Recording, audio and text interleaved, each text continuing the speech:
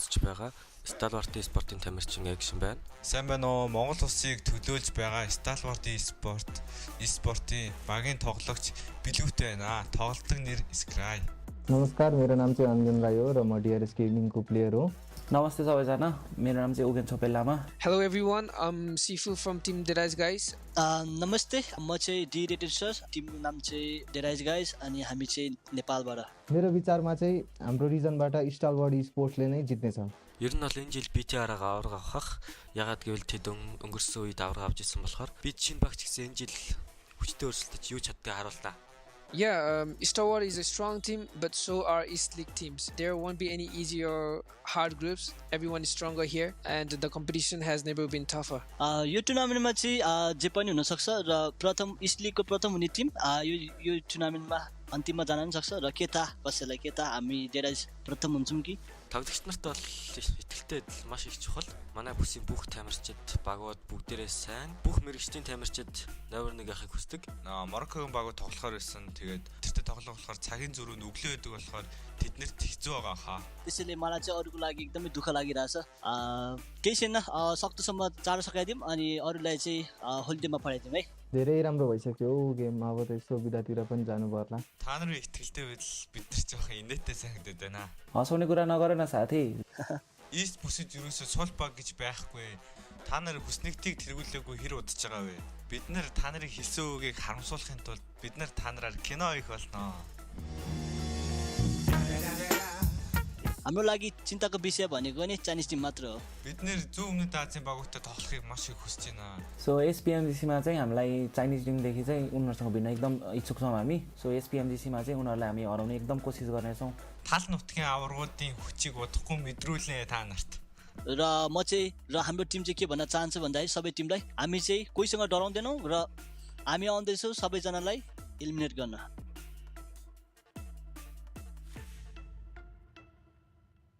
فإذا عقليتك قوية ما راح يفرق بين الفوز والخسارة ولا أنا لعبك طلعك السريع. كريبتيك وين؟ السلام عليكم، معكم مهدي شاركو من فريق كريبتيك المغربي، أحد ممثلي الشرق الأوسط في بطولة PMGC. Hello everyone, I'm Raouf from Nigma Galaxy, originally from Algeria. بإذن الله جايين هالموسم عشان نحقق المركز الأول في الشرق. I really admire the Chinese team, Nova Esports. أتوقع أن تيمات جنوب شرق آسيا والتيمات الصينية تيمات قوية، وإحنا مو تيم ضعيف وكريبتيك قد التحدي بالبطولة. I think the first team in East League might be a Chinese team, but the finals are guaranteed to no one. مثل ما قال نجم كريكسي الليج مو نفس الأول بالفاينل، الفاينل أهم ومع قوة الفرق الشرقية هدفنا السيدة. These goals are too conservative. Our main goal is to win the finals and be top one. الكلام الكثير ما له فايدة. إذا بدكم تثبتوا حالكم اثبتوه على خريطة إيرانجل. I think our mentality is fine. It might be easy to get ahead of ourselves, and we lost some games in season 2 as a result, but we will not make those mistakes again. And I think we're mentally stronger than any other team. العقلية قوية مهمة، لكن قدرة اللاعب الفردية هي تحدد بين الفوز والخسارة. بما أننا نحكي عن العقليات، عقلية تيمنا كثير قوية وما راح نسرع على الفاينل وما خايفين من الخسارة، وأنا واثق كثير من تيمي أنه راح نسوي شيء بالفاينل. فإذا عقليتك قوية ما راح يفرق بين الفوز والخسارة ولا أنا لعبك طلعك السريع. Nice. You need to trust your teammates, but when it comes to teamwork, we can show you how it's done. داخل الجيم أكيد راح نتصادم مع الفرق الثانية، وأتوقع راح يكون في كر وفر بينه وبين الفرق الآسيوية، ولكن أنا متحمس لتدميرهم مرة ثانية. تاكتيك شبه الفرق اليابانية والكورية قوي، لكن الشيء اللي يفرق داخل الجيم هو المهارات القتالية، وكريبتيكس ما راح يرحم أي فريق. كريبتيك وين؟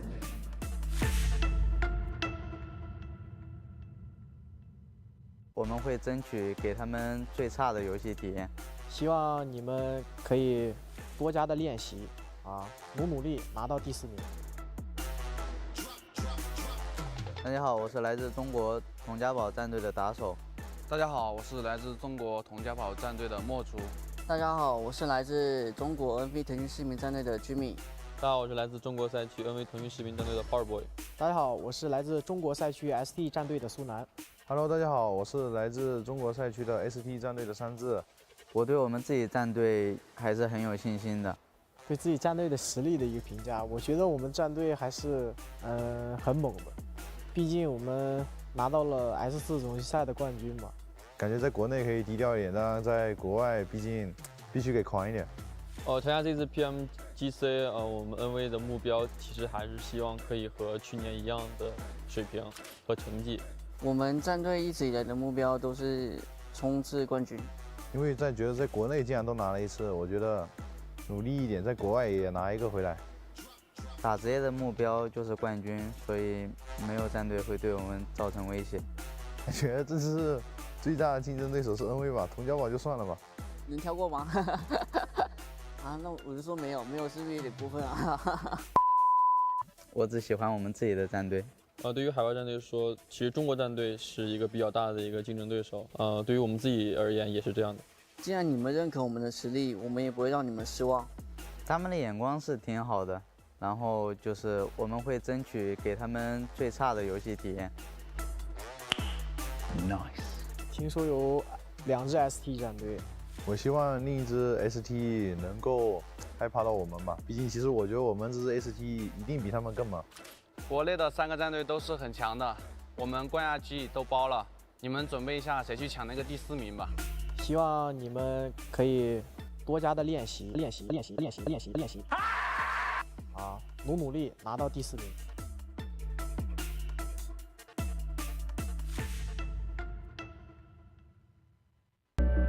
I saw the first light, the first steps. Now I see much more. I capture Earth in all its beauty. I see action. I see drama. And I see it in the finest detail. Moments of inspiration. And the first steps. I am the 1+9. PUBG Mobile fans around the world, welcome to the 2021 PUBG Mobile Global Championship. To the top teams across all regions, we have a message for you. The Middle East, you have proven your worth. Now, make your formidable debut on the PMGC stage. South Korea, forget the past. This year, show the world you've ascended. Remind the world of South Korea's raw talent. Japan, you came so close last year. But what doesn't kill you only makes you stronger. Bring it back better than ever. The Americans, you're the alpha dogs that dominated the West. Now, lead the pack on the world stage.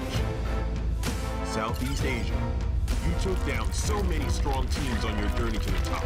It's time for a comeback on the global stage.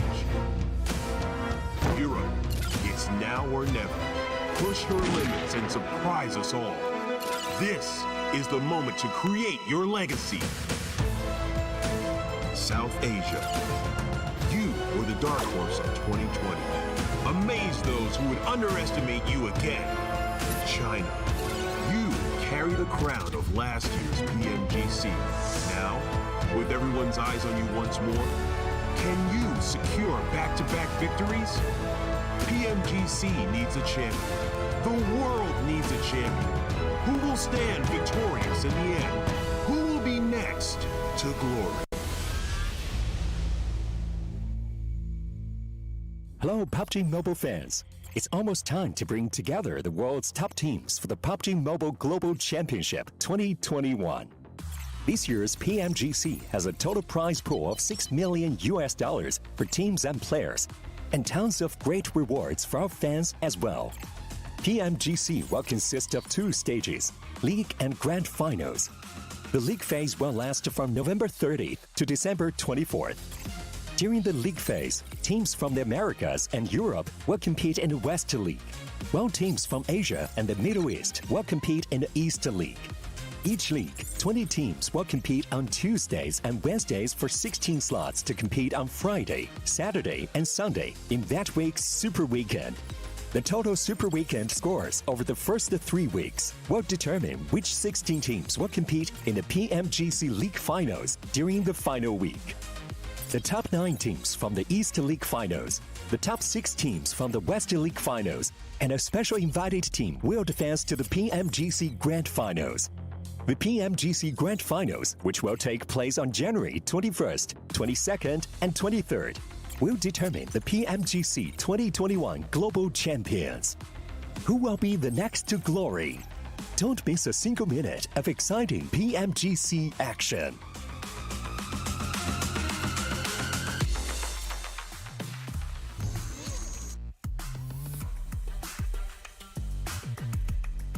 Rise and shine, gamers. It's time to kick off our second week of the PUBG Mobile Global Championship 2021 East League.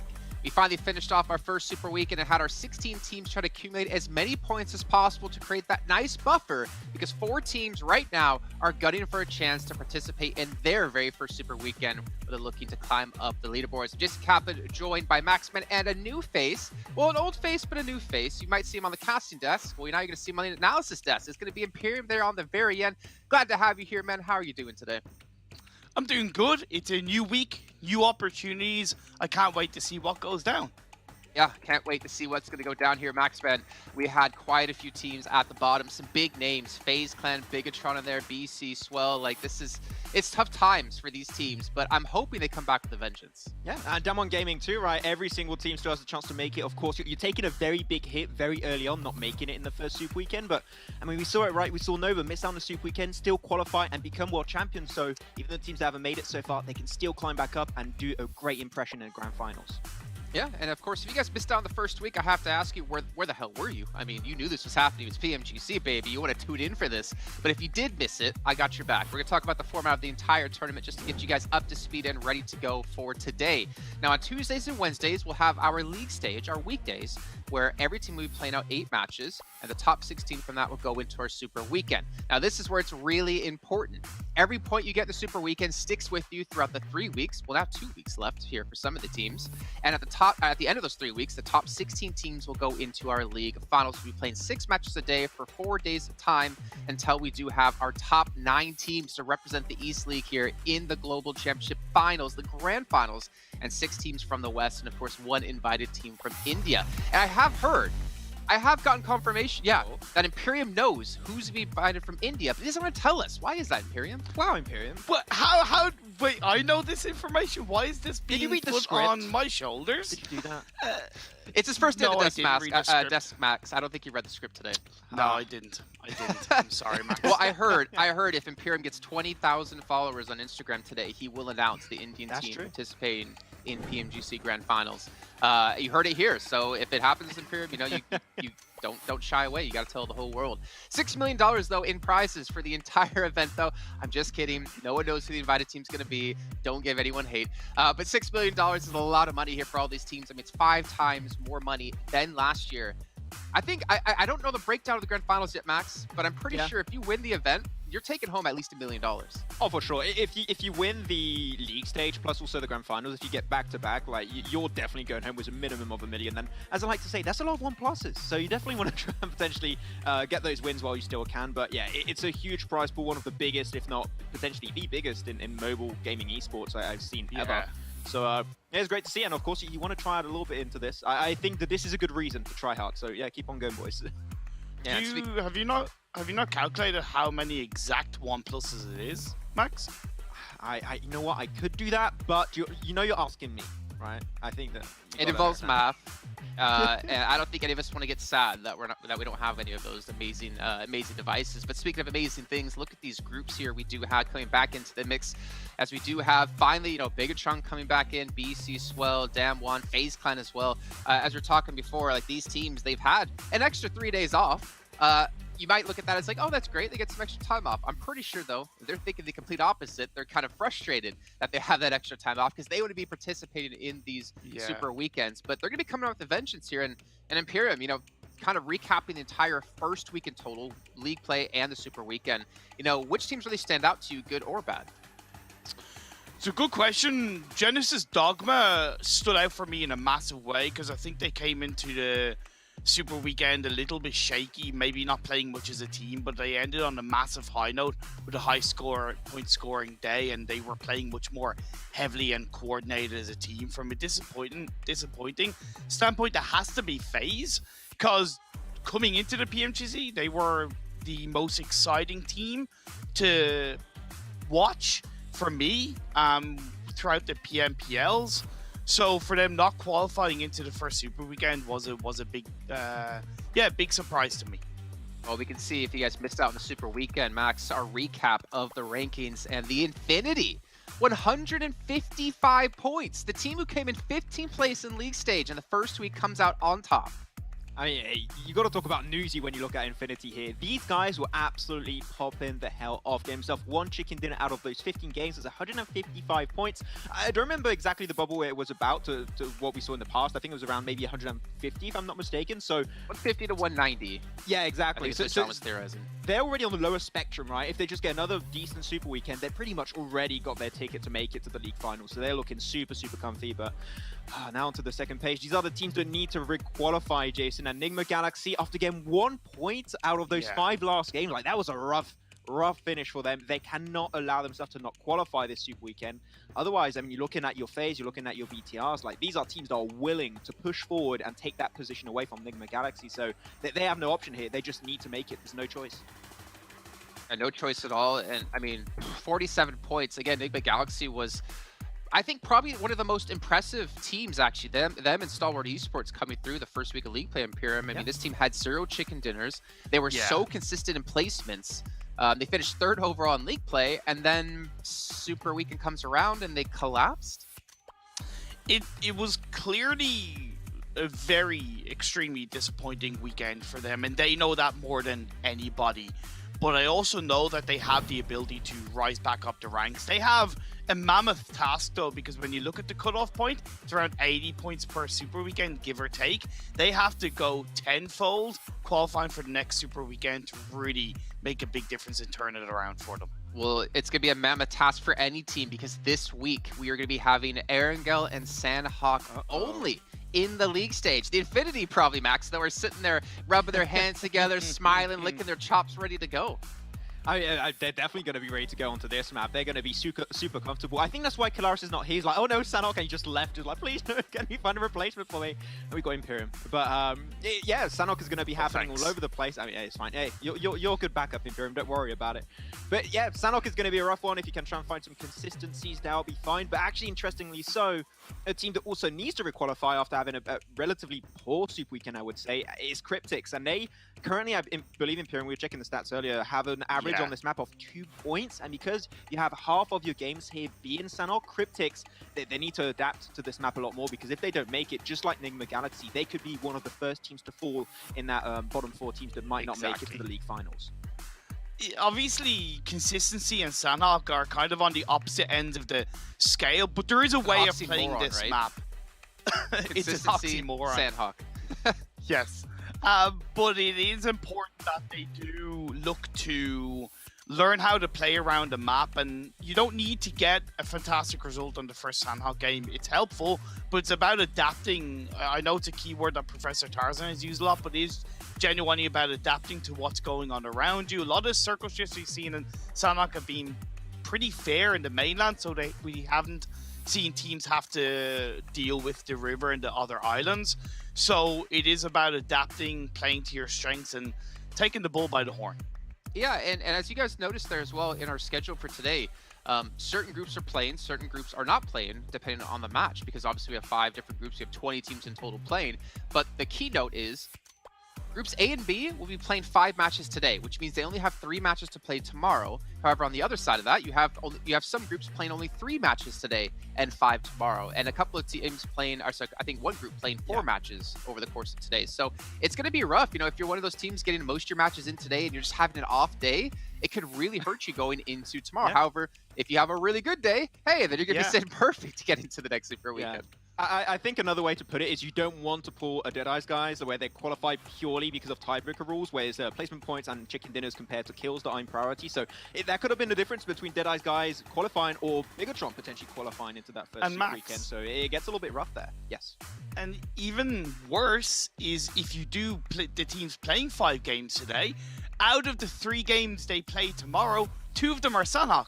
So it makes it even worse. It makes it even more volatile. So I'll be looking very closely at the teams in Group A and B and how much of a cushion they can create in the standings. Yeah, and that cushion will desperately be needed as well. We're not sure where the buffer will be, where that bubble is going to be expected. I think it was 47 plus or minus 3, but as we saw last week, it came down to just that 1 point. And speaking of 1 point, OnePlus, our official sponsor of PMGC here with its flagship performance and immersive 120 Hz display and HyperTouch technology made specifically for gamers. The OnePlus 9 and 9 Pro are your best shot to climb the leaderboards and potentially your best shot to win on Sanhok. You need every single bit of FPS you possibly can when things get down and dirty.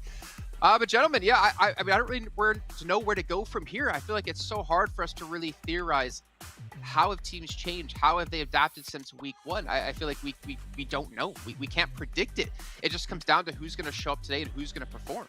Yeah, I think that there's been some clear improvements from the lobby as a whole in terms of how they job, how they've been rotating so far. So especially in only a week of play, I think that teams can be very proud of how much of an improvement has been made. But of course, and we know this, Jason, that the teams that haven't been playing, they haven't been slacking off, right? They've been consistently looking at the games, looking at the lobbies that were playing out on this first Super Weekend. So they're going to come into this with a lot of information and hopefully ready to make in that top 16. So, I mean, and we talked about this many times. BTR, FaZe, are these 2 teams you don't expect to not make it in at least 2 Super Weekends? Personally, I think they're going to make it.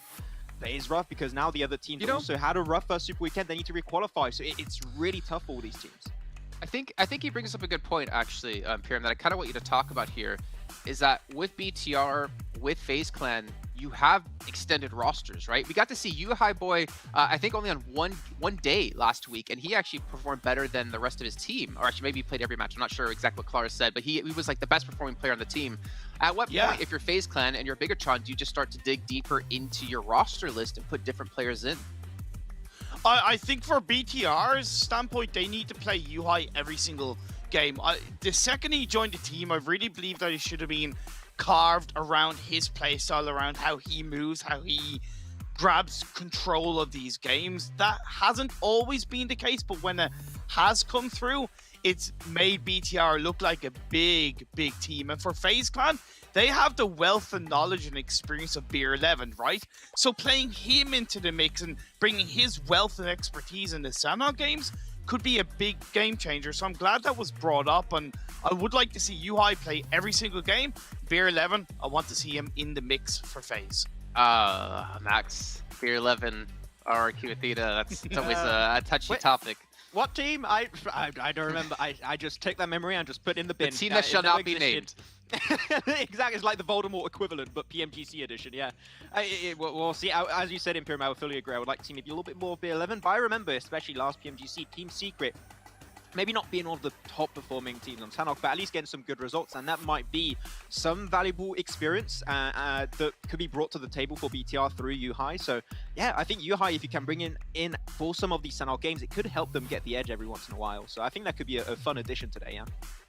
Yeah, I'm actually curious. Out of the... Or go ahead. Yeah, go ahead, Imperium. Out of the teams that have struggled so far, even in this Super Weekend, such as Nigma and kind of Cryptics, I really want to see BTR come back and grab kind of 2 chicken dinners today. When we look back, I know it's going back over a year, Jason, but there was that day where BTR performed really badly, and then the next day they got 3 chicken dinners. They need to have that kind of shutdown day, right? I know that's going back a year plus ago, but it is still something that I really feel we need to see from them.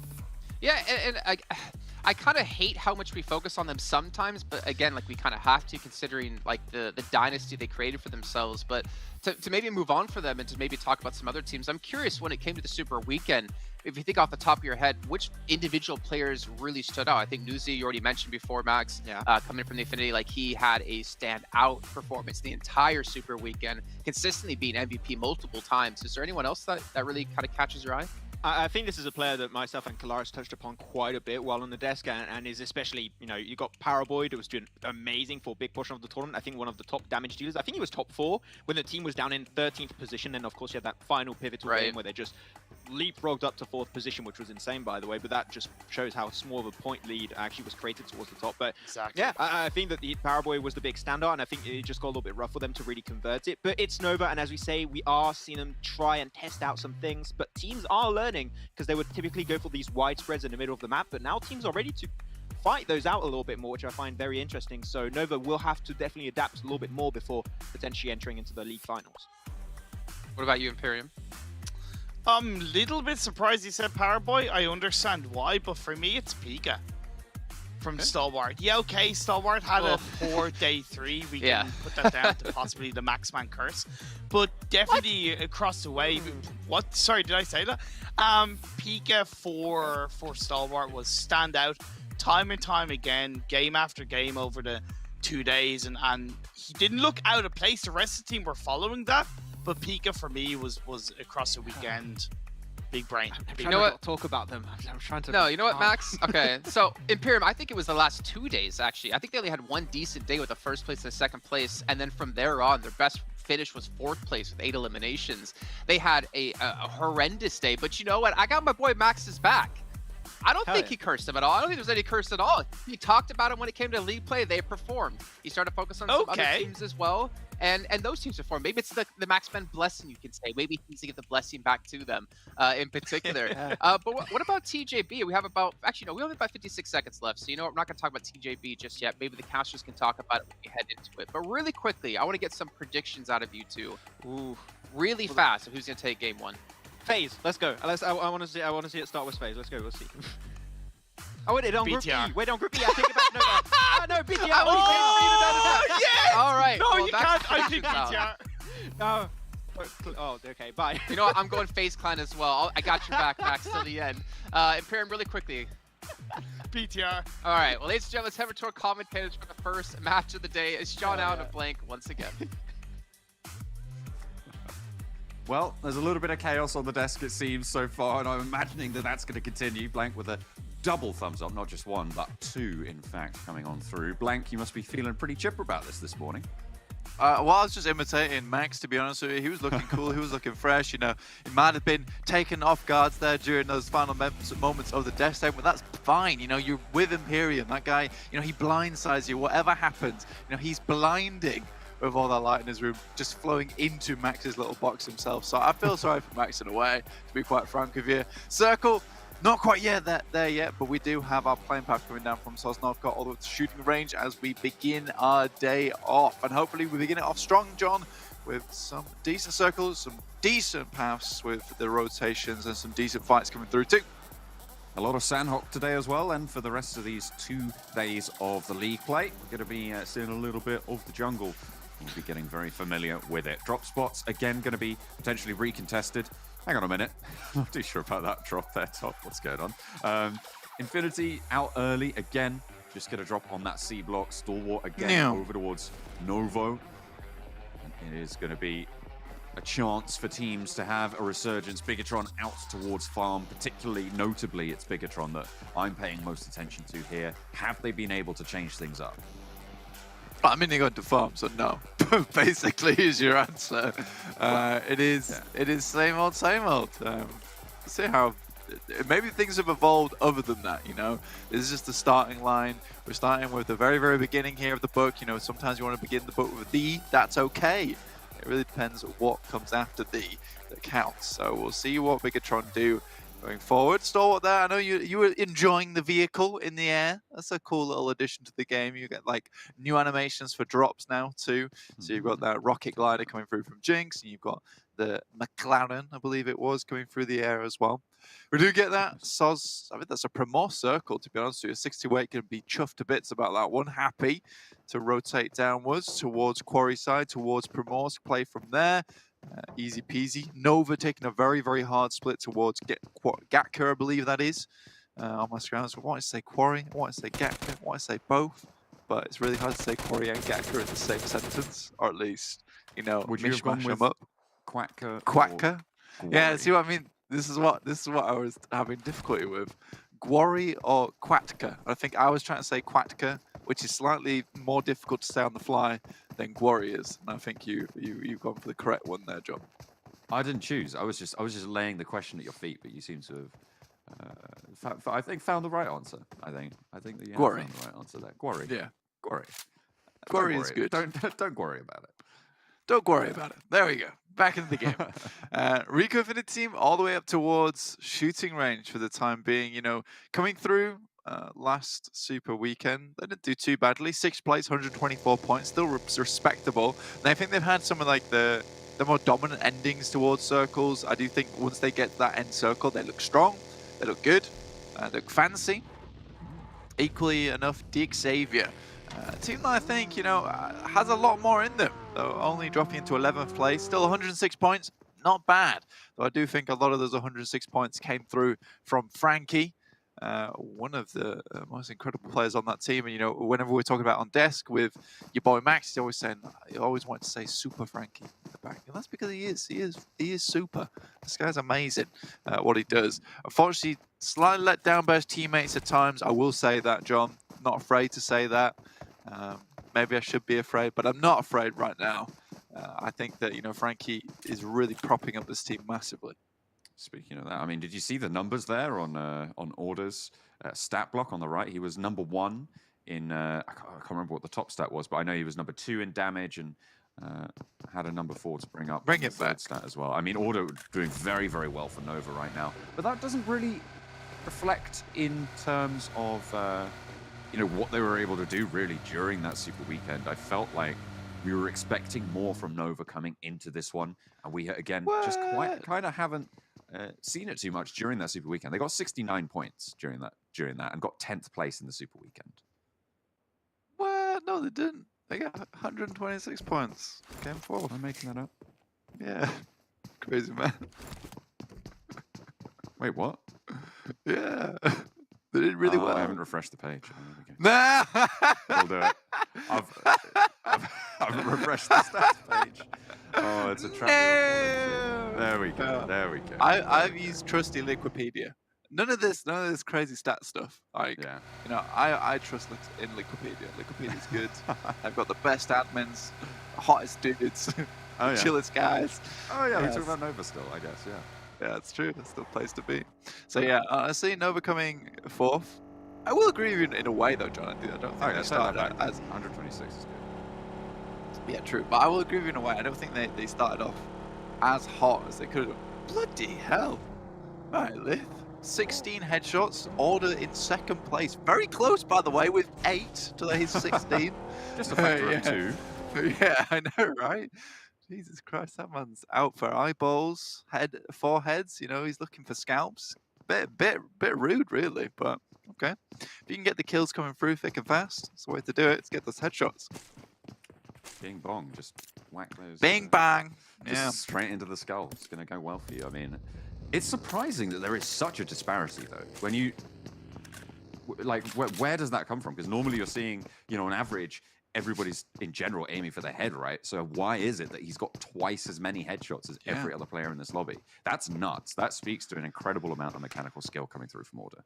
This is where I just kind of want like a picture-in-picture interview where someone just goes and goes, "Why do you have so many headshots?" And he's like, "That's that answer on the spot whilst he's mid-game." That would make me happy. But I feel like I might have to ask that question to Lith at some point, or someone will have to ask that question to Lith, and I'll get a translation sent back to me by one of the beautiful members of the community. You are all beautiful. Maybe not equally, but still beautiful. Either way, I don't know personally where I'm going with this, but I know where 4 rivals are going. They're heading straight to the center of the circle. And straight past Down 1 Gaming as well. Oh, trying to get through. Going to sneak in as well. Okay, no. Did you see that? What did I miss? Kind of just like, yeah. Oh dear. Jimmy, not so lucky there. Does get taken down by the 4 rivals. Yeah, it looked like they were on a safari and they just spotted the gazelles going across the plains. Look at them. And they're like, wow. They stopped, pulled out those telephoto lenses. Yeah. And those action shots. That's true. To be fair, if I'm also down 1 and I'm like rotating in, I've not had the greatest of times in my last week play, I would just be like, yes, pass us, please. We will relegate ourselves to South Gatka. That's fine. You guys do what you need to do. Right now, we're not looking for anything huge. We're just looking for a little bit of points. All right, we're at the grocery store. You know, we don't want all the markdown products. We just want some of the products, please. Big Galaxy fighting off against Reject and doing pretty well for now. Reject lose duello. On the south coast, that is, and Infinity are actually pretty close by. They have now crossed that western bridge. 6 to 8 have moved up a little bit more central, and they're ahead of this fight further to the north. On the north side of Quarry now, obviously we're on board with Daoshi, and then we've got a couple of other players surrounding that Quarry position. Reject tried to spot out the Infinity, but gonna have to regroup as 3. Yeah, I mean, slightly difficult situation going ahead of you. I do think that these bridge crossings have become hella more difficult in the past couple of days. I think people have been kind of noticing, especially when you're the Infinity and you've done so damn well over that Super Weekend, you know, coming in a hot first place, 155 points. You're a whole, I believe that's 13 points ahead of the second place team.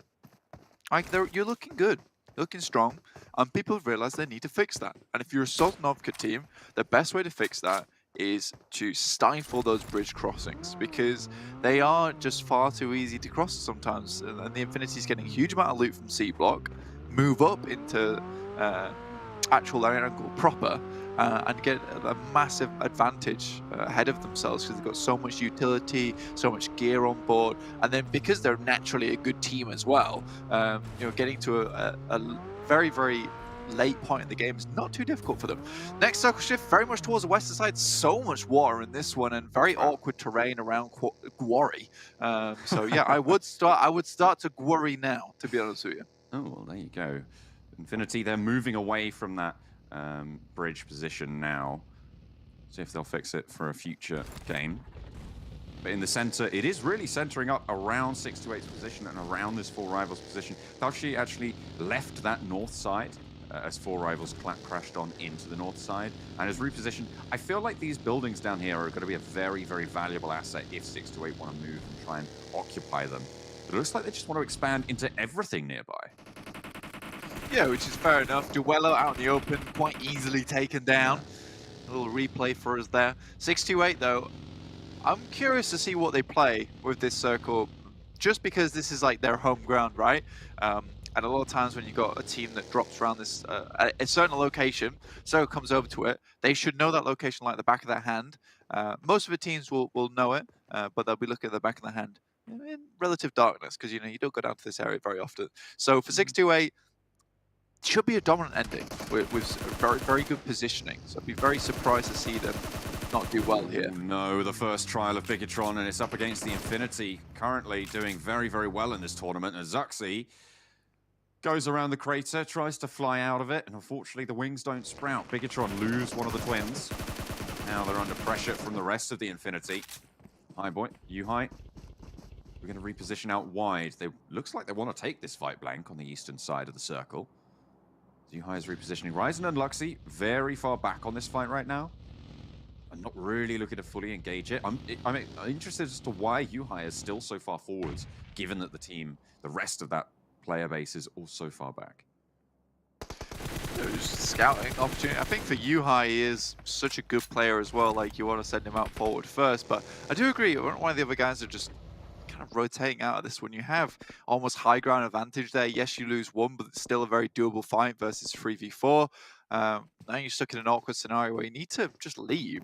And I think Yuhai is the only one really in a vehicle at this point in time. They can move up and over the top, and the Infinity, if they want to follow, sure, go for it. But you're kind of in a standoff now, because to your northeast, you have just basically a sheer wall of the quarry. If you continue upwards, that's fine for the other team, because you're forcing them into many other players who are also trying to make their way through on the eastern circle.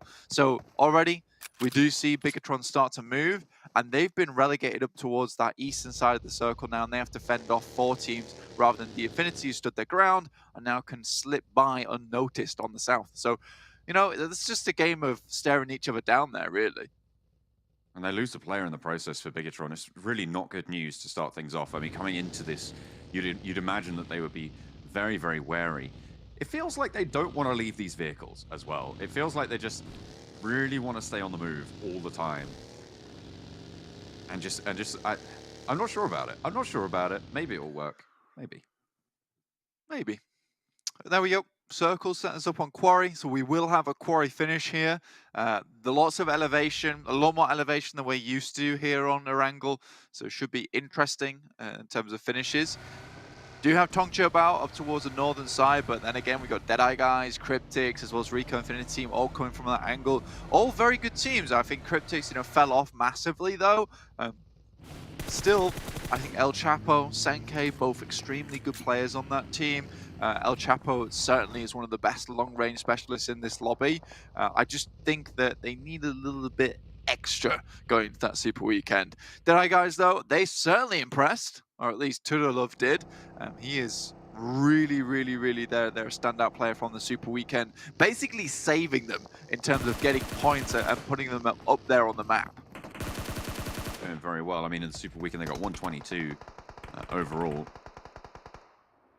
It's a pretty solid result. Very, very close to that boundary of expected qualification. Although there's a lot of teams that got a lot of points in the Super Weekend. It was fairly smooth on the curve. A lot of fighting going on, though, as well, as Tong Jibao and Deadeye's guys clash.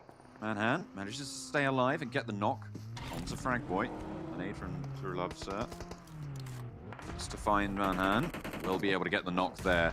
Now it's up to to maybe get this res, but the flank coming in, the push from on top, and regrouping coming through from both teams, but the backline is wiped out entirely. Tong Jibao get the flank off, and on top has to send for the houses across the way. Half HP, and no way you're getting back to this one. Yeah, he's just leaving it. I mean, it was 1 sir versus 4 sirs, and that's 3 book bags full sir for Tong Jibao. They'll take the 3 knocks, the 3 kills, and send on top on his way. Not bad at all. Really, really well done. And I think that, holding their ground from Tong Jibao is not something that I'm used to. So really, really, really well played, and happy to see it. Again, versus Deadeye guys, the best of performances before, but again, we still have to praise them. Even if they did come out and have 122 points in that Super Weekend, there was only, how many is that? 4 points breaching between 9th and 4th place, which is crazy, to say the least. Yeah, it was pretty nuts. Save the bullets, Senkei, just to roll them down with the front and rear axles. Seems to work out quite well. In the bottom right, we've got Bigatron now looking to take on the rotation from Stalwart. It looks like they're going to be able to pick themselves up at least 1 point here on the northeastern edge of this circle. The rest of Stalwart, though, might have other ideas. Scry Low will get flushed by Yuhai. And the oversight is there for Stalwart. They can move a little bit earlier. They're out in the open. Infinity also have beads on this fight. They're on the hillside further south of Stalwart. Bigatron are beyond Stalwart as they look at it. Stalwart in the pinch right now. Just a small bit of pinch. Just a pinch of salt on the wound, at least, because they're stuck on that hillside at the moment between the Infinity and Bigatron. They would like to come down. For the time being, they're going to have to play this hillside. They're outside of the circle for the time being. They can kind of scoot across a little bit. Sara down from Reject, leaving just Regiosio as well as Divine outside of the circle. They'll most likely make their way back in again. 628, still just playing along that massive divot over towards the south side. Enigma Galaxies found themselves a beautiful compound within this circle, just to the west of Ferry Pier. So there's massive chances here for them in this game. Damwon Gaming also still in this one now. Damwon Gaming definitely a team that I would like to see do well in this first match, because it'd be a great indicator of whether we'll get to see them in that second Super Weekend. Obviously, we didn't see them in the first, so this is high time. This is high time for them. Yuhai, the vanguard for Bigatron as they push up the hills towards Stalwart. Pretty crucial fight to prove themselves. Stalwart, they've shown their chops. They've shown their ability to stand up in these fights. Bigatron are to prove themselves yet. On the northwestern side, just on the mouth of Quarry as well, you've got Tong Jibao and Damwon Gaming looking to hold on the eastern end. Too many other teams going full at it right now, but Bigatron's nades are still flying. Yuhai did get knocked in the meantime.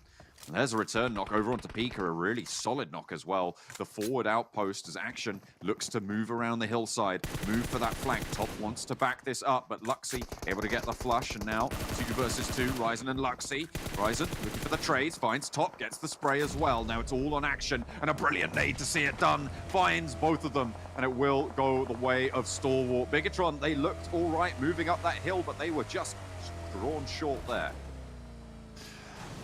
Almost making it happen, John.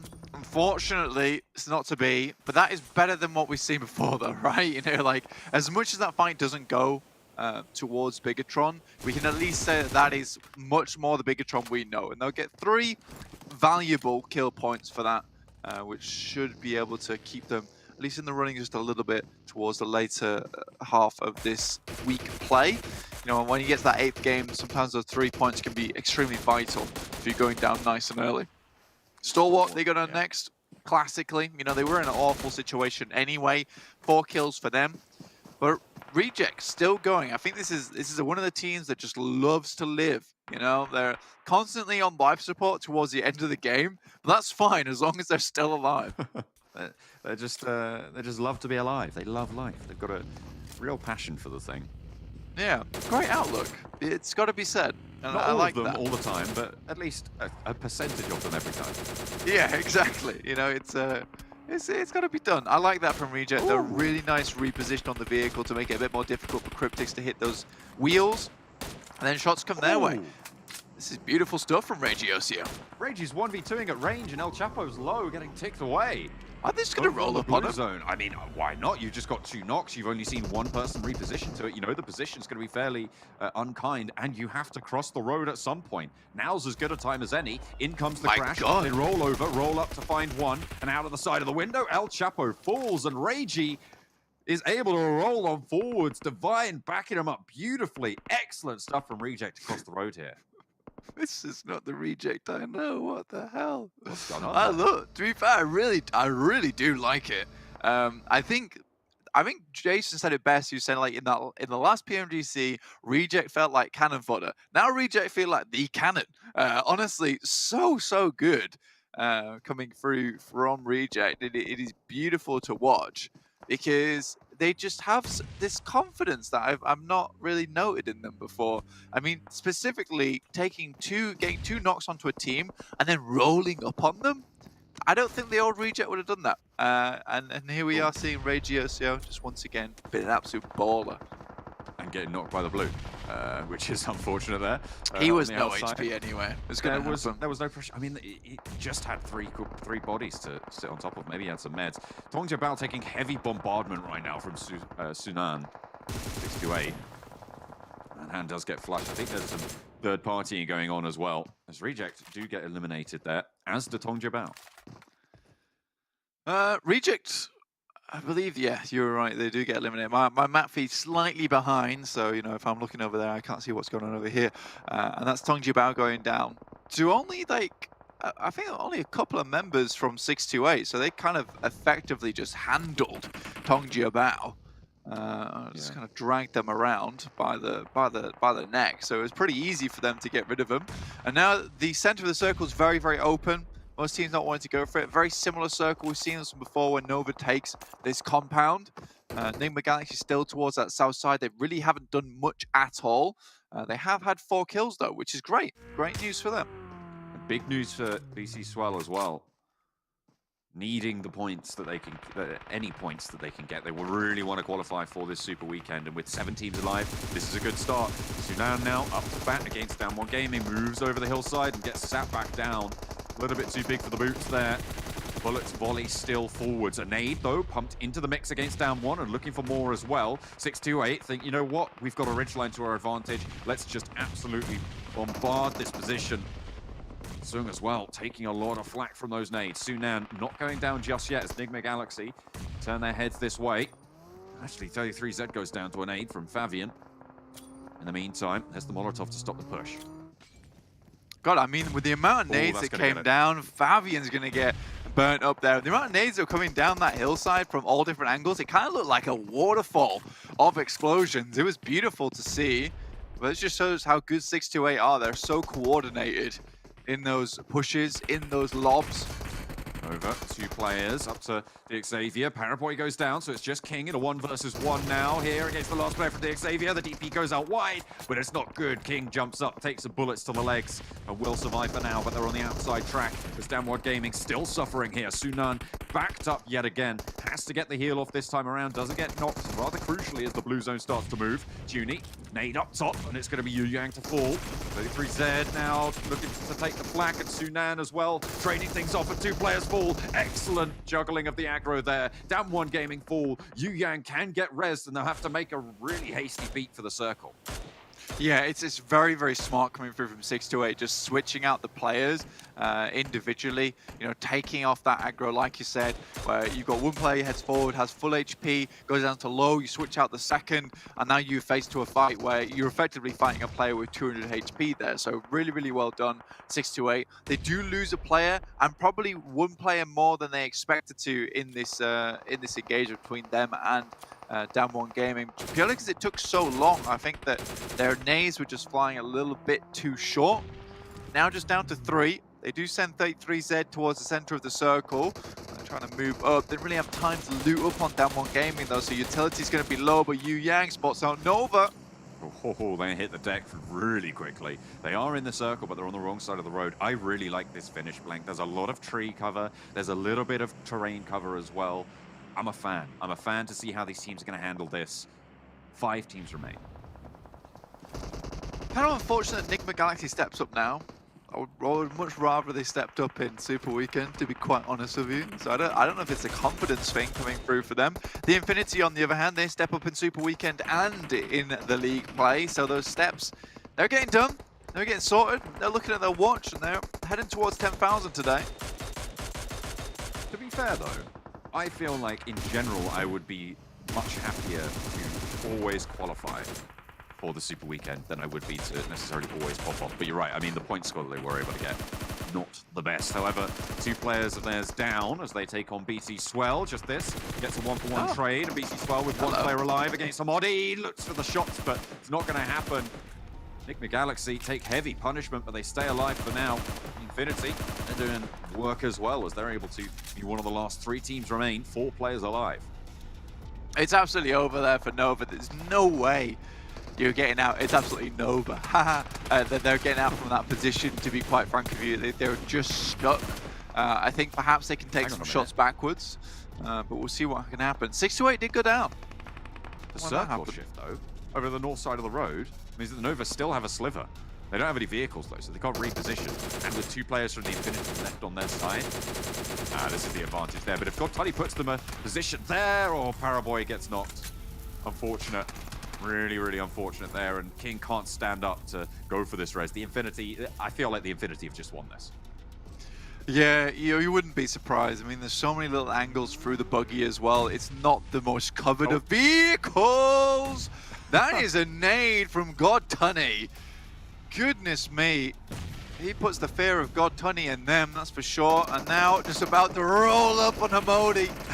Looks for it, but gets shut down there. GodTunny moves on forwards. It's actually an Uzi to find the final knock there, but it's a chicken dinner coming through from the Infinity as they stand tall. I mean, it's fair play. We kind of expect this from the Infinity at this point in time. They're just so damn good, and I think they're one of the teams where, you know, I can kind of say that every single player on that team starting to step up in their own little way. I think there are some weak links over on that team, but not many.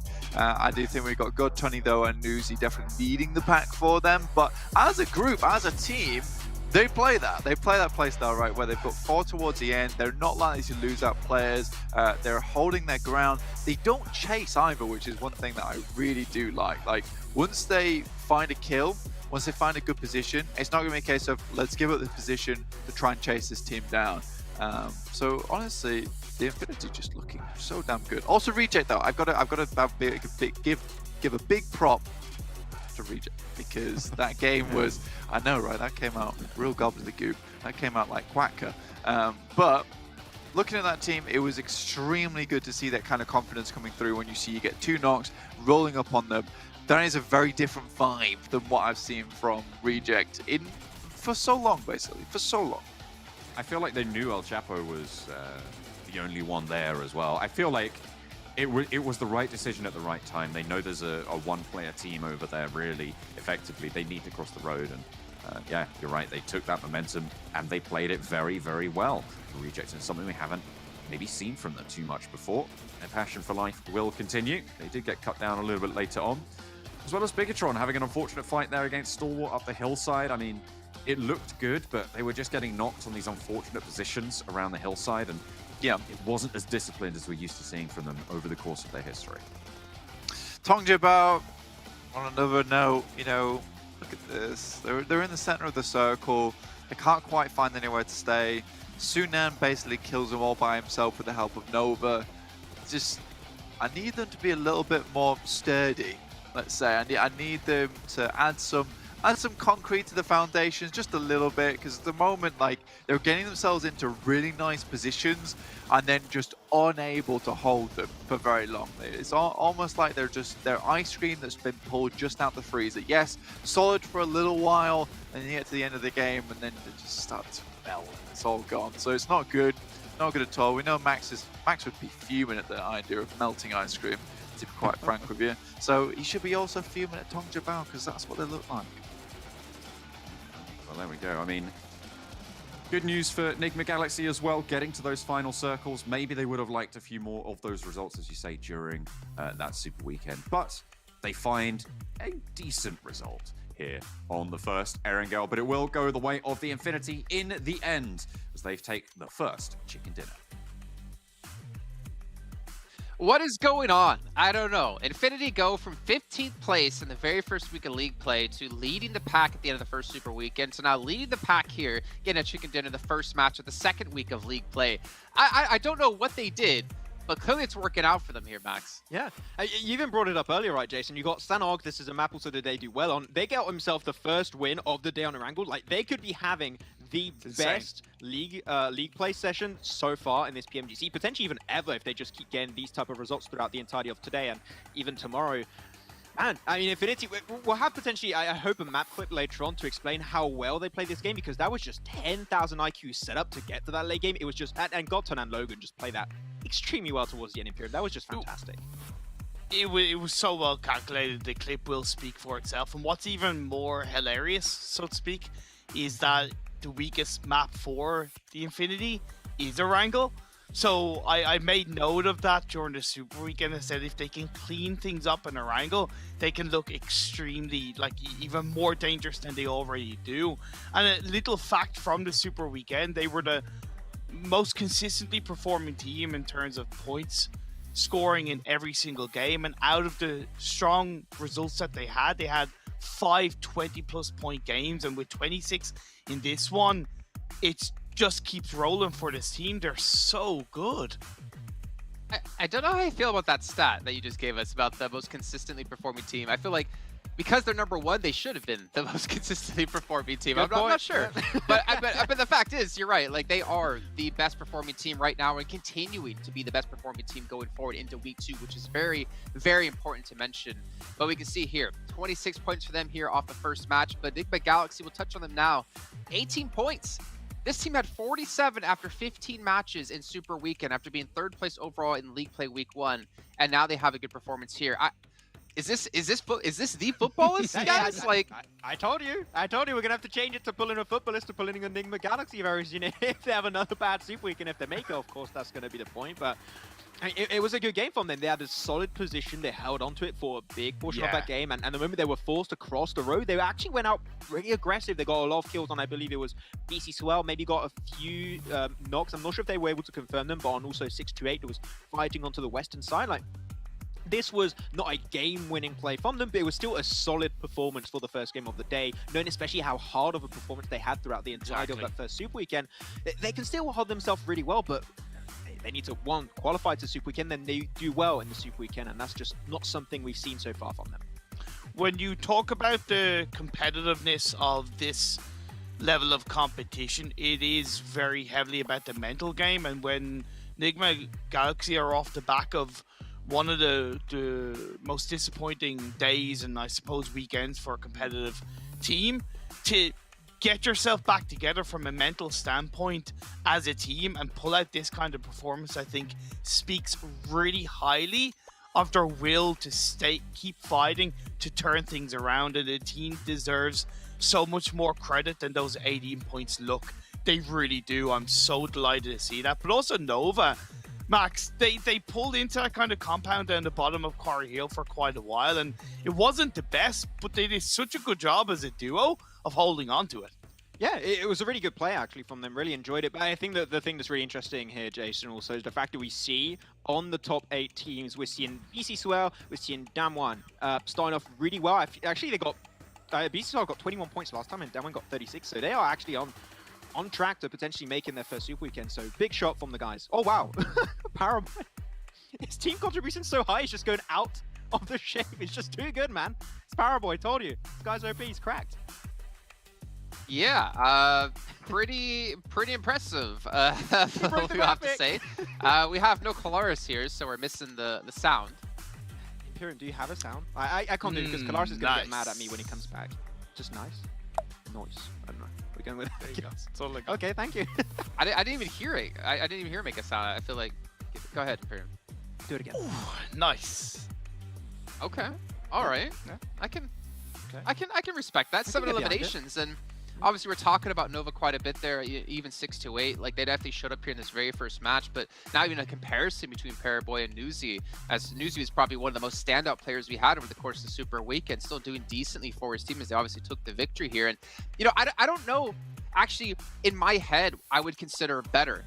Yes, like Paraboy did a lot of damage. He had a massively high team contribution percent. But that also means the rest of his team didn't perform as well. Whereas you look at Newsy, 676 damage, 4 eliminations, and he's only 32%, meaning the other players of his team was able to stand out pretty well. But one thing I can agree on, and I will accept, is that both these two players did a fantastic job in this match. Yeah, I think if there's a nice way to compare these two players in particular is that when you look at Infinity, for example, when Newsy's not there to perform, you're going to see some really good plays from, for example, Guttunny that was able to clutch it out in some really hard positions sometimes, and even Logan this game, and even a few Sanhok games in the Super Weekend doing well. Compared to Paraboy, when you look back on that first Super Weekend, he was a lot of the time the player doing a big portion of the work for his team if it's in terms of damage output, like a silent, like a silent killer, right? Exactly, and that's the thing is that Paraboy is, I'm not going to say carrying because that's a big word, and also Nova are just great as a team, and we saw Order do fantastic from time to time, but I mean, if we can see a little bit more backing behind Paraboy as a player, they could be gunning for first place, but of course, as you know, Nova like to try things out during this league stage, so we'll see how it's going to go and pan out during the finals. Sunan from 6-8, I think stood out as well. Obviously, you can see him in the most damage, but even as a team, I really loved how they were rotating and reacting to these circle shifts. There was some difficult in the first 2 circles when they shifted massively towards the west, but then when it went back down kind of south and to the east with Quarry Hill, they had a really good spread, and they were able to kind of push teams back coming in from the west and hold on to the hillside to the south of Quarry with some great spread. So Sunan kind of leading away in that part. What about Guttunny? I mean, we got to see a great little nade out of him as well. We've seen him have, like, I'd say pretty solid performances as well, even though he doesn't get highlighted as much as Newsy does, Max. Yeah, Newsy is always the one that you're normally going to be looking at, but Guttunny, he's got that clutch factor that he's always good to have on the team, right, from time to time.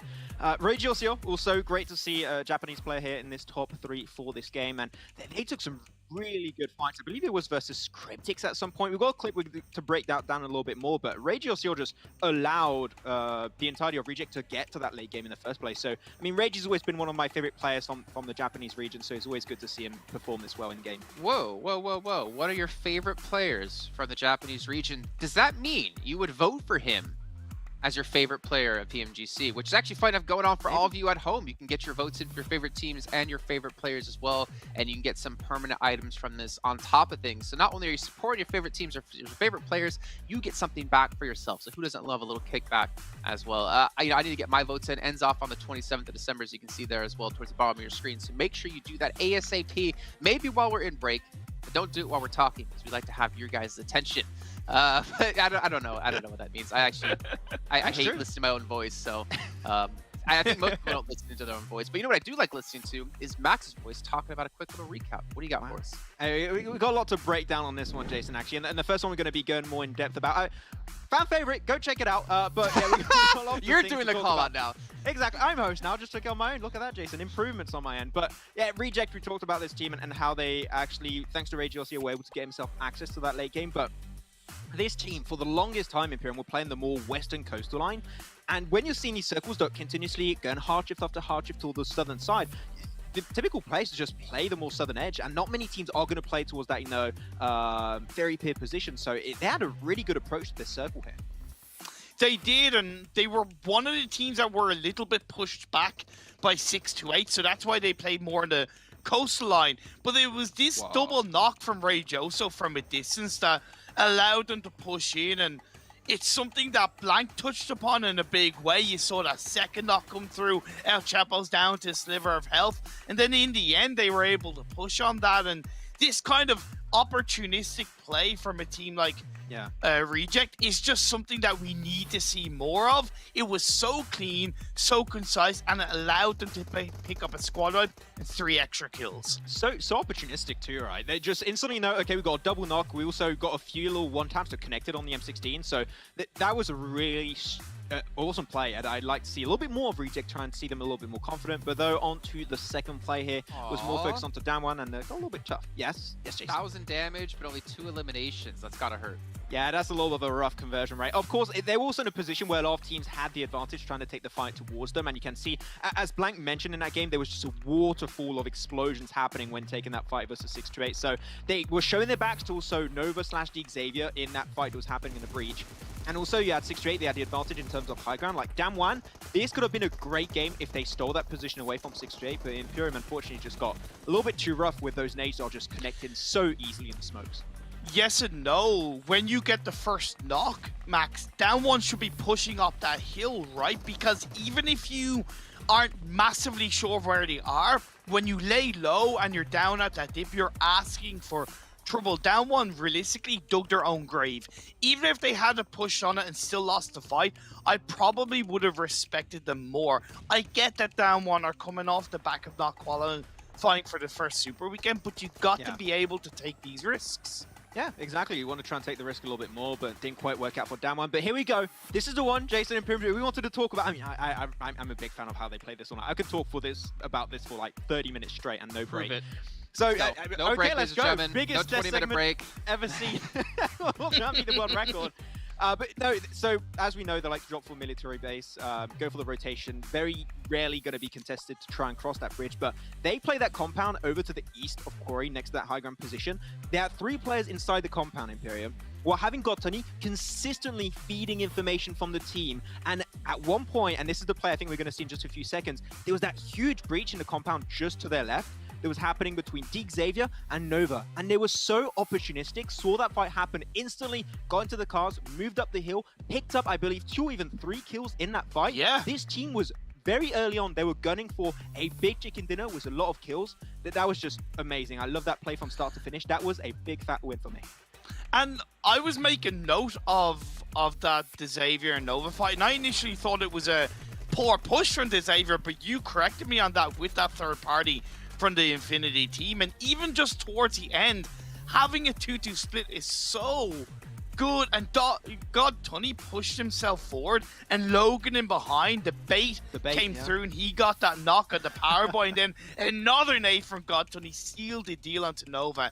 Just a very cleanly executed game, and it's something that Infinity have clearly proven themselves to be able to do in these games. I don't know what God Tony's doing here playing PUBG Mobile. He should be playing for the NFL with an arm like that, just consistently hitting nade after nade. He's been doing a fantastic job, and again, the Infinity, I'm still at a loss of words seeing this level of consistency in the Super Weekend, now into league play out of a team, when you have the best teams in the world playing in this event. Like, to be consistent at that kind of level is an entirely different level of dominance compared to like being really good in a PMPL, really good in a PMCO. And the reason why I touched upon the consistency aspect in the Super Weekend is some teams can rely on the volatility of one good performance across a day, right? Maybe 2 good performances, but every single day, the Infinity were getting 2 to 3 kind of strong results of over 10 points per game. And like I said, out of the 7 10+ points per game results they had, 5 of them were over 20 points per game. I know that's a bit of a scuffed statistic and it might sound confusing, but compared to other teams, it is a big plus because you can see they're reliable in their performance game after game after game, bar the odd mistake. Just the fact that out of the 3 Sanhoks they played on the Super Weekend, their lowest placing was 3rd, I think is a good idea of how damn good they've been, how consistent they've been, like you're saying, and how strong of a team they are in general. By the way, we talked about what you guys can win for your fan favorite vote. Let's talk about what you can get out of the treasure box going on within PMGC as well. You can watch on YouTube or watch inside the Esports Center and get this currency to get a token to pick up a permanent item. There'll be 2 more over the course of the next weeks as well here in PMGC.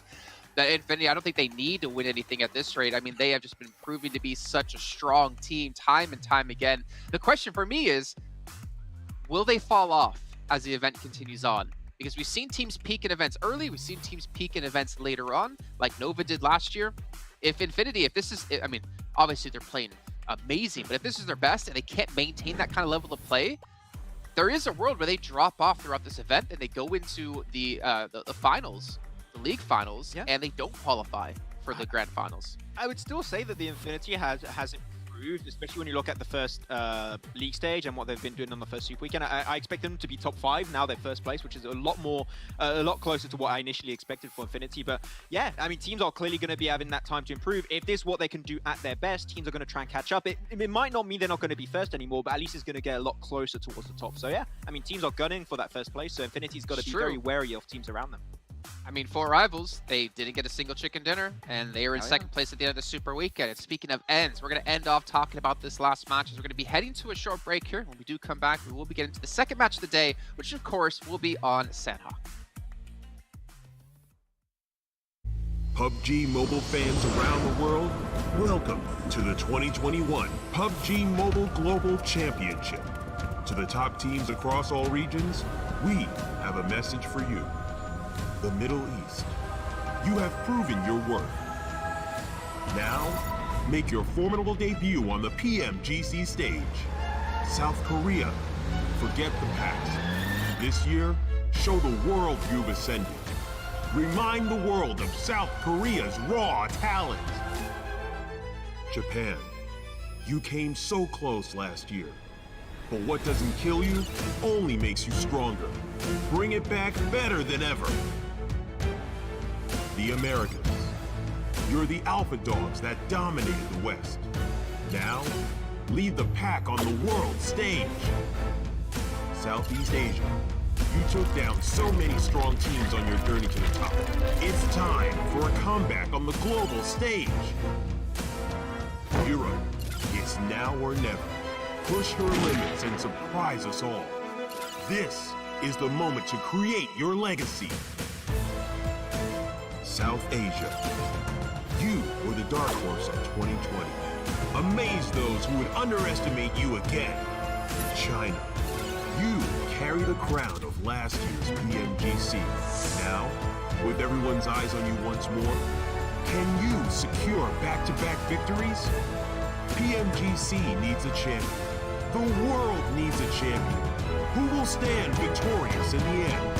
Who will be next to glory?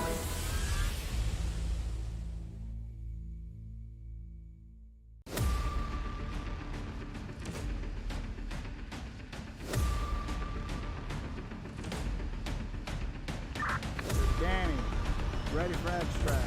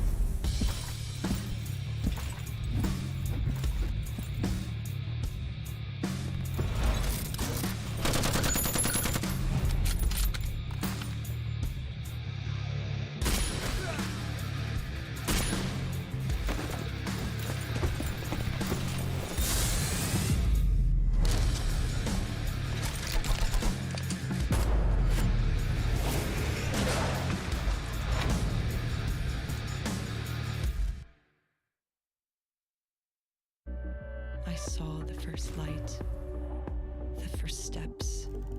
Now I see much more. I capture Earth in all its beauty. I see action. I see drama. And I see it in the finest detail. Moments of inspiration. And the first steps. I am the 1+9. All right, ladies and gentlemen, it's time to now hop into the second match of the day.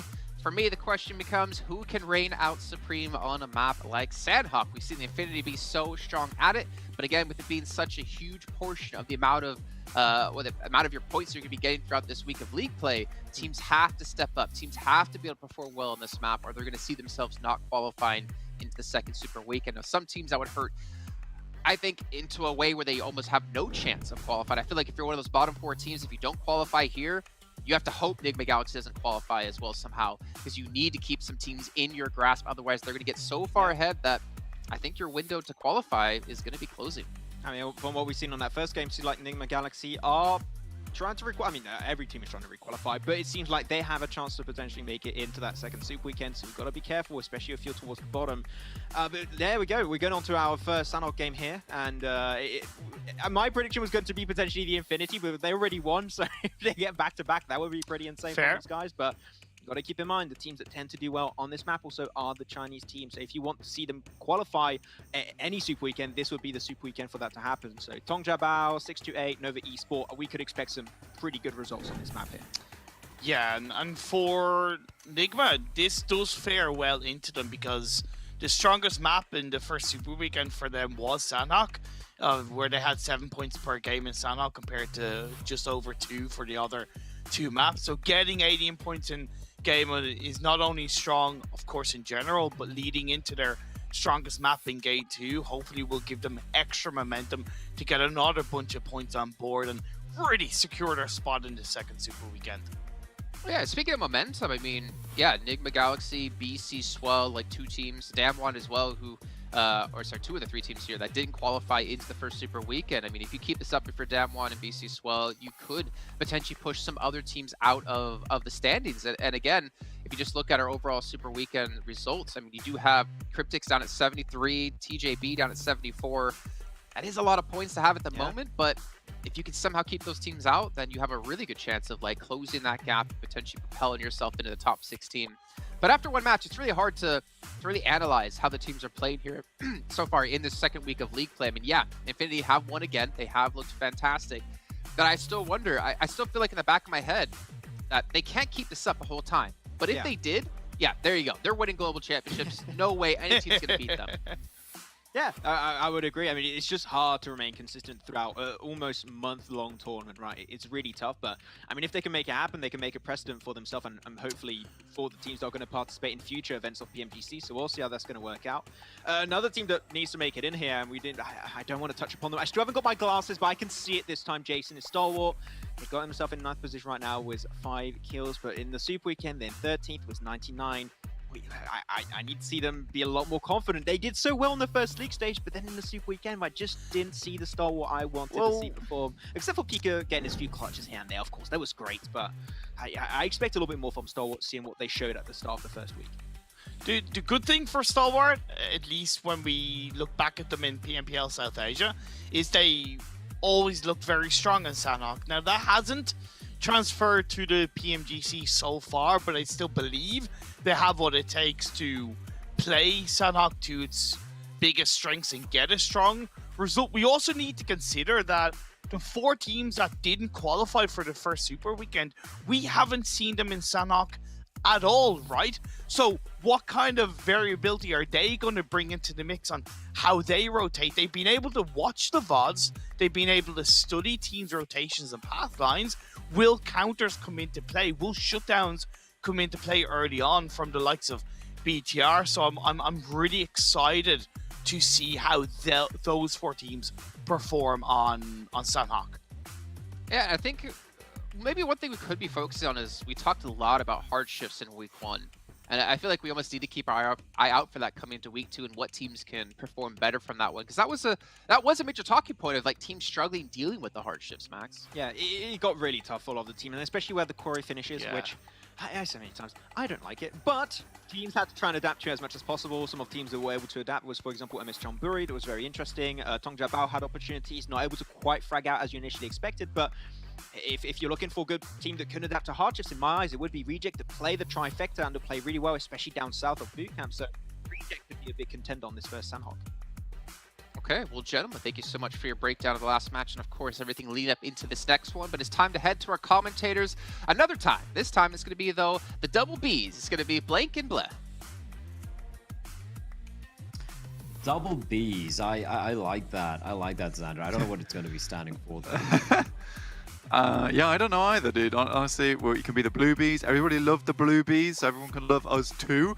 Unfortunately, they're not here, but there is a fair few players from that team scattered around over the Global Championships. But we do have BT Swap coming off a kind of a decent game last game. Also, Nigma Galaxy. Now, the guys talked about Nigma Galaxy on the desk, Blair. I don't know if you agree with me on this one, but also it's great to cast you, by the way. I know I've just skipped over that point completely, but I don't know if you agree with me on this point, but Nigma Galaxy, they had 15 games to perform. I think it's, it's just statistically improbable that they're not going to have a game where they have a decent one, specifically off that first week play, right, as well. So they on their 16th game, they have a good one. So I don't know. Unless they can show me something good here again on Sanhok, I still don't have a lot of faith in this team, considering the bad performance they came off on that Super Weekend. Yes, they seem like a good team. I'm a big fan of Lord and Freak, but just not bringing the thunder like I'm used to. Oh yeah, 100%. I feel like, I mean, what was the stat again? 1 point in the final day. That shouldn't be happening. That should never be happening. And considering how good they looked in the first week of the league stage, yeah, you could be forgiven for thinking that it would, they would be performing well in a Super Weekend. Taking a look at the zone, though, usually don't talk much about the Sanhok zones, but this is a bit of a deviation from the standard. It feels like when it comes to Sanhok. Yeah, I mean, usually we're looking at towards that eastern side, get some circuits over there, play around Quarry. So Tongja Bao going to be a little bit more put out by this one, specifically because they like to head towards that eastern side of Quarry and play in those compounds around that area, Blair. But then again, we're going to get that western side of the map. So Down One Gaming a little bit more happy. Coming to that last game, they got a fairly decent result. Not the best result in the world, but still, this is another one where they can start to build up those points to get towards the actual Super Weekend. For the time being, we'll just keep an eye on them. BTR as well, another team all the way off to that eastern side. They've played this side of the map since absolutely forever, Blair. We've had teams like DRS cause them problems in this area as well, but luckily not in the game for this one, so they won't have to worry about them too much. Xavier once again around this position with a massive split. Equally so as Tongja Bao, which have a player in Barn, player down towards Lakawi, and then players up towards Camp Bravo as well. So they're very, very cut off between one another, stuck between BTR. So BTR, not only do they have to break out this cage that's been built by Xavier and Tongja Bao have to make sure that they can keep the padlock on BTR.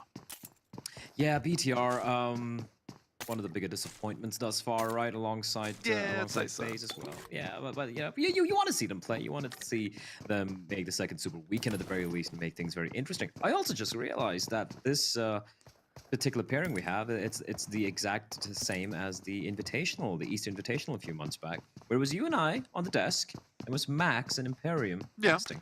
But just everything's just flipped. Yeah, I know, right? It's crazy. It's crazy. We're just going topsy-turvy here. We're giving the boys a bit of a time to try out their desk flair, whilst we get to be back on the role that we're most comfortable with. Not to say that we can't kill it on the analyst desk. We're pretty slick with it. We're pretty slick with it, Blair. Absolutely. We're just giving them the opportunity, of course, as BC Swell. Gifted. BC Swell, meantime, in the water. Justice and Juzzy swimming around, having a bit of a, I want to say stroll, but not really a stroll. I do wonder what their plan is here. They're going to be crossing over, I do believe, to the Western Bridge, but playing in the 2-2 split.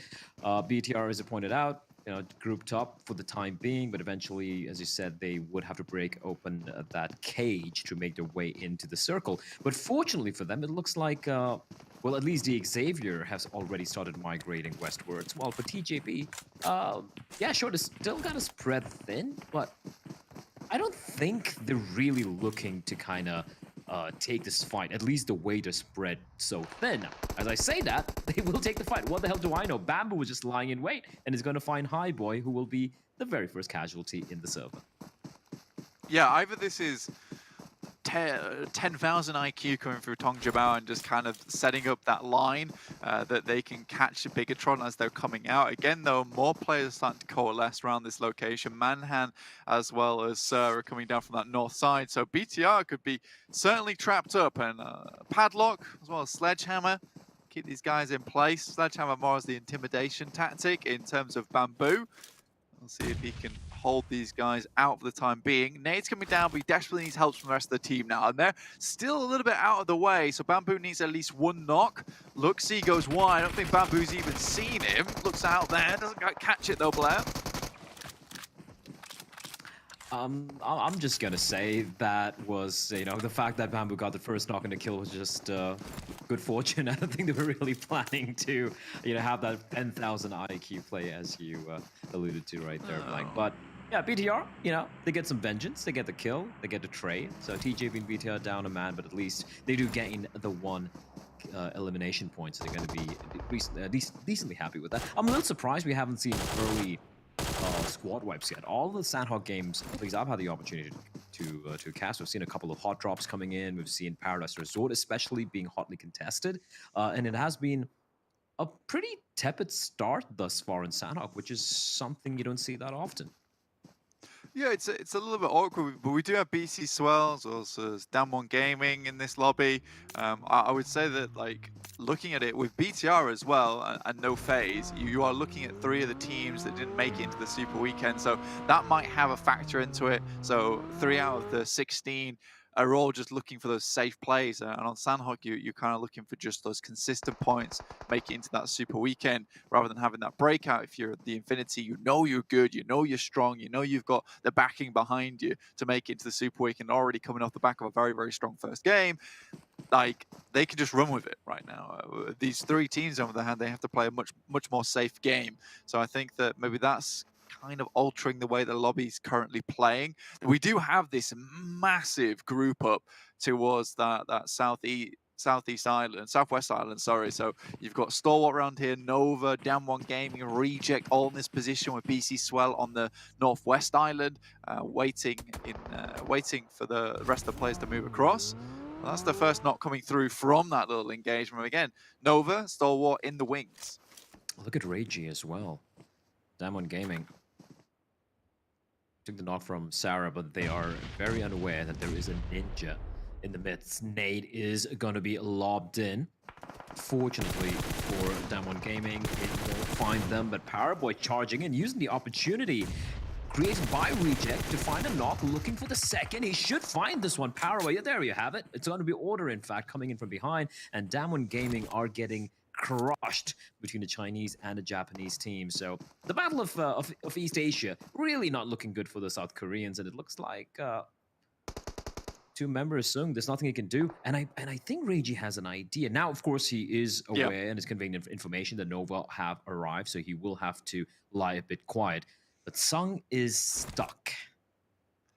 Yeah, just a little bit of an awkward scenario to play in, especially with Reiji Osio off in the distance. Reiji's like coming back to his team. Many men, at least 8 man here. The team's like, maybe we should regroup a little bit possibly then, guys. But Reiji's just completely out in complete stealth operations at the moment. The rest of the team's probably not going to get over towards him. Maybe he can belly crawl down the rest of the mountain. Order moving up towards Sung's position now. I think they have a general idea of where he is. These are typical rocks to play in Blair.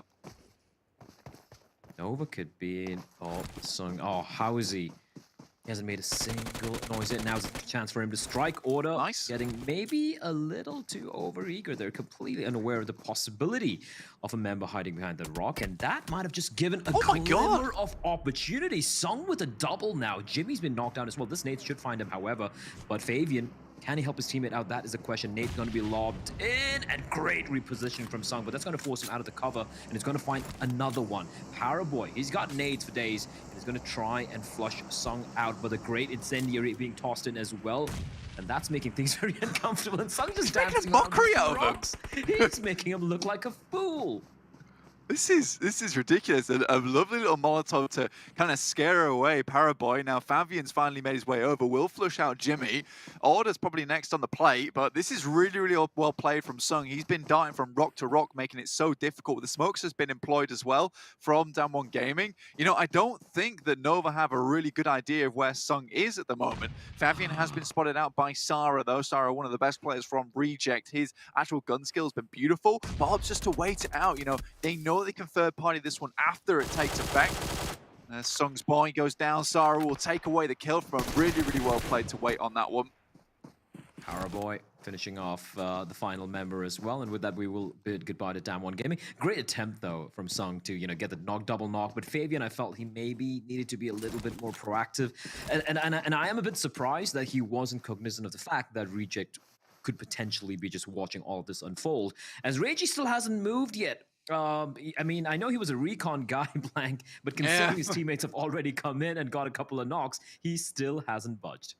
Yeah, less of a recon guy, more of a remain guy. You know, he doesn't want to move anywhere at the moment. He's keeping it chill, keeping it calm. I mean, he's playing the Sung game at the moment, which is, if I hold my breath long enough, maybe someone will run past and I can get a cheeky little kill.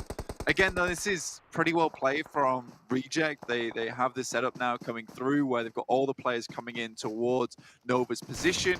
It should just be 2 players from Nova remaining. Paraboy goes down, but there's 2 down for Reject. King now has to step up tall, put the crown on boy. Oh, and Sarah, he's going to strike as well, and with that, that is going to be it for Nova. That got a little scary for Reject, considering they had all the information they needed, but that is going to be it for the Chinese and, of course, the South Korean side. In the meantime, out in the blue, BTR are a little late in the rotation, and because of that, 4 rivals, even though BTR are able to get the knock, I'm not sure if they got the finish, they're down to a 3-member squad, and the blue at this juncture, it's going to be dealing quite a bit of damage to the Southeast Asian team. So how do they make their way into the zone from? I don't really see any cover, and if they go the roundabout way, TJB is going to be lying in wait for them up north. Yeah, it's difficult. I think that maybe that's the reason why they're down here, is because TJB have been up towards that northern side, and they're opted that, maybe south side is the way to go. But they have to continue to get these knocks over towards 4 rivals to make an indent and push in through that way. So the moment with 4 rivals with this slight line that they've got going on just makes their lives very easy. Now BTR is just being held out. I know you've got to make that consideration. It's like BTR, you've got to do something different. You've got to go somewhere new. Another one of them goes down. Awkward stuff. So down to 2 now. See what they can make happen with it. This next circle comes down towards that southwest island. You do see Deadeye guys. They are rotating in a vehicle down towards the very southwest by Nakam. They're coming in behind Nigma Galaxy. Now, I do like this from Nigma Galaxy so far. Both games they've played very much out of the way, opting to use their strength, which I believe is as that 4-man, because they're very good at working together to make these fights happen. So they're staying out of the battle quite frequently, but that works out for them in the end. Yeah, I feel like the overall game plan here for the Galaxy would be just to... oh, there it is. Not coming in. Replay. Thank you, production. Making sure we don't miss any of the action. But yeah, for Nigma Galaxy, it's like, their priority here would be to ensure they qualify for the second Super Weekend, right? Because here's where it's going to be disastrous for the MENA team. It's going to be if Nigma Galaxy do not qualify for the second Super Weekend, considering they're the one team who is languishing at the very bottom when it comes to the points. Any one of the teams who did not qualify for the first Super Weekend, they have a great opportunity to just, leapfrog over Nigma Galaxy, right? So they're the one team who, amongst everyone else, apart from, of course, the 4 teams who didn't make it in the first Super Weekend, they need to guarantee themselves a spot in the second Super Weekend. So I can totally understand why they want to take this one a little bit slowly, as we did see a bit of a skirmish between 4 rivals and Tangja Bao, and that means now 4 rivals down to a 2-man squad. So this attempt by 4 rivals to try and keep BTR at bay, at one point they need to make up their minds and they need to move on into safety, but they seem to be fully committed. Yeah, I know. It's an unfortunate situation for BTR at the moment. I'm not sure what the guys are going to be able to do here. You got APU off in the distance from 4 rivals. Ryzen quite low himself, and down to just the 2 first aid kits here for Zuxi. Now, it's Zuxi and Ryzen. Like, these 2 names have been a household for PUBG Mobile for the longest time, and we're seeing Zuxi crawl along the coastal side like an alligator, gets put down almost immediately. Now, Tail's not growing back anytime soon. We'll see him in the next game, at least. I think it's just a real struggle bus. It's a real struggle bus now for Bigatron, and they're not showing us anything special, anything that like gives us hope. I think for Tong Jabao at the moment, we've had our doubts about them, but in this game in particular, no, they've taken fights on the eastern side. I said that they might struggle because they've got to pass through Quarry, but they're taking significant control over this southeast side of the map, even taking fights to 4 rivals, and I'm a big fan of that. I think that for Tong Jabao, one of the biggest things that I have troubles with their gameplay is that it doesn't feel like they're very strong in team fights at the moment. They're starting to address those problems, and I can be happy with that. At the moment, Bigatron, I don't really feel like anything is occurring in that space.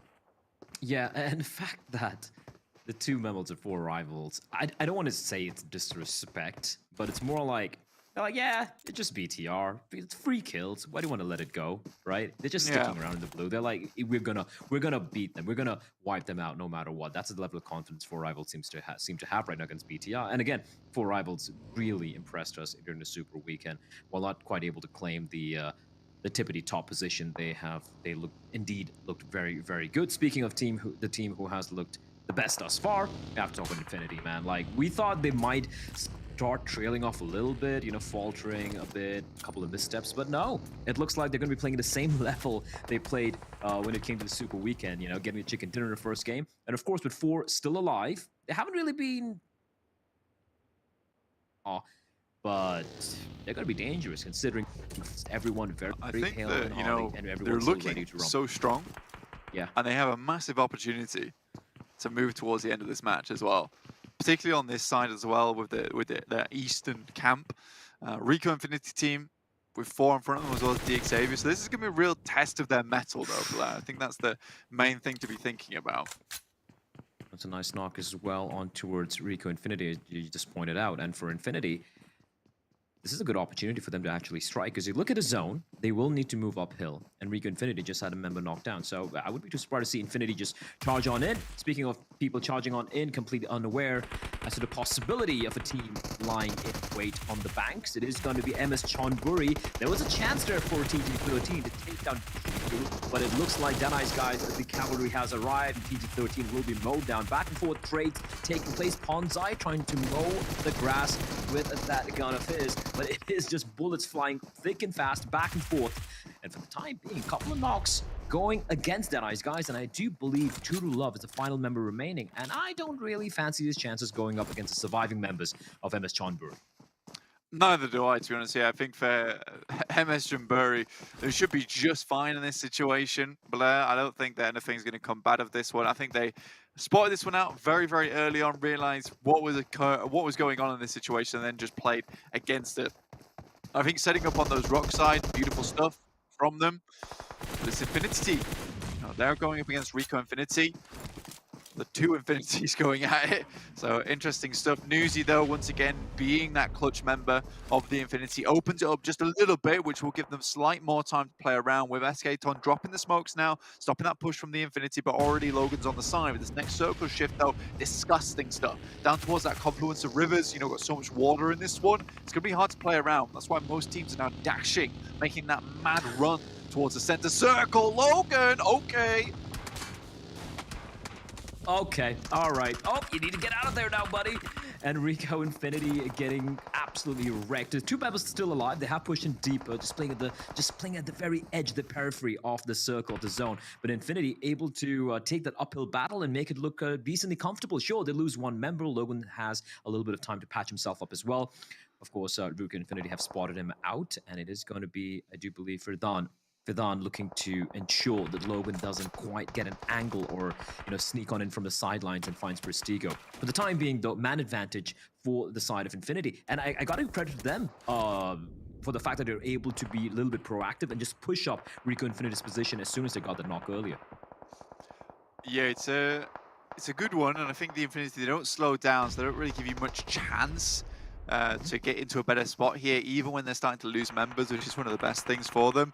Reject, I do feel sorry for this team. You know, they had a good run of it on that south side. I would have liked to see them win this game purely with the way they've been playing together. Has been very, very good. Now just down to God Tunny. It's down to your boy, Newsy off in the distance. And I mean, if anyone can do it solo, it is God Tunny, but 6-2-8.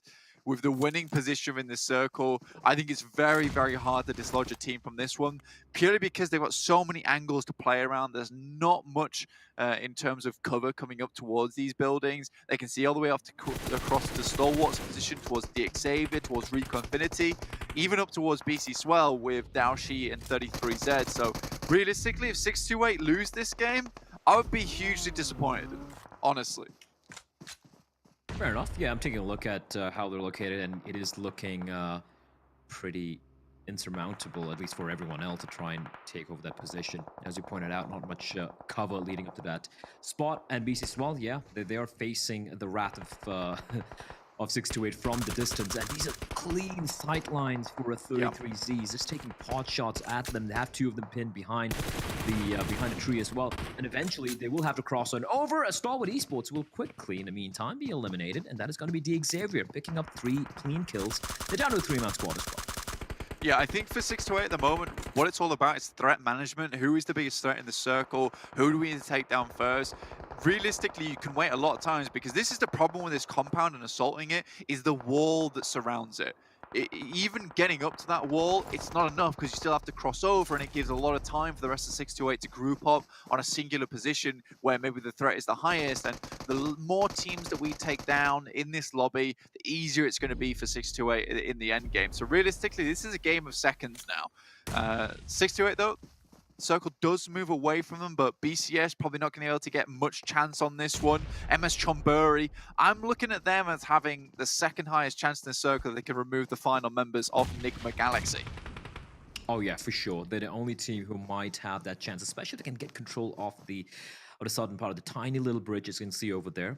BC Swell, in the meantime, all 4 members were alive a minute ago, but they have been taken down as Papa Blue is going to be moving on in and making life very uncomfortable for any team not called MSC or 6-2-8. And 33Z, I like how he has gotten out of his position. You know, he was playing from inside that little shed, and now he's just going to be playing outside. You know, again, relocating, being very mobile, as Reject pushing in, trying desperately to stay ahead of the blue. But 6-2-8, they seem to be everywhere. Yeah, this is the thing though, is that they've pushed out now and they're dealing with the areas where they know people will be coming in. So for DXAV, they knew there'd be people coming across from that way. Rico and Infinity, though, they get a nice flank, but they're still up against that wall side. Daoshi now can go for the flank, but it needs to remove himself from MS Chonburi, which is slightly unfortunate, getting that knock onto them. Fidan, though, right in the backside, can pop up, get shots through, but Daoshi might just win this fight. Doesn't quite make it happen there, Blair. Fidan down to very, very low HP, and now 6-2-8. They come rattling in. Oh, they still have to be careful of the second member there, and it's Prestigo taking quite a lot of damage, and he will be taken down. And in a blink of an eye, that is going to be it for Rico Infinity. Valiant attempt to hold the ground, but 6-2-8, they look nigh unstoppable at the moment. Sure, they have lost a member, they have a player knocked down, but the res is going to be coming in. And MS Chonburi, you said this is the team who could potentially steal a chicken dinner away, and that is a brilliant nade sailing in, and Daoshi is on his knees. Yeah, that nade kind of just seals the deal there, especially with the circle. With Rico Infinity taking shots towards 6-2-8, it doesn't really give them a lot of time to reassess, to restabilize. But that first knock is beautiful. Regiosio off in the distance. Recon Man, he has the radio on lock. He's trying to find out where all these players are located, pull out the sniper, maybe hit the big shots. How is Infinity still in the game? I am very confused here, Blank. I can't see him anywhere. But Infinity still have a player alive. Regi we saw off in the distance, but right now all eyes on MS Chonburi and 6-2-8, and they're just moving on in. Oh my goodness, Regi! Massive from Regi, finds 1-2, and he just might have completely ruined 6-2-8's days, but Pop from outside in the blue will take him down. We're down to the final 2, I think. As Daoshi burns alive, taken down. Are you kidding me, and Infinity, God Tunny is an absolute god. I can't even see him on the map. He's probably so far out the way, he doesn't want to have any part of these fights, but bandaging up. I don't think you'll bandage this one, but you've bandaged yourself to a second place, which is, you know, about as good as it gets. This is ridiculous. This is why healing strats on Sanhok is so strong. Also, sometimes quite egregious. I'm not the biggest fan of them at times, but still, I do think that Reject did extremely well in that situation. Well done to those guys over on that side. I mean, Rage Yosio, we talked about this guy being the snake in the grass towards the end there, popping up, getting shots towards 628. It was lovely, and he got some extra limb points for his troubles. Yeah, I really didn't expect him to pop off there, right? I thought it was going to be MS Sean Burry going with 628. They were repositioning, they were taking the fight to MS Sean Burry, because bear in mind, for that couple of seconds, it was a 2v3 favoring 628, and then yeah, Rage just pops out and completely ruins their day. Yeah. I gotta say, like, if he had played it right, he could have potentially have even got the chicken dinner, if I'm not mistaken, if he hadn't been spotted out by the third member of MS Sean Burry. But a pretty exciting end to what was a bit of a slow start. Of course, we saw some heroes there. We saw some great plays coming from MS Sean Burry, able to get the chicken dinner. A team who has kind of struggled when it comes to the top 3 placings, but then again, you got to talk about the other teams, right? Like Nigma Galaxy, kind of middle of the pack placing, and then you'd look at Bigatron again, blank disappointment. Yeah, a big disappointment, to be honest with you. But again, MS Chumbury coming in a first place on our final Sanhok of the Super Weekend, getting another first place now, so they're looking hot on this map. 628 equally on the very first Sanhok of the Super Weekend. They were able to get chicken dinner there too. So we're getting some familiar names coming through on Sanhok, the Infinity 2. But Reject, yeah, honestly, that was an incredible little jump out from him. And it could have gone either way, to be honest with you, because the way that the teams rotated, they kind of rotate anti-clockwise with your boys from 628 moving up towards Rage's position when it could have been completely opposite. So that could have gone either way. I think the problem for Reject in those final moments was that for Ragey, he was searching for that final member from 628, but there was a smoke off in the distance that was blocking. I believe it was Dao Shi from 628, in which case he's not able to get that final kill, and MSC is able to quickly clean it up. Again, they played really well on that coastal line, even dealing with Deadeye guys, so for MS Chumbury, this is a solid win, and one that they made look good. I don't think Sanhok should be your best map though, Blair, personally. I don't think it's the one where you should be getting most of your points. Very, very unreliable. Unless you're Infinity, I guess, right? I think it was Imperium who brought out a stat last the previous Super Weekend where they had an average of something ludicrous, like 14 points average in Sanhok, 15 on Miramar. Sure, smallest sample size, but if you're going to be delivering 15 points in average every time you play Sanhok, I guess you can be called a team that is map agnostic. This nade, that nade from Ponzai, that's how it turned. That's what turned everything around.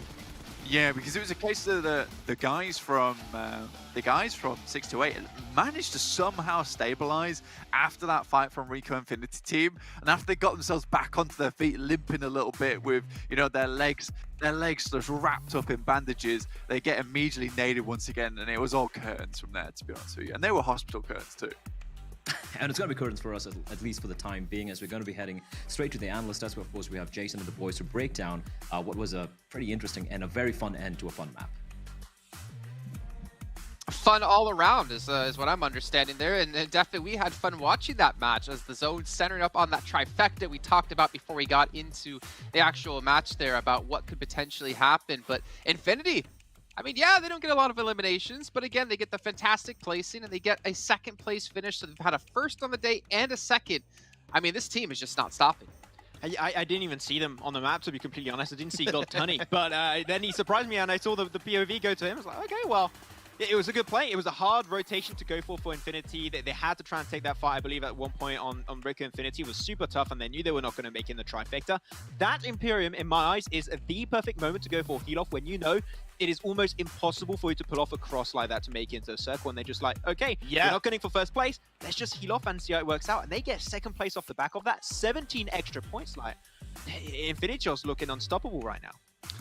You take it. You always have to have a plan B, even a plan C to an extent. So the heal strat in Sanhok, it's in the back pocket of a lot of teams, and Infinity pulled it out very nicely. 6-2-8. They moved down to that trifecta position, which Reject gave up for obvious reasons in phase 2, and they held on to it comfortably. I felt a little bit bad when 628 got third party by Rayoso, because I think they were right to swing around in that direction. It allowed them to get a lot better angling onto MSC Chonburi. But the absolute ninja, the legend, I don't know, the firecracker of a player that is Rayoso stepped up, got a double knock, got a double kill. Okay. Firecracker of a player. I don't know. I never heard that before. Okay. I mean, I do really, I can't wait till we get to the recap section actually to talk about 628 and of course Reject as well. But to move on past them, you saw 4 rivals with a decent placing. But as we get to the second page, teams that desperately need some good results: BC Swell 2 points, Bigatron 2 points, Damwon 2 points. At least for them, they kind of all just get 2 points each. And actually, to be fair, I think this is one of the first. I think it's one of the first matches ever that I've worked on in PUBG Mobile in like my 2 years that I've seen no teams get 0 points. Yeah, it happens very rarely, but if this map is going to happen on Jason, it is going to be Sanhok, right? It's a little bit hectic, It's a little bit all over the place, so not too big a surprise when it actually happens on this map. But I mean, to reiterate the point that Blay and Blank made at the end of that game there, it's just unfortunately disappointing from BTR, because they get in position, which I called earlier, Cave is like the graveyard of BTR. I think the most time I've seen BTR die has been on Cave. Unfortunately, it's been really weird to see that happen, but they're making it really hard on themselves, going for hard crosses. Yeah. You're having 4 rivals, you're having Tongja Bao, potentially keeping you away. Like, they are not going for the easiest entry points in circles like this.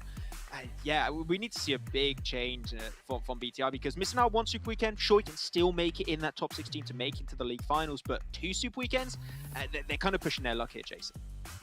Yeah, definitely pushing their luck. I mean, we like I think it was a parent that mentioned it before, they took 3 chicken dinners on a final day of an event. I don't know if they can take that many chicken dinners on a final super weekend if they don't qualify for weekend number 2.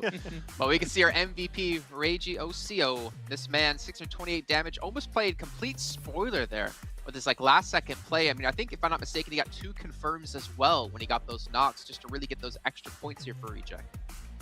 It's why I call him a firecracker, because he just steps up and he just snap, crackles, and pops his way in. 46% team contribution. Oh, I thought you were gonna say he's a firecracker because you lied to him and then he's gonna explode. But well, okay, fair enough. I probably should have said that, but I'm a little bit hungry, so I thought of Rice Krispies and snack, crackle, and pop. But anyway, Rayoso, he's really such a strong player for his team, and I don't think it's the kind of thing where the rest of the team are lagging massively behind him, but it's the fact that the team are giving him the freedom and the space to play, and they're doing what, let's be fair, what BTR aren't doing, right? So I'm really glad that Rayoso continues to get featured, whether it's MVP or whether it's in these individual games. I mean, I think the thing is for Reject, I can't think of a single player on their roster that's been underperforming. I feel like everyone on their team has had a stand-up performance at different kind of points in time. I think especially if you look at this game in particular, I'm thinking back at Sarah, able to get himself really involved in that fight between, I mean, it was not even a fight that they took themselves, it was a third party that they brought towards Damwon and also Nova. So they had a really good setup thanks to initially Regiosio and also Sarah that played it really well, but also you got Divine.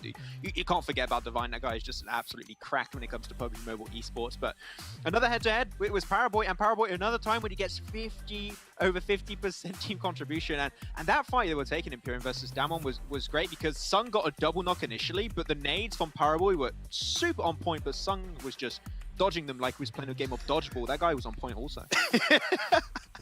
That's why I say the 5Ds of PUBG Mobile are dodge, duck, dip, dive, and dodge. And it was really good for Sung because he predicted where those nades were going to be going. So we went from one rock to the other. And in that time of Paraboy cooking up a nade, he can't shoot as he's transferring from rock to rock. So that was really well played. Unfortunately, he went downhill for Damwon from there as we move on to the most eliminations. Ponzive, MSC, like MS Chonburi, Jason, they've been kind of slowly rising up. They had a strong end to the first Super Weekend, and carrying that forward to the second League Week, I think, shows of their adaptability in this lobby.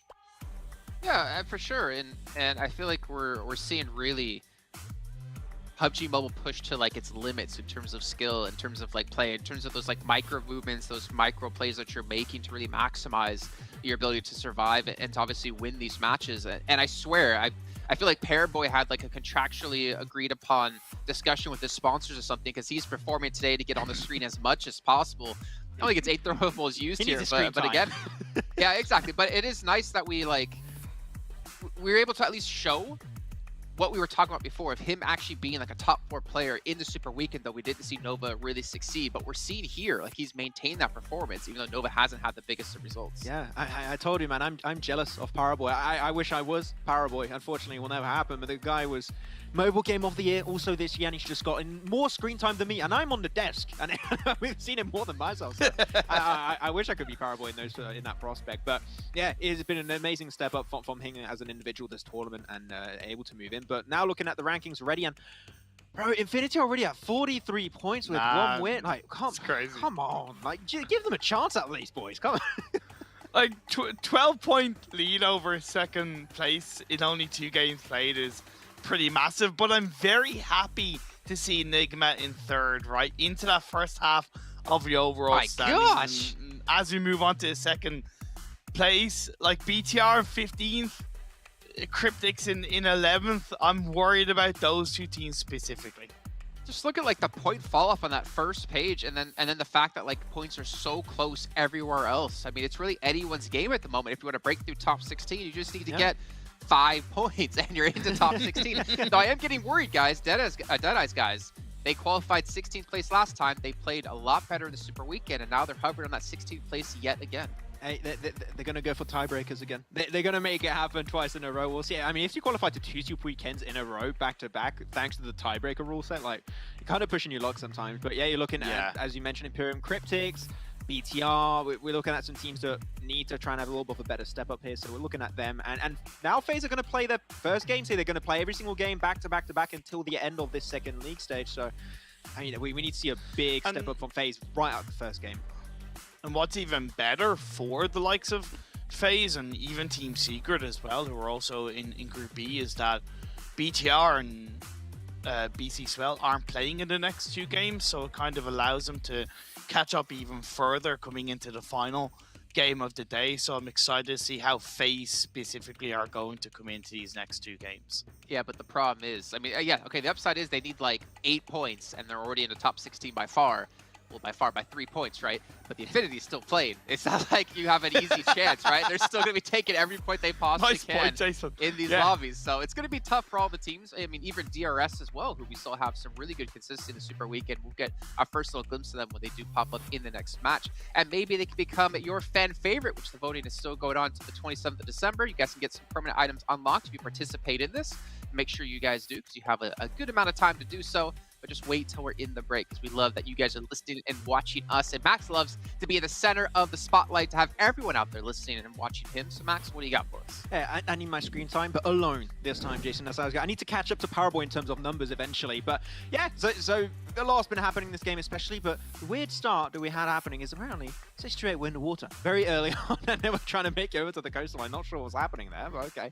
But yeah, when you're looking at 6-2-8, especially because I believe that this is a little not really what you expect to see, unfortunately. But they play the trifecta very early on in Imperium, right? They were playing the more northern, western side island, and they didn't have the coastal finish, which you're seeing on the screen here, but they just took the trifecta super early, and when the circle ends up in those positions, you are the gatekeeper of the lobby. You are the one that needs to make sure that teams such as Rick Infinity, D Xavier, Infinity don't make those crosses happen, because if you do, your position is heavily contested. The fact that they were to clear it out, they had a clear shot to win, which is amazing to see from 6-2-8.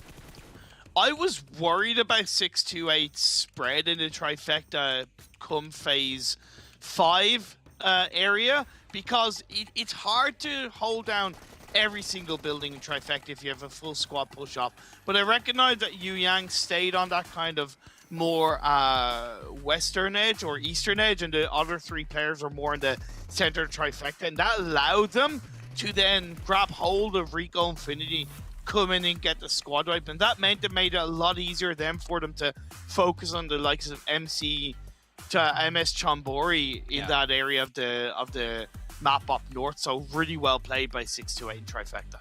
Yeah, we're going to be ignoring a little bit this map clip because it's not where we expected it to be. But yeah, Reject also, we talked about this early on, Jason, right, at the start of this game, that this is a team that plays Trifecta. That is their bread and butter when it comes to Sanhok. They love to play it, but unfortunately they made a very big assumption that did cost them what could have been initially their win, is that they decided to fully commit to the southwestern island and take this fight to get involved with Damwon, get involved with also Nova Esports, which is not a bad idea, but I guess a little bit too early, knowing at what circle shift they were, which I think it was phase 2 going into phase 3, which those hardships could be happening, and the fact that they went for such a hard decision towards the end hurt them, lost a lot of members, but as we know, Imperium got Regiosio, gets a sneaky double, confirms one potentially for the second here, he gets one onto Yu Yang, and even goes straight onto the second onto Sunan, so he just gets a sneaky double and just ruins the opportunity for 628 to actually get that win. And could have helped give the win over to MS Chonburi. I don't disagree with when they did commit down to that south side in phase 2, because it was also based off an opportunity of third partying in that fight between Damwon and Nova. And recognizing that opportunity and striking on it did make it technically a little bit easier in the late game down on the South Hill side of the Trifecta area. So it was overall well played from Reject. I almost wish we had Infinity on the map there, just to see where God Tutty and just him sitting there for like however many minutes, just sitting there healing as much as possible. And again, we've seen this as a viable strategy. It gets you a lot of placement points. It's not the flashiest of styles, but hey, all you need to do right now is get top 16, and the Infinity after 2 matches are almost there. They're almost at like that perfect place to be at. They're almost at 50 points, right? So yeah, it might not be clean, it might not be pretty, but it gets the job done, and it gets them one step closer to being to the next Super Weekend to defend their title towards the top. You guys at home, we still have more things being given away. Remind you guys once again about the treasure box you guys can pick up as long as you're watching within the Esports Center over on YouTube, and you can use the coin to redeem or a permanent item, with 2 more boxes come up later on within a PMGC. So if you haven't done it just yet, well, luckily for you, you can do it right now and make sure to get those. And I believe, Max, you've already done yours, right? I haven't got enough points yet, Jason. Not enough points yet? Getting there, and I told you I'm getting the pan. Come on, Max. I haven't got, okay, I'm sorry. Okay, whoa. Imperium, have you gotten your item yet? Yes, I have. Do you believe him, Max? I don't believe him. I feel like he called you out right there, but then he's like, oh wait, I don't have it yet. Did you really get 500 points over? I don't believe you did get 500 points already. I'll have to look at his face. I'll have to check it out. He's regretting. He's regretting. Well, you know what, Imperium, while we are in a break, I expect a screenshot proving that you have redeemed it, and we'll bring it back up on the show for you all to talk about and hear about. But anyways, moving on to Erangel next. A, B, C, and E going to be playing. We've mentioned BC Swell and Bigatron no longer playing in this match for the next 2 matches, but also Stalwart Esports and Reject not going to be there as well. So, and BC Swell and Bigatron, just name all of them not participating in the next match. But then we have Group E with Team Sacred, DRS, Genesis Dogma, and FaZe Clan coming in. Gentlemen, it's big time here. FaZe Clan to step up and show they took this time off and have been able to really figure out what's been going wrong for them and hope they improve on it. But you know what? We're not going to find out until we're here back on the show after a break.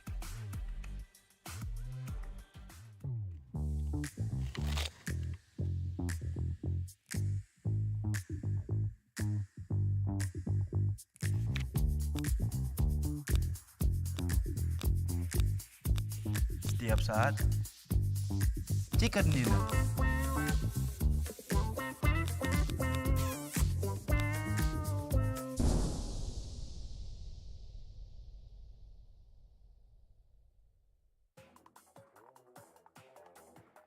こんにちは、どうも日本から来ましたチームリジェクトのリーダーのサラです。チームでの役割は IGA でやってます。チームリジェクト所属レイジョー CO です。役割はオールラウンダーです。はい、皆さんこんにちは。BC スウェル所属のクリティカルトマトと申します。リジェクトが他のチームより優れているところは環境の良さ、ゲームに対するゲームが集中できる環境が整えられているところはどこにも負けないと思います。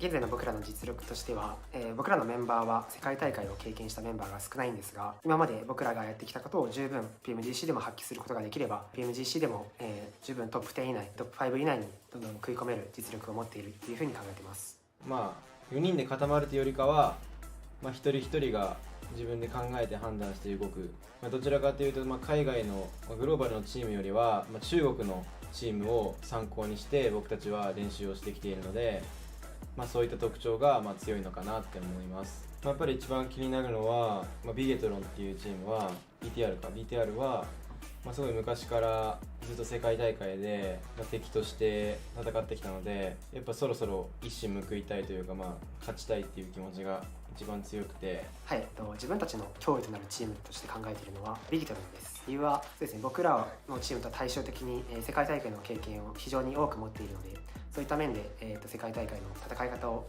より熟知しているというふうに考えています。注目している、意識しているチームは中国チームです。はい、仲がいいというか、普段から、たまにですけどコミュニケーション取るのは、ビゲトロンの選手、ラクシーですかね、ビゲトロンのとかは、なんか誕生日の日に僕がテキスト、チャットを送ったら、なんか電話突然かかってきて、ラブコールをもらいました。勝つためにしている努力はその強い選手の欠点を見つけることで、僕たちのフィジカル強化とか練習とかというよりかは相手の選手の欠点を見つけることです。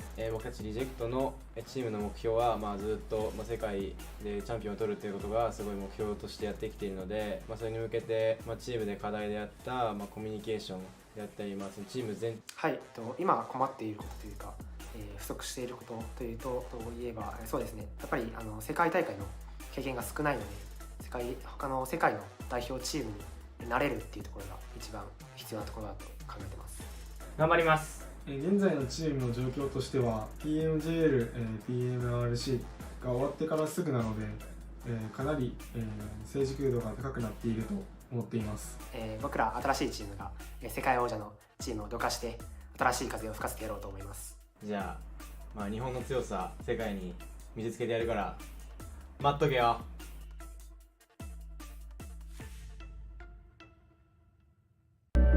I saw the first light, the first steps. Now I see much more. I capture Earth in all its beauty. I see action. I see drama. And I see it in the finest detail. Moments of inspiration and the first steps. I am the 1+9. PUBG Mobile fans around the world, welcome to the 2021 PUBG Mobile Global Championship. To the top teams across all regions, we have a message for you. The Middle East, you have proven your worth. Now, make your formidable debut on the PMGC stage. South Korea, forget the past. This year, show the world you've ascended. Remind the world of South Korea's raw talent. Japan, you came so close last year. But what doesn't kill you only makes you stronger. Bring it back better than ever. The Americans, you're the alpha dogs that dominated the West. Now, lead the pack on the world stage. Southeast Asia, you took down so many strong teams on your journey to the top. It's time for a comeback on the global stage. Europe, it's now or never. Push your limits and surprise us all. This is the moment to create your legacy. South Asia, you were the dark horse of 2020. Amaze those who would underestimate you again. China, you carry the crown of last year's PMGC. Now, with everyone's eyes on you once more, can you secure back-to-back victories? PMGC needs a champion. The world needs a champion. Who will stand victorious in the end? Who will be next to glory?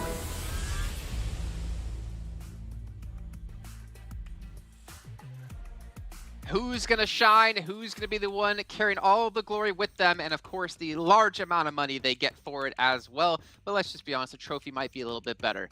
No, honestly, winning $1 million would be definitely better in my book. I could probably buy a trophy, but either way, they'll be getting everything they possibly could desire if they could come out on top here at PMGC 2021. We're going to move it along with our day, though, as we're going on to Erangel, third match of the day with groups A, B, C, and E. So to remind you guys, once again, Bigatron, Stalwart Esports, BC Swell, and Reject not be participating in match 3. However, my eyes are more focused towards the new teams coming in with Team Secret, DRS Gaming, Genesis Dogma, and FaZe Clan. FaZe Clan in particular, the only team from Group E who has not qualified in the Super Weekend. It's really down to this. How have they improved since last week? If they come out with a chicken dinner here, I'm going to be like, they're a team to watch out for going into the Super Weekend. Man, you've been scaring me the entire time. Just what's happening? Just like I think I'm allowed to say that I hope that FaZe is going to do good now because they're actually playing the game. So yeah, FaZe is the team that we want to see make it this time around, hopefully. Genesis Dogma's improved drastically in the Super Weekend. Same for DRS, Team Secret also. So these are 3 big contenders in Group E, but we need to see FaZe make it into the Super Weekend eventually. But man, looking at the rankings, a lot of these teams are already somewhat safe, and we've only played 2 games right now, Jason. Like, these teams are gunning for this second Super Weekend. Only 2 matches played. However, Infinity had 46 points in total last league play out of 8 matches. Like, they're almost there already. Wow. And then that drop-off, and you made note of that, Jason, from Reject in 6th down to BC Swell in 7th is 9 points. So, and they played 2 games, BC Swell. So, really for the likes of FaZe, Genesis Dogma, DRS, and Team Secret, 8 to 10 points in this game, as much as that should always, to an extent, be a target for these teams. You get that in 1 game, and you've already kind of gotten much closer to the top half of the standings. So this is going to be an exciting Erangel game. Yeah, and I feel like, Max, let's just say your FaZe clan here go into this. Do you feel like they have a lot more? You are FaZe clan. You are Corpy. I thought you were a 1+. I am. I'm everything. Okay, I'm the omniverse. I don't know. I'm going with that one. He is nothing and everything. But I'm just wondering, like, from their fans, they've seen other Thai teams be able to dominate. Look at the Infinity, and yet they've really not been able to tap into that power they have. I'm wondering, like, are they starting to be hard on themselves? Hopefully, for their sake, they're kind of brushing off that first week and going into week 2 with like a fresh mindset. Yeah, I'm really. I mean, I don't know what happened internally with the team during the 3 days of Super Weekend, but I'm hoping that there's been a lot of VOD review that's been done for the team, and hopefully a lot of preparation and adaptation, because clearly what they did in the first league play for the first week did not work out. If they just play the exact same playstyle, the chances are it's not going to work out for them. So I want to see some changes. I want to see adaptation from FaZe Clan, hopefully right out of the gate with this first game. I mean, if that's the case, my hopes will increase a little bit, but we expect this team to do well. And to do well, of course, you need to make it into a Super Weekend eventually. So come on, FaZe. Like, you guys need to make it this time. And to do well, maybe they picked up some 1+9, which is fine enough. Our sponsor here at PMGC, with its flagship performance and an immersive 120Hz display and hyper touch technology made specifically for gamers, 1+9 and 9 Pro, your best shot to climb the leaderboards, which is something FaZe Clan desperately needs to do. Or, on the other note, maybe Corpy can continue to sing for his team. I don't know if you guys checked out his Instagram, but I remember last year just watching him constantly throughout the year, just post himself singing and doing karaoke over and over again. But for me, you know, if Imperium actually, you know, would give us some karaoke, I would definitely get hyped up for anything. No, because you have told me that I'm not allowed to sing, Jason. So whoa, don't make me the bad guy here. Okay. Well, yeah, you can't prove that, Imperium. What are you doing? Come on now. I cannot prove it, but I'm sticking to it. That's what he said. That's what he gave Imperium for saying you were going to get the loot, because you already got enough 500 points. You didn't get them, Imperium. We caught you in 4K earlier, so okay, don't try and mess with us right now. Well, you know what? If you want Imperium to sing, maybe if all of you guys go hit him up on Instagram, shoot a message saying, Imperium, please bless us all with some Backstreet Boys, I Want It That Way, or that might just be too old school. Maybe some Baby Shark we can get him to sing over on his Instagram. Just give him some follows and make sure to reach out for him. Maybe I'll put a post up asking for people to do that. I don't know. We'll see. But guys, quick predictions here as we go into this next match. Remember, A, B, C, and E are playing. Thank you. Who do you think? Thank you for reminding me. FaZe. Okay, I want to see FaZe potentially get himself a win. I'm allowed to choose them this time, so let's go. Imperium? Team Secret. Okay, well, let's head over to our commentators, John and Blair, to take us into the match. Thank you. Thank you very much, Jason. We're going to be getting into Erangel. I'm here with Blair for the first time. It's a pleasure to be on board with you. How are you feeling? I'm feeling great. It's been a while. It's been a while. PMCO 2018? 17? Yeah. I forget. Yeah, it was a long time ago. It certainly was. Out in New Delhi. That was a very long time ago. Goodness me. Oh, you didn't have a box back then. You've upgraded since I didn't have a box back then. Yes, I have indeed upgraded. I started putting my contract, John, that I'm not going to work an event without a box. But then here we are. Thankfully, everything's online. I'm sitting on my chair. You know, I don't need a box for this one. But jumping into Erangel, I think the topic here is it going to be phase up or phase down? Is it going to be? Yeah, that's the thing. It's the buttered toast question, right? Phase up or phase down? Where's it going to land? We'll have to wait and see. Spinning like a cat with a bit of toast strapped to its back right now. Seeing just where we can go. That's the thing, right? Cats always land on their feet. Toast lands buttered side down. So if you strap a bit of toast with its butter facing up to the back of a cat, which side's going to land on the floor? I seen, I think it was just like a YouTube video or like a GIF of it, of this scientist-looking guy, right? He does that. He puts a toast on the back of a cat and he drops it. And since neither can land face down, it starts spinning at the speed of light or something and creates an infinite power source. I'll link it to you. It's actually very funny. That makes sense and seems to have sound fundamental principles of physics there. I mean, I'll have to look into that. Maybe we'll... Absolutely. I can't believe you brought that up live on stream, because now we're going to have to patent it really quickly. Well, I mean, I'm sure someone's tried. There are quite a few people, you know, who believe in certain strange things, like the world being flat. Who's lying flat, though, is Fredo on his tum-tum, and AJ hasn't spotted him. Not just yet. They're going to get away with it. A quick vehicle swap up the top on the road there, and Fredo might be lucky, might be able to get away with the dribs, the drabs that are left behind, but for now, just sticking to the old 2 legs. Old 2 legs. What are the new legs? What are new legs? Like, would we ever evolve to a point where we have replaced feet? Because I always have this argument. If someone's like, hey, why don't we just walk to this place, even if it's like 100 meters, 200 meters away? And I say, we invented the wheel for a reason. So I'm not going to go against actual human evolution and walk. So that's my reasoning. But would we ever have new legs, John? No. That's I actually signed a contract the other day saying we'd never have new legs. Unfortunately, I know. Look, I know you've been hopeful for a long time, but you have to stick to the boxes for now. God damn it. Thought I could have extendable legs. There are a few people who have leg extending operations where they smash a femur and then they put in... no, seriously, they smash it, they break it in half, and then put in like 2-inch long or 3-inch long nails, like these big-ass screws between the femurs, and they heal it. And so for a year, you can't walk. Just so you can get a couple of inches. Can they... Which is... Can they do that to Bigatron's points total? Is that possible? Can't believe you've done that. I cannot believe you've done that, John. Yeah, well, you know what? Someone had to say it.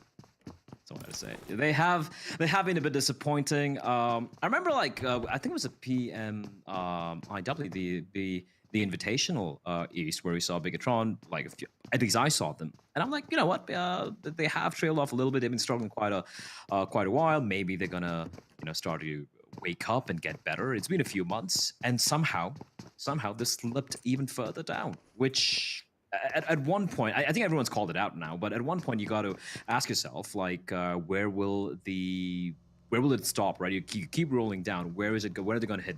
When are they going to hit bedrock? Yeah. When's the splash pool at the end of the slide? It's just not, it just seems to be going on forever. I don't even think there's a splash pool. I think it's just, hard, cold earth. Dear, yeah. Maybe try and scoop the slide out, if nothing else. Try and get an upward trajectory going. Circle, going to zone in fairly central on this map. It's enveloping Severny and just tickling Sanhok Military Base Island down on the south. So fairly central. Just a little bit out to the east of Pachinki as well. Downward Gaming, very, very central right now.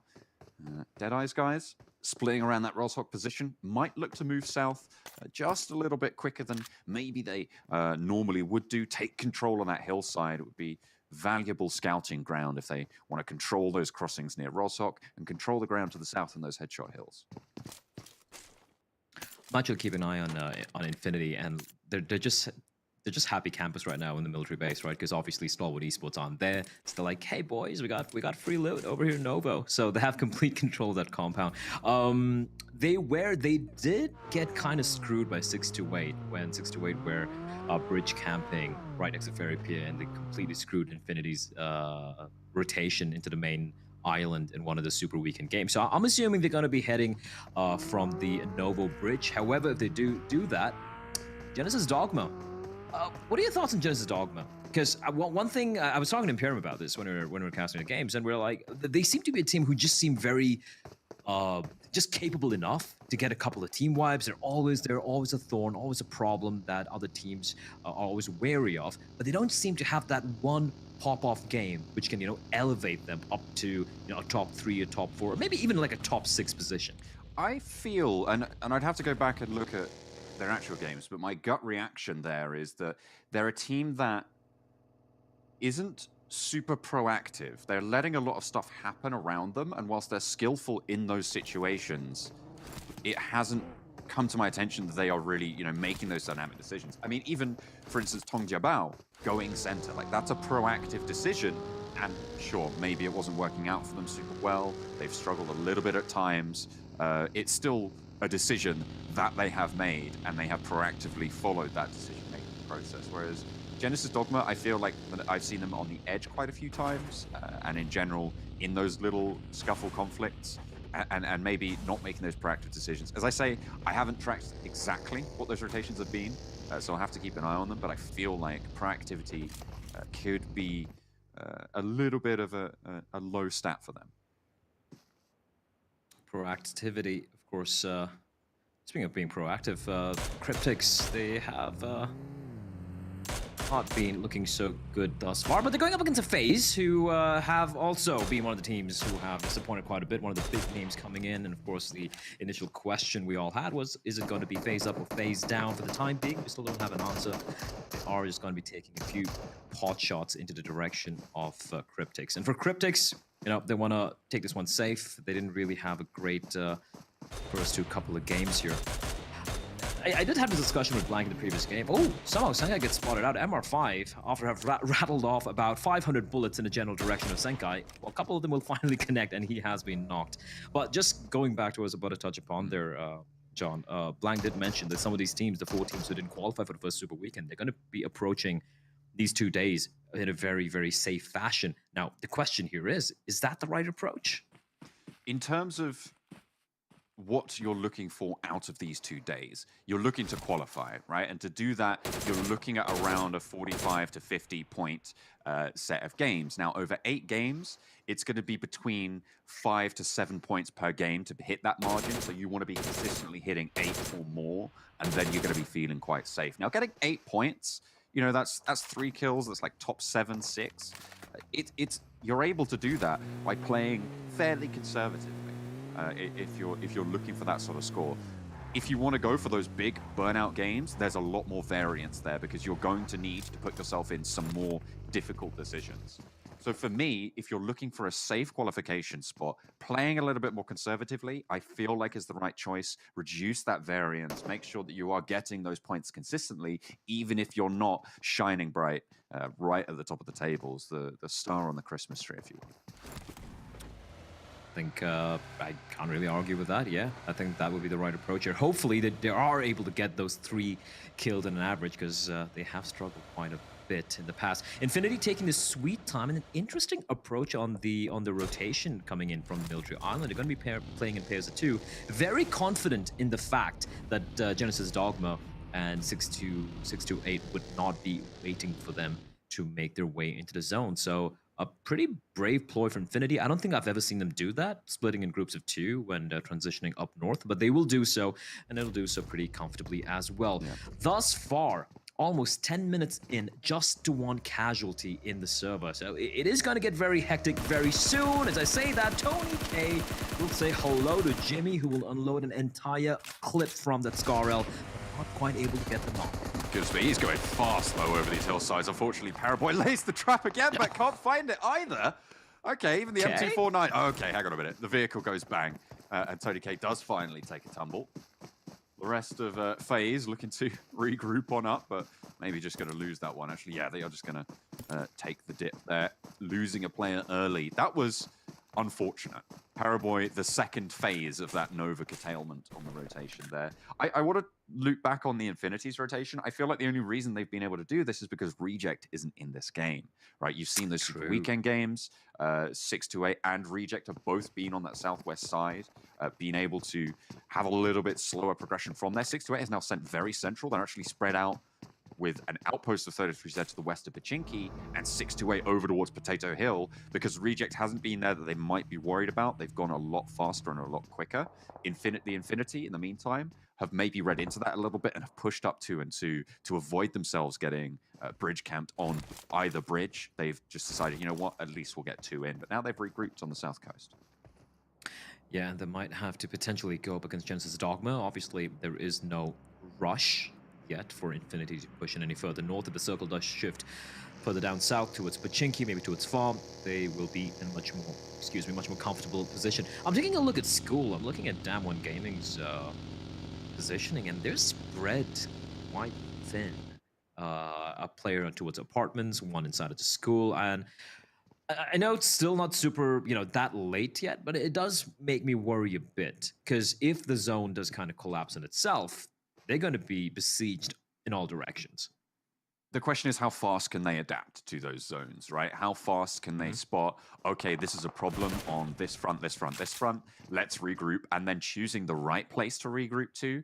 At the moment, I feel like the regroup position is going to be the hills to the south of apartments. You've left on top and Junie over towards school and apartments respectively.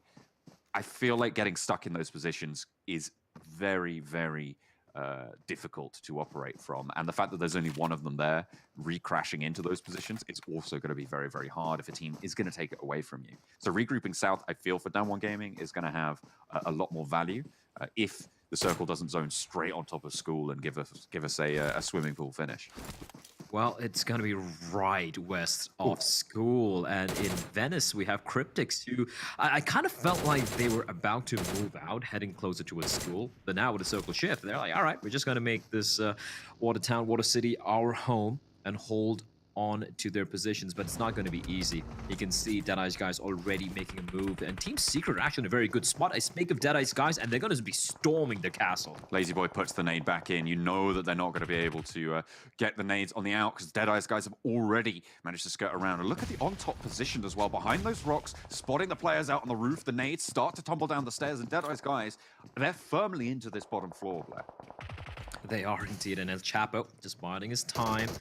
These nades won't quite be able to find Deadeye's guys, but El Chapo, he is kind of alone, and they're going to be pushing up as a group. The spacing is pretty good, and they're going to just come pre-firing around the corner. Is going to be Frag Boy. Again, as you pointed out earlier, they do have one member of theirs, of Deadeye's guys, out in the open, trying to get an angle on the players up top on the roof. El Chapo healing himself a little bit. He's going to get the knock on the Frag Boy, and suddenly this is very doable for Cryptics, despite being at a man disadvantage. If On Top has spotted this dropout, they'll have this information. You can see the gunshots going off. Give them some info. Another drop in, and Chapo goes down. It's 2 for 1 right now on the trade, but there's more shots still to come through. The Deadeye's guys, they come a cropper on the ground floor of the garage. Lazy Boy able to answer, and Marshall's now in for backup. On Top sends for the hills as his 3 teammates fall. Oh, On Top, he needs to make the great escape, which he will indeed manage to do so. Marshall not able to get the kill, but not bad. A great hole coming in there from Cryptics. It looked like Deadeye's guys kind of had their number. They pushed on in. The spacing was good as well, but Cryptics able to just jump on down. And while all of this was going on, Damwon Gaming, we were talking about their positioning towards school, and suddenly we find them in ruins, and it looks like the team are in ruins as well. But Team Secret pushing on in to FaZe's position, and MR5 has everything to do. Goodness me, just immediately dispatches Freddo, but there's more Team Secret players waiting in the wings. Back behind the low wall there, Jumper spots out the position, keeps on pushing forwards, worried about the ridge lights, and they have to play a little bit more reserved here. MR5 hunkering down, waiting for these reloads to come through, but that is a lot of bullets. 3 digits in the mag there for Team Secret on the M249. You can't duck around those forever. Shots coming in across the way, Jumper hits the deck and turns around for the 180 spray, but is looking good to stay away from it. Fear 11 not quite able to get the shots in return, and FaZe lose a pivotal battle on Ruins. Yeah, they were able to take down, well, almost eliminate Damwon Gaming, but perfect opportunity there for their opposition to strike. That's a good take there from Team Secret, pushing on in. Now, Vintress is still alive. Is he going to get it? I don't think he has time. I don't think he's going to make it. No. Oh, that's unfortunate. Oh, so close. So close. But he goes up in a puff of snow. I guess. Very seasonal. I guess. Well, Secret, though, they're looking to finish off the job. They're looking to take down the final member of FaZe so they can have complete control of Ruins. How does he even know? What is that nade from Jumper? I don't think it took damage there, which means they won't know exactly the position, but they've got to have an inkling, right? They've got to have a feeling. Fury is gonna try and reposition. But what was that? I don't know, like his spider sense, his intuition, whatever it was, if it wasn't for that wall, that many broken wall, like that would have been 100% a guaranteed kill. And well, it's not the nade, but it's a UMP that does the job. And that is going to be it for FaZe. It will go down. And MSC, MS Chonburi going up against a MENA team in the form of Nigma Galaxy, Ponzai and Jasper, the two still standing. And yeah, they've done a great job taking down Nigma Galaxy and able to get the reses as well. So MS Chonburi will keep all four standing, at least for the time being. Well, the fights on the Ruins Hills starting to reign pretty strong right now. Nova really struggling as it's just Order standing now and isolated in position as well on the outside of the circle. 4 rivals proving to be an immovable barrier to them. They've taken plenty of knocks in the meantime, and just seeing the number of knocks laid out in front of Order, you can see that King, Paraboy, a couple of the 4 rivals, they're all a mishmash there, and even further at MS Chonburi taking knocks. It is brutal, this zone. Interesting how Order has just completely forsaken his teammates. He's like, well, too bad, lads. I'm not going to be heading on down to go for the res, so it is looking a bit grim for his team. For Nova, Order will be the last man standing. For 4 rivals, though, they have more pressing problems as MS Chonburi have moved on in towards Ruins. They know exactly where they are. And in the meantime, Damwon Gaming, the final standing member alive, is getting hunted by D Xavier. Never mind, the rest came in for Nova. Okay. All right. They managed to actually get it back. They tagged Paraboy as well. Nade would finish it off, but look at that. Barely a pixel of health there. Paraboy looking to get back up for Nova, so 3 strong. That is a really great result for them. It was looking pretty scuppered, but they'll be back in the fight. I really thought that, Order just gave up that particular, like resing his teammates there, but well, kudos to him. No man left behind. As now 4 rivals, they need to be wary now, because again, they got those knocks. They weren't able to confirm those kills, and considering quite a bit of time has elapsed, they should be aware that, okay, Nova still there right behind us, and now not only do you have to go up against MS Chonburi, but Nova could be coming in for some vengeance from behind. As TJB, Tang Jiabao, thus far have been very quiet in the game, John, but they have finally come alive here, looking to take the fight, wrest Water City away from Cryptics. Although they're probably not looking to push onto this position, they have an excellent position to stop Cryptics from leaving the Sunken City. The difficulty is Genesis Dogma are looking their way immediately. You see El Chapo getting peppered as he tries to leave that position. Attacker still with the sightlines on, as Sir will have to reposition here. Most likely going to try and take a vehicle, but okay, they're going to stay all the way out. Lazy Boy falls, the heal for El Chapo, but teammates going down. Unfortunately for Tong Jiabao, Bamboo has already fallen. Another nade to bombard, and Attacker still in the way. Looks like Cryptics have managed to run the gauntlet. How long can it still survive the great nade? That could find Attacker. There we go. Perfectly lobbed by Marshall. And Tang Jiabao, like you said, I think they managed to run the gauntlet. They managed to, somehow, not just survive that battle, but just completely eliminate the danger being posed by Tang Jiabao.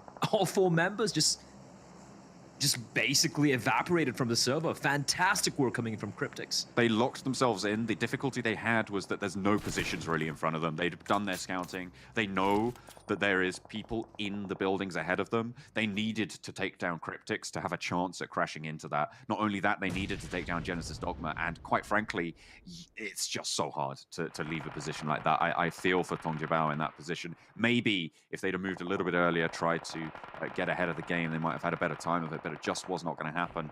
And now as it stands, Team Secret, who have wrapped on a very wide rotation, have got a dominant position in this next circle, Black.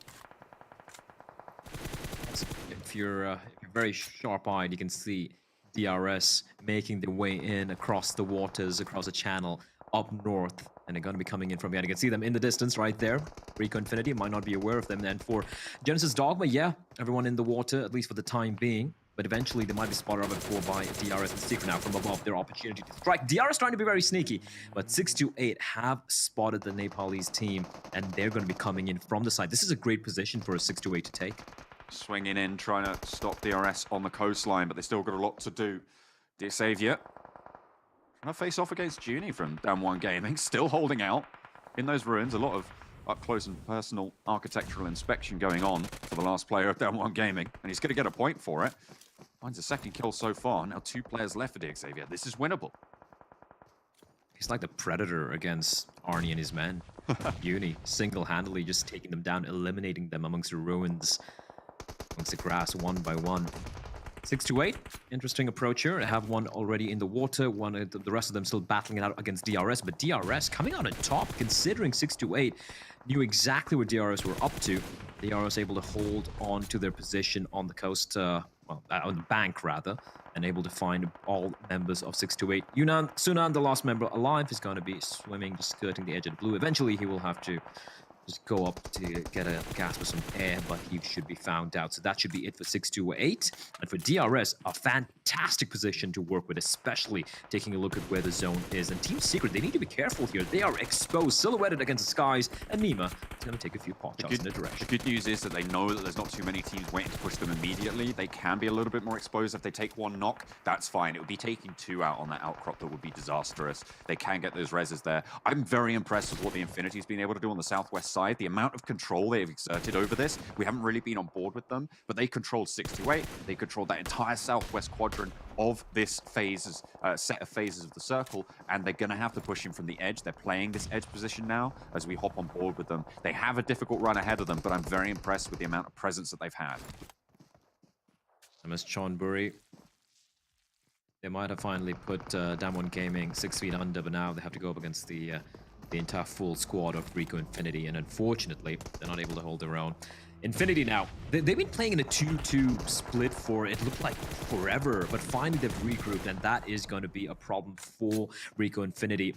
And Team Secret, though, all 4 members still alive, and as you pointed out earlier, they're in a very, very comfortable spot as long as they are wary of the potential of of a couple of teams, especially DRS being one of them, taking a couple of pot shots at them. They're in a good position here. They're just watching all the carnage unfolding in front of them, and they're just enjoying the view.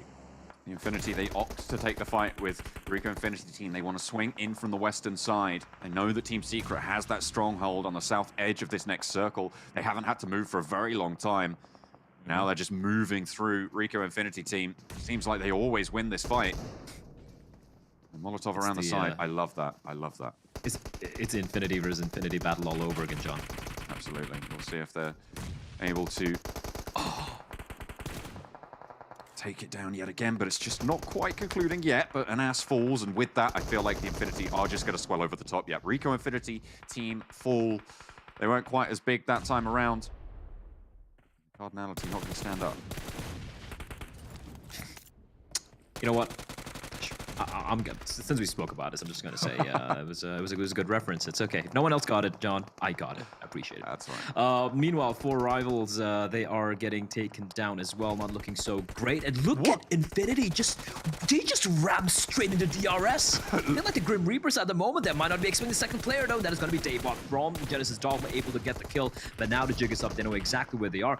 Infinity are like just one-man armies, all 4 of them, taking fights at will against every single team seemingly. Uzi lobs a nade, and Nima's able to dodge it. Look at how low he is, and he's still pushing on, and finally knocked down. And Tunny, the last man standing for Infinity, they're lunatics. Actual madmen. God, Tunny wins these, though. He's got a nade. He's cooking it. If it's good, it's good. AJ, that might be right on target. Takes a little bit of damage. Oh, he sees him through the bottom of the smoke. Sees the nade bobble out the top. I think that bounced off his helmet. Goodness me. AJ falls there. Pushes in. There's to be careful of the nade to his left. Will go off there. Now swings out against 2. Trapped against the rock and the blue. It's bad news for DRS, but they swing finally, and they will take a tickle.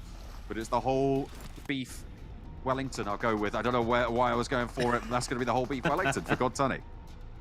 A beef Wellington, a good beef Wellington is always great. So yeah, DRS able to survive what was a very, very scary situation, a very scary 1v3 there. But yeah, the madmen known as Infinity have finally been put down. They've been on a tear, on an absolute tear thus far in the entirety of the league stage and a super weekend. At least now we're down to the final 3. DRS Galden from above will be shot at by Jumper, and I gotta say, I don't want to sound like I don't want to like ruin the tension, so to speak, but Team Secret, This is a game for them to lose.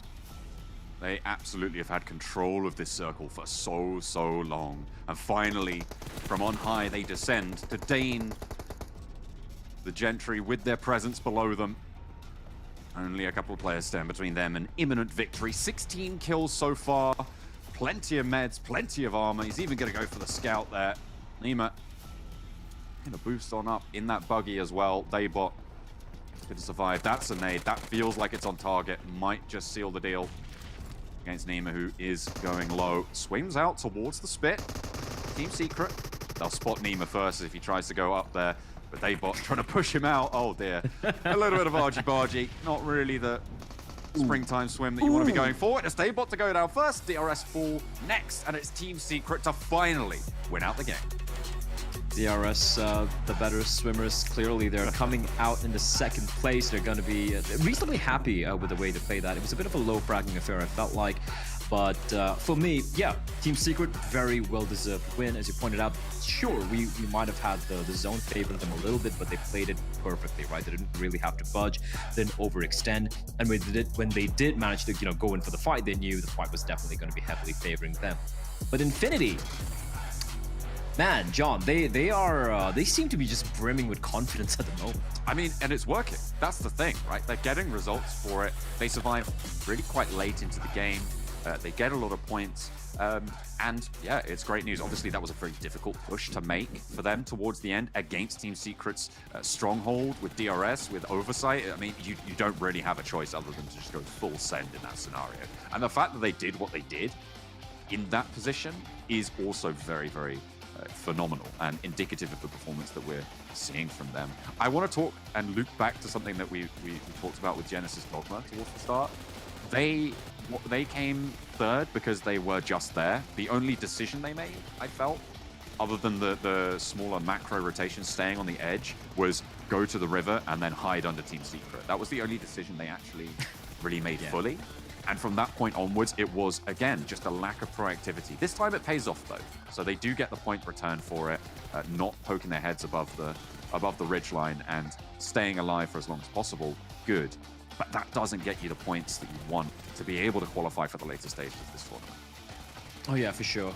It's still looking very, very shaky. I know it's still well, I can't call it early days anymore because you're more than halfway through the day, right? And it's 2 days of league play. We're talking about 10 games, and for a few of these teams, they've already played 3 or 4 games already, right? And we know a couple of these teams. They didn't play the first Super Weekend. They want to ensure. You look at FaZe, you look at Bigatron. Again, super quiet games. It looks like the guys who managed to qualify for the first Super Weekend, they're continuing to deliver. They're continuing to look very, very solid indeed. While the guys we expected to kind of rise up to the occasion, they've been obviously watching everyone else playing the previous Super Weekends. They've been making notes, figuring out what went wrong in the previous week. It seems like the issue is it continues to haunt them. Yeah, it's a difficult scenario there. Obviously, FaZe not having that first entrance that they were looking for. Maybe we're going to have a little bit more FaZe down than FaZe up this time around. What do you think, Desk? What have you got? I think we kind of are maybe coming up with the idea that you guys should be actually really critical of them. I think, yeah, the fact that they got 4 eliminations, they got knocked out early, that does suck for them. However, they got more points, I think, in that one match than teams have gotten in like 2. I mean, they're tied up right now with Deadeye's guys at 4. They're tied up with close to Bigatron, who's at 5. And this is only their first match. So at least able to see them get some eliminations is great. But I will agree, that's not the performance you want to see out of FaZe. But considering the points so currently going on with Secret, with the Infinity, it's really not that bad in the grand scheme of things. Yeah, a little unfortunate of a start. You would like to get a few placement points here or there. I think that's definitely what FaZe are trying to aim for. Whoa. So, out of the 4 teams who just came in to play, 3 of them are in top 3. Yes. Damn. Yes. Hey, Sanhok spraying his on Imperium. He's going to take our job soon, I'm scared. Yeah, I mean, Team Secret, DRS, Genesis Dogma jumping in for their first game here. Woods get himself first, second, and third, respectively. And also, we touched upon this in the overall rankings. Out of 3 games, Infinity had 22 kills. Secret just got 17 out of a single game this time around. And holding on to a 2-3 Ruins, which is not the easiest thing to do in Imperium. Like, they play that game so well, so early on, especially actually being the team to eliminate FaZe at the start of that game. Like, they were aiming for first place from the very start. Yeah, they played it exceptionally well. We'll be breaking it down later on, or you will be at least. And I also want to highlight that I called Team Secret to win the game. Just saying. And they had the biggest point scoring match so far, funny enough. Yes, exactly, and the biggest point scoring match so far. I do. What can I say on the new Caleres? Well, I mean, okay, let's not get ahead of ourselves here. As we take a look at the second page, I think the Galaxy 0 points again, having a big struggle for this team, but we'll see if they can maybe change their tides a little bit later on, as we're going to focus now on our MVP, and it's going to be Kid. You talked about him a lot, actually, Max, coming into this event, and I believe like within the first week as well, and it's great to see that he can step up to be that player you expected. Yeah, of course, when you look at Team Secret, there's been some big changes that were made throughout the year. Of course, you had yourself Yuhai, now it's part of BTR, and you needed some new blood being brought to the table, and Kid is exactly that, and he was a player that was rated heavily in the region for quite some time, and the fact he was added to the side of Team Secret, a lot of people were really happy to see that happen in their respective PMPL, and this is a player that I still have yet to completely suss out in my mind as to how he exactly plays. I still need a little bit more time, but if he has the opportunity to get those kills, get those off angles, and set up the team for success, Kid is definitely one of the players that will do that extremely well, and you can see even with eye shots, they were performing really well. So, I mean, yeah, I think that Kid is a great addition to the Team Secret roster, and I want to see more of Kid, especially because I think he's been subbed in and out sometimes, so I want to see him play a little bit more potentially. What I loved about that statistic is not only was a head-to-head between two players of the same team, but it was also the fact that 31% contribution for Kid and 24% for eye shots. That means the other two players from Team Secret in that game had similar types of contribution. It was a team effort that allowed Team Secret to absolutely dominate that game. Yeah, I mean, if you're going to get 17 eliminations, I at least hope it would be a team effort there to be able to pull it off properly. But, you know, either way, I mean, teams are going to get themselves really close now to being qualified through to our second Super Weekend, which is fantastic for them and really showing the power they have. And of course, the bounce back from week 1 into week 2, maybe those extra 15 matches they played the Super Weekend really got them accustomed to the lobby and accustomed to the way everyone was playing. But also, Kid, you know, Max, I think I remember you saying your fan favorite vote was towards Pika, if I'm not mistaken, right? Yes, that was it. Where are we going with this? I'm just curious. I haven't done my vote yet, so I'm trying to keep my options open. I mean, it's open till the 27th, so I got a little bit of time, and maybe Kid is deserving of it after I saw him pick up those many eliminations here for Team Secret. Remember, you guys can get some permanent items, some various pink level items if you guys get your votes in, so make sure you're doing that. And Imperium, who would you actually vote for, or have you voted for? I haven't voted for anyone at the moment. I'm waiting just a little bit longer. I would be on the same boat as Max in terms of Pika, but I think there's a couple of other team players that have really impressed me. Ray Joso from Reject. Power Boy, yeah, he's been okay. He gets enough votes from everyone else. And also, I would say any of the Infinity players across the board, God Tunny or Newsy for sure have shown themselves up big time. Okay, well, Max, you have a recap for us, and I think you kind of alluded to it before. Let's take a look. Yeah, we're going to be diving right into how Team Secret were able to secure themselves the win. We knew it was Team Secret that was going to win because Imperium called them as being the winning team, and you know that when he comes on desk, it doesn't happen too often, but he tends to have a little bit of a blessing going his way. But Team Secret, as we know, they like their drop towards Stolba Kameshki because it's not contested. Who's going to be chasing you in Stolba Kameshki? Exactly, Imperium? No one. But also, what is great about that drop location, it just opens up a world of opportunities when you have these types of circles. Do you want to rotate through the circle into the center, through Yasnaya, through Rozhog, or even potentially the eastern side of George Pole? They can have literally any decision in the world, waited for phase 2 to pop, and when they saw the circle, they know not too many teams normally play the more northern edge, except for maybe Riku Infinity, potentially even Cryptic sometimes. So instant rotate up north of Ruins to get himself in a strong position, which is the compound where MS Chonburi won actually a few days ago in Imperium. So they knew exactly what positions are the strongest in this type of circle, and they aimed for those super early on in the game. They caught FaZe with their pants down, eliminated them, then they were able to come in and take down team after team, player after player, and you highlighted the 2-2 split was massive from Team Secret all throughout that late game, and it allowed them to hold on to some fantastic angles. The elevated high ground of the Cathedral hillside as well, overlooking the water, was perfect, and then the other two players down on the south side, it was allowing them to cover the hills, and nobody breached them, nobody pushed in because they couldn't. Team Secret had everybody's number with that split. Well, like, look, yeah, exactly. Like the 2-2 split, and they're still picking up eliminations. They're still forcing fights. I think just shows the confidence, Max, that they had in that position. Yeah, it's just so rough for Inns at the circle to move in if you get there late. And when you have two players, especially in the castle position over Inns, you have the perfect overview position. You can see with this flyby right here, despite all the teams already getting eliminated in the more southern edge, they were the one actually gatekeeping most of the teams in this lobby, making sure they could not get to that late stage. And if they do so, then all the teams that you're really going to have to focus on are the teams that aim for the river play relatively early, or that went to the compound where MS Chonburi got a win just a few days ago. And because it's surrounded by absolutely nothing, it's hard to make that rotation initially work, which is why you see teams such as DRS struggle towards the end. And you saw the POV of Jumper there, Imperium. Yeah, the perfect visibility. There's no way this game does not go in favor of Team Secret, and then they just push in. They know they got the man advantage. There's no way for Genesis Dogma or DRS to contest that win. It's just they made sure they got every single kill while they still could.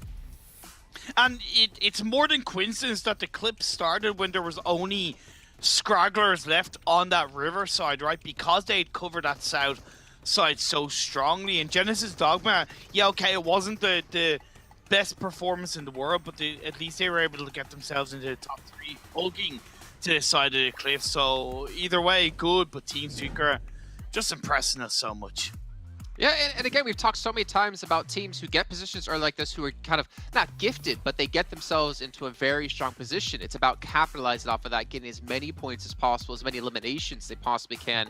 And with 32 points in total, they've definitely been the highest scoring team so far at a single match within PMGC, at least within the East League. I'm not too sure just yet when it comes to the West. You guys at home, just remind you guys once again, I'll remind you 2 more times throughout the day, we do have the treasure box going on for you guys all to pick up. As long as you're watching here in the Esports Center or over on YouTube, you accumulate some points to unlock a permanent item. Max is getting close. I'm still far.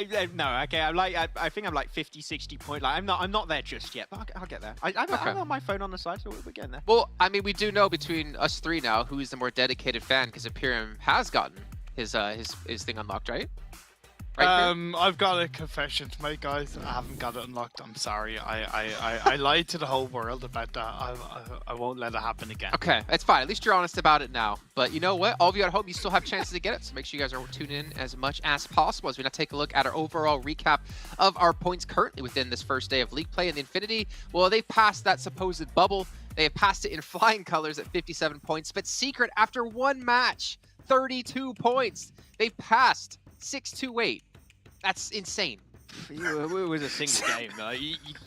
It's insane. The script is written out pretty nicely. I gotta say, this is some good entertainment we're having on this second league play. But yeah, Secret had a strong position, of course. I'm waiting to see how their Sanhok performances are going to pan out. But I remember back last PMGC, I mean, you had Yuhai was doing a lot of the work in those games. But we know that this is a map that they can play really well, given the right opportunity, so they could still, potentially even just next game, also cross the bubble with Infinity and B2 teams to already qualify just in a day alone, which would be absolutely nuts here. Yeah, and I am impressed with DRS. They deserve a lot of respect as well. 8th place after their first game compared to the likes of Reject, 4 Rivals, you know, Nigma ahead of them, all have 3 games, so DRS also having a strong showing in their first game of the day, and yeah, I think that's important to highlight as well. I'll take a look at the second page here. I mean, FaZe, they're bottom of the table, but again, like realistically, 4 more points and they're into top 16. Well, obviously it depends on placements, but you know, 5 more points and they're into top 16. It's really not that far of a grasp for any of these teams, to be honest, to really move through. And honestly, if you look at the difference between 11th and 20th place, 10 points. That's it. That's really not much. It's always like this. This is always the same kind of situation when you're looking at these league play sessions. It's just one good game could be the difference between you qualifying and you being in the bottom 4 and not making it to the Super Weekend. One good game is all that's needed really from, I would say, FaZe to those guys, BTR, Tongjabao, Star Wars, and even the teams that are a little bit high on that second page. So one game is the big difference maker, but the thing is, we've seen some teams just struggle time and time again, and that one game sometimes teams just don't get it, and they just miss out on an entire Super Weekends. They miss out on games worth of points. So teams at the bottom right now, it's still only the first day. There's still an opportunity for you to make it back in, but the more you delay it, the harder it's going to get towards the end. So we need to start seeing those results rolling in as soon as possible. Yeah, and they got 2 matches left to do so today here for the groups that will be participating in those matches. For now, though, we're going to head to a break. And when we come back, we will be here with the 4th match of the day. PUBG Mobile fans around the world, welcome to the 2021 PUBG Mobile Global Championship. To the top teams across all regions, we have a message for you. The Middle East. You have proven your worth. Now, make your formidable debut on the PMGC stage. South Korea, forget the past. This year, show the world you've ascended. Remind the world of South Korea's raw talent. Japan, you came so close last year. But what doesn't kill you only makes you stronger. Bring it back better than ever. The Americas, you're the alpha dogs that dominated the West. Now, lead the pack on the world stage. Southeast Asia, you took down so many strong teams on your journey to the top. It's time for a comeback on the global stage. Europe, it's now or never. Push your limits and surprise us all. This is the moment to create your legacy. South Asia, you were the dark horse of 2020. Amaze those who would underestimate you again. China, you carry the crown of last year's PMGC. Now, with everyone's eyes on you once more, can you secure back-to-back victories? PMGC needs a champion. The world needs a champion. Who will stand victorious in the end? Who will be next to glory?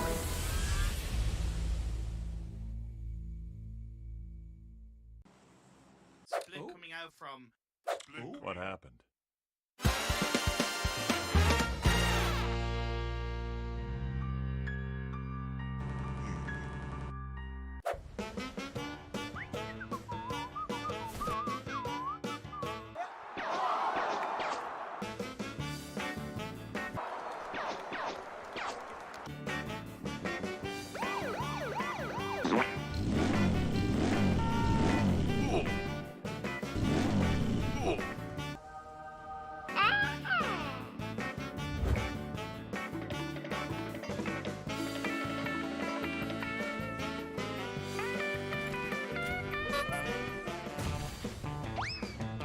Come on, let's do it. Come on.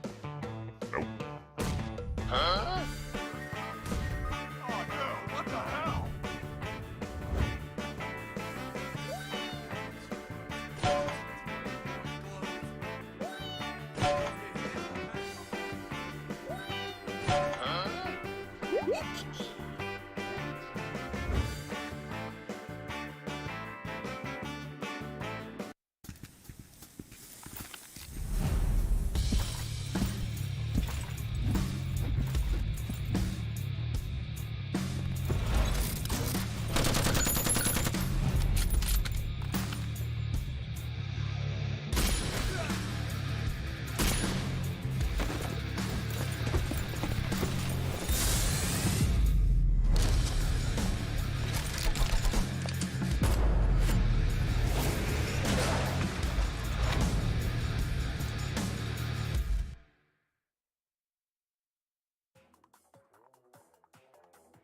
안녕하세요. 네, 안녕하세요. 잠원 지하 소속 준이라고 합니다.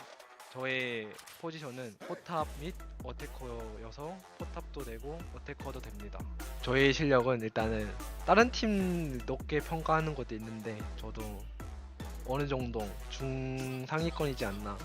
제가 할 거로 따지면, 그러니까 또 이게 팀합이 안 맞고 기복이 심해지다 보니까 중상위권으로 내려온 것 같기도 하고, 포지션적으로나 뭐 해줘야 될 부분으로 따지면은 딱히 질 것 같지는 않습니다. 지금은 더 잘해지고 있다고 생각합니다. 이번에 올라온 BC 스웨일에서 저스티스 선수랑 친합니다. 옛날에 저희랑 같은 팀 동료였습니다. 저랑 걔랑 사이가 원래 안 좋았거든요. 근데 같은 팀원이 되면서 그 안 좋았던 걸 다 풀고, 저도 개인적으로 이제 그 노바엑 스퀘프의 이제 파라보이 선수를 되게 좋아합니다. 이유는 이제 외모도 되게 잘생겼고, 이제 총도 이제 되게 잘 쏘고, 이제 또 자기가 실수가 없어요. 운영 위즈? 교전보다는 운영으로 가는 것 같습니다. 아직 그 교전했을 때 합이 살짝 안 맞는 느낌이어가지고 그걸 좀 더 보완하면은 충분히 비벼볼 수 있다고 생각합니다. 네, PMPS 시즌 1 때 딱 이제 대회를 뛰고 이제 시즌 2 때는 안 뛰었어요. 안 하다가 이제 다시 와서 시작하니까 전처럼 그렇게 잘 하지는 못하는데 그래도 지금은 형들이랑 연습하면서 이제 다시 실력을 다시 끌어올리고 있으니까 저는 네, 나날이 발전하고 있다고 생각합니다. 저는 BCS 저희가 그냥 밟고 지나가는 발판이라 생각했습니다. 보고 있나 저티스. 모든 선수들은 내 손 안에 있다. 다 죽었다.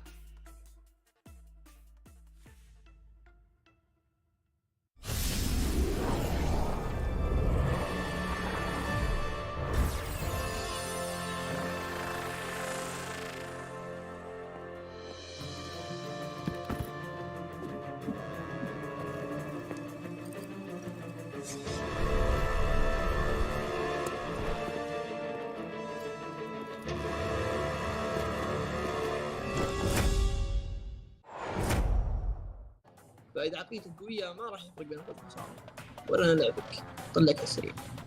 كريبتيف وين؟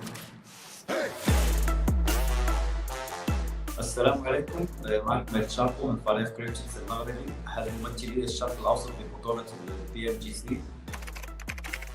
Hello everyone, I'm Raouf from Nigma Galaxy, originally from Algeria. بإذن الله جايين هالموسم عشان نحقق المركز الأول في الشرق. I really admire the Chinese team, Nova Esports. أتوقع أن تيمات جنوب شرق آسيا والتيمات الصينية تيمات قوية وإحنا مو تيم ضعيف وكريبتيف قد التحدي بالبطولة. I think the first team in East League might be a Chinese team, but the finals are guaranteed to no one. مثل ما قال نجم كريكسي الليج مو نفس الأول بالفاينل، الفاينل أهم ومع قوة الفرق الشرقية هدفنا السيزون. These goals are too conservative. Our main goal is to win the finals and be top one. الكلام الكثير ما له فايدة. إذا بدكم تشبتوا حالكم اشبتوا على خريطة إيرانجل. I think our mentality is fine. It might be easy to get ahead of ourselves, and we lost some games in season 2 as a result, but we will not make those mistakes again. And I think we're mentally stronger than any other team. العقلية قوية مهمة، لكن قدرة اللاعب الفردية هي تحدد بين الفوز والخسارة. بما أنه نحكي عن العقليات، عقلية تيمنا كثير قوية وما راح نخسرها في الفاينل وما خايفين من الخسارة، وأنا واثق كثير من تيمي أنه راح نسوي شيء في الفاينل. فإذا عقليتك قوية ما راح يفرق بين الفوز والخسارة ولا أنا لعبك طلعك السريع. Nice. You need to trust your teammates, but when it comes to teamwork, we can show you how it's done. داخل الجيم أكيد راح نتصادم مع الفرق الثانية، وأتوقع راح يكون في كر وفر بينه وبين الفرق الآسيوية، ولكن أنا متحمس لتدميرهم مرة ثانية. تاكتيك شبه الفرق اليابانية والكورية قوي، لكن الشيء اللي يفرق داخل الجيم هو المهارات القتالية، وكريبتيكس ما راح يرحم أي فريق. كريبتيف وين؟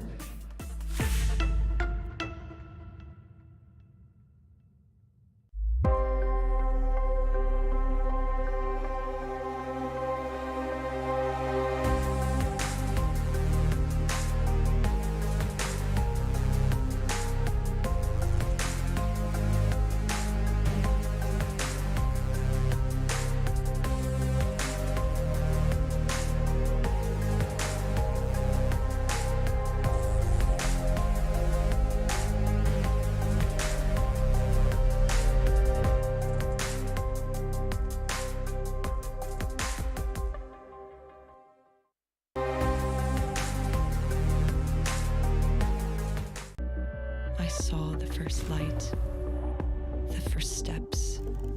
Now I see much more. I capture Earth in all its beauty. I see action. I see drama. And I see it in the finest detail. Moments of inspiration. And the first steps. I am the 1+9. We are back, ladies and gentlemen. It's time to get into our fourth match of the day. I hope you guys are excited as we are, because we got Team Secret again looking to repeat performances, putting up 17 eliminations, 32 points overall. Imperium, you blessed them perfectly. I always want to put you on the spot for another match here, but you know what? I feel like your curse bar is empty. It needs some time to refresh and recharge before we can fully get into another pick out of you. But as we are going to the fourth match, it's going to be Sanhok. And to be fair, if you can correctly predict Sanhok every time, you should go play the lottery. I don't know what you're doing here. I can, but I choose not to, because, Jason, with great power comes great responsibility. Okay. Okay, Spider-Man. Well, see. I didn't know Spider-Man was Irish. Just call me Peter Parker.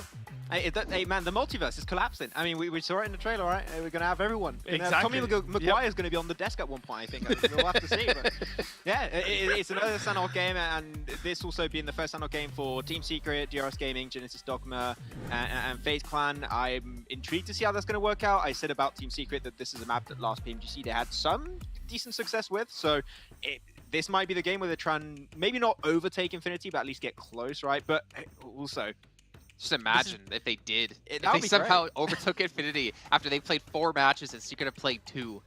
Yeah, that would be a great one. But also, we've got to keep in mind that these points do not go over into the Super Weekend and give you a chance to make it into the league finals. So these teams are looking super comfortable, but is that the teams at the bottom do we got to be focused on a little bit here? And they need to have a big change of pace to make it. They need to find some success on Sanhok, which hasn't been happening so far for some of them.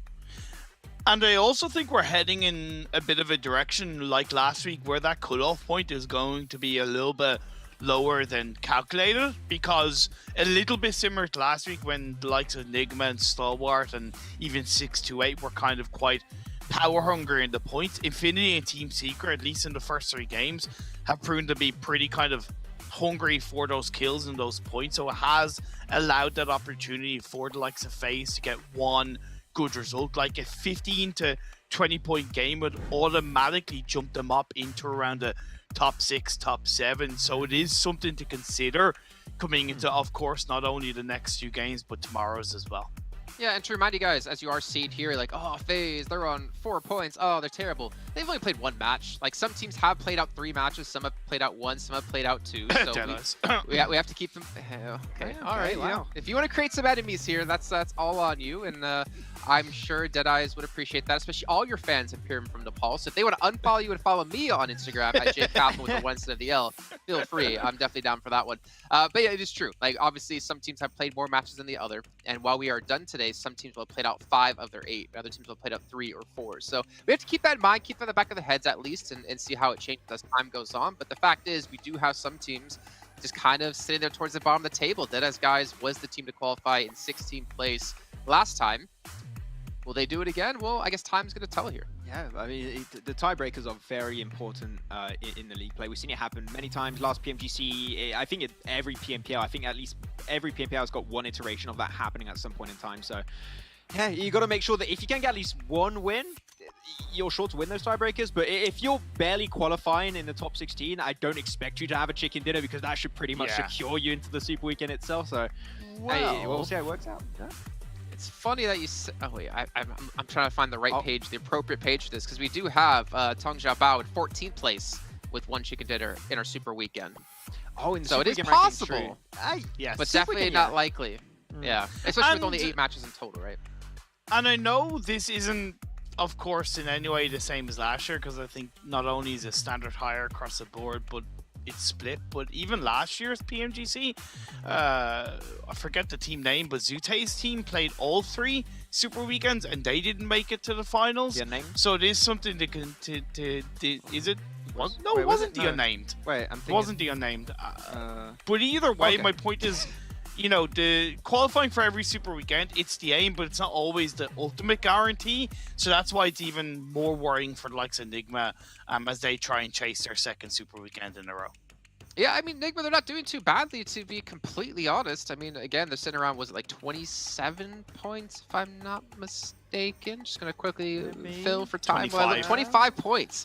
So they're actually not doing too bad, though. They have had like a 0-point result before earlier on, and I mean you're bound to have some 0-pointers just because the zone doesn't go your way, you can't find the right loot, maybe you get hot dropped a little bit. I mean, maybe it's an off match for you, but one thing that stands true across this entire event is you're allowed to have some off matches, but you really got to pick up the points. You got to pick up that pace when it matters, especially when you get into the grand finals. It's just 4 days of time. And some teams are those marathon teams that can do well over a long period of time. And some teams are very volatile and have high highs and low lows. But if you have all those high highs hit perfectly, like we've seen before, I mean, come out the champion. Yeah. Yeah. Yeah. Okay. Can't say anything else. Yeah.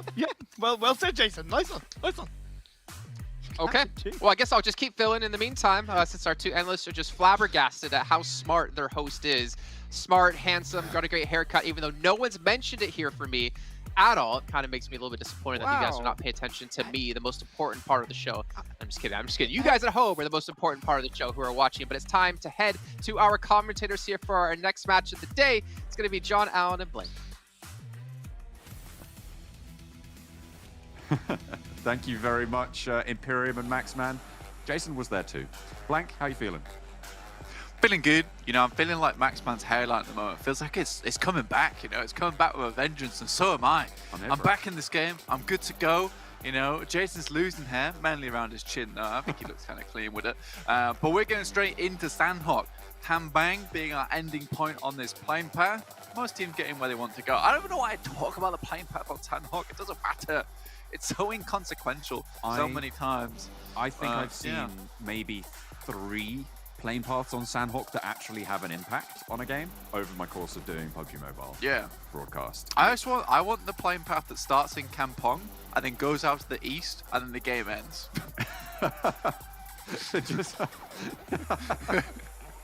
We just leave the map. You guys didn't drop already? Well, yeah. Sucks to be you, I guess. Pretty much, yeah. But that's the kind of plane path I would like to see. I don't think I'll ever see that plane path. I believe that plane path does not exist. I feel like we are getting. I was going to say, I feel like the most curtailing plane path would be far west, right? Like from just north of Camp Alpha down towards Nakam down in the South Island. I feel like that would be interesting because teams would then have to all cross the river all at the same time.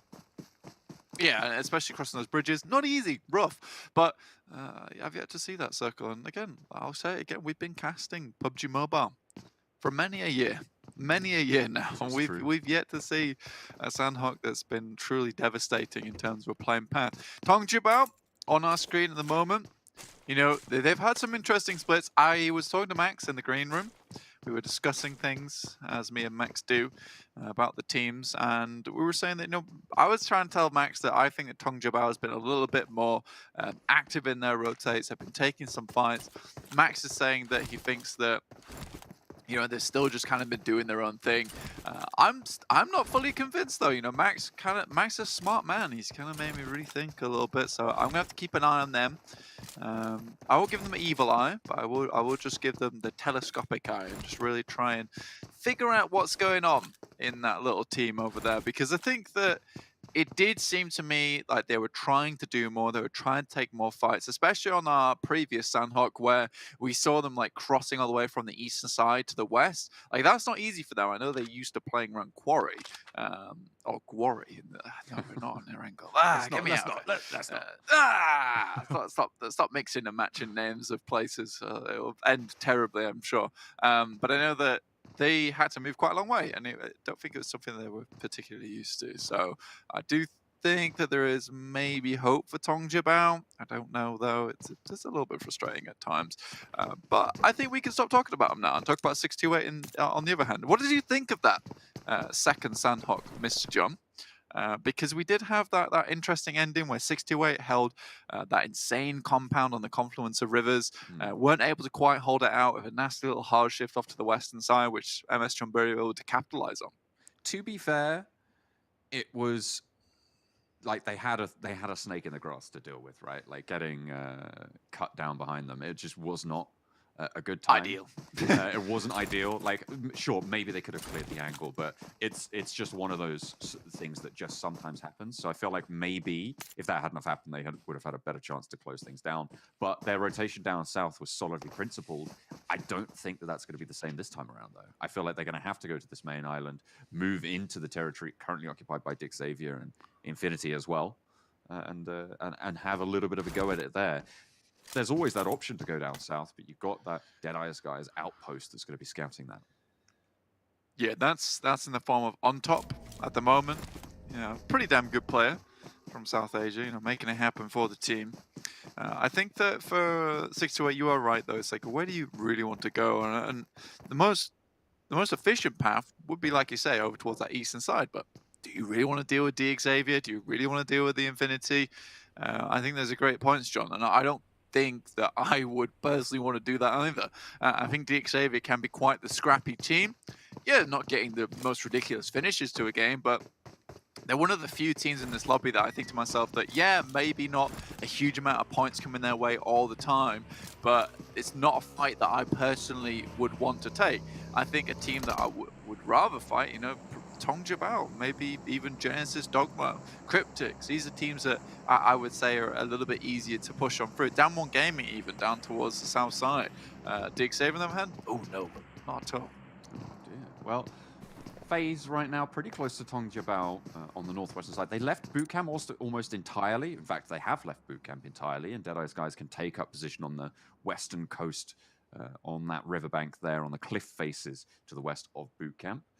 And again, trying to move a little bit more central for a lot of these teams. Rico Infinity team, they have their outpost down to the south. You can see Sir just scouting that out. I don't think they spotted the player, but they're wary of the position to be sure, for now anyway.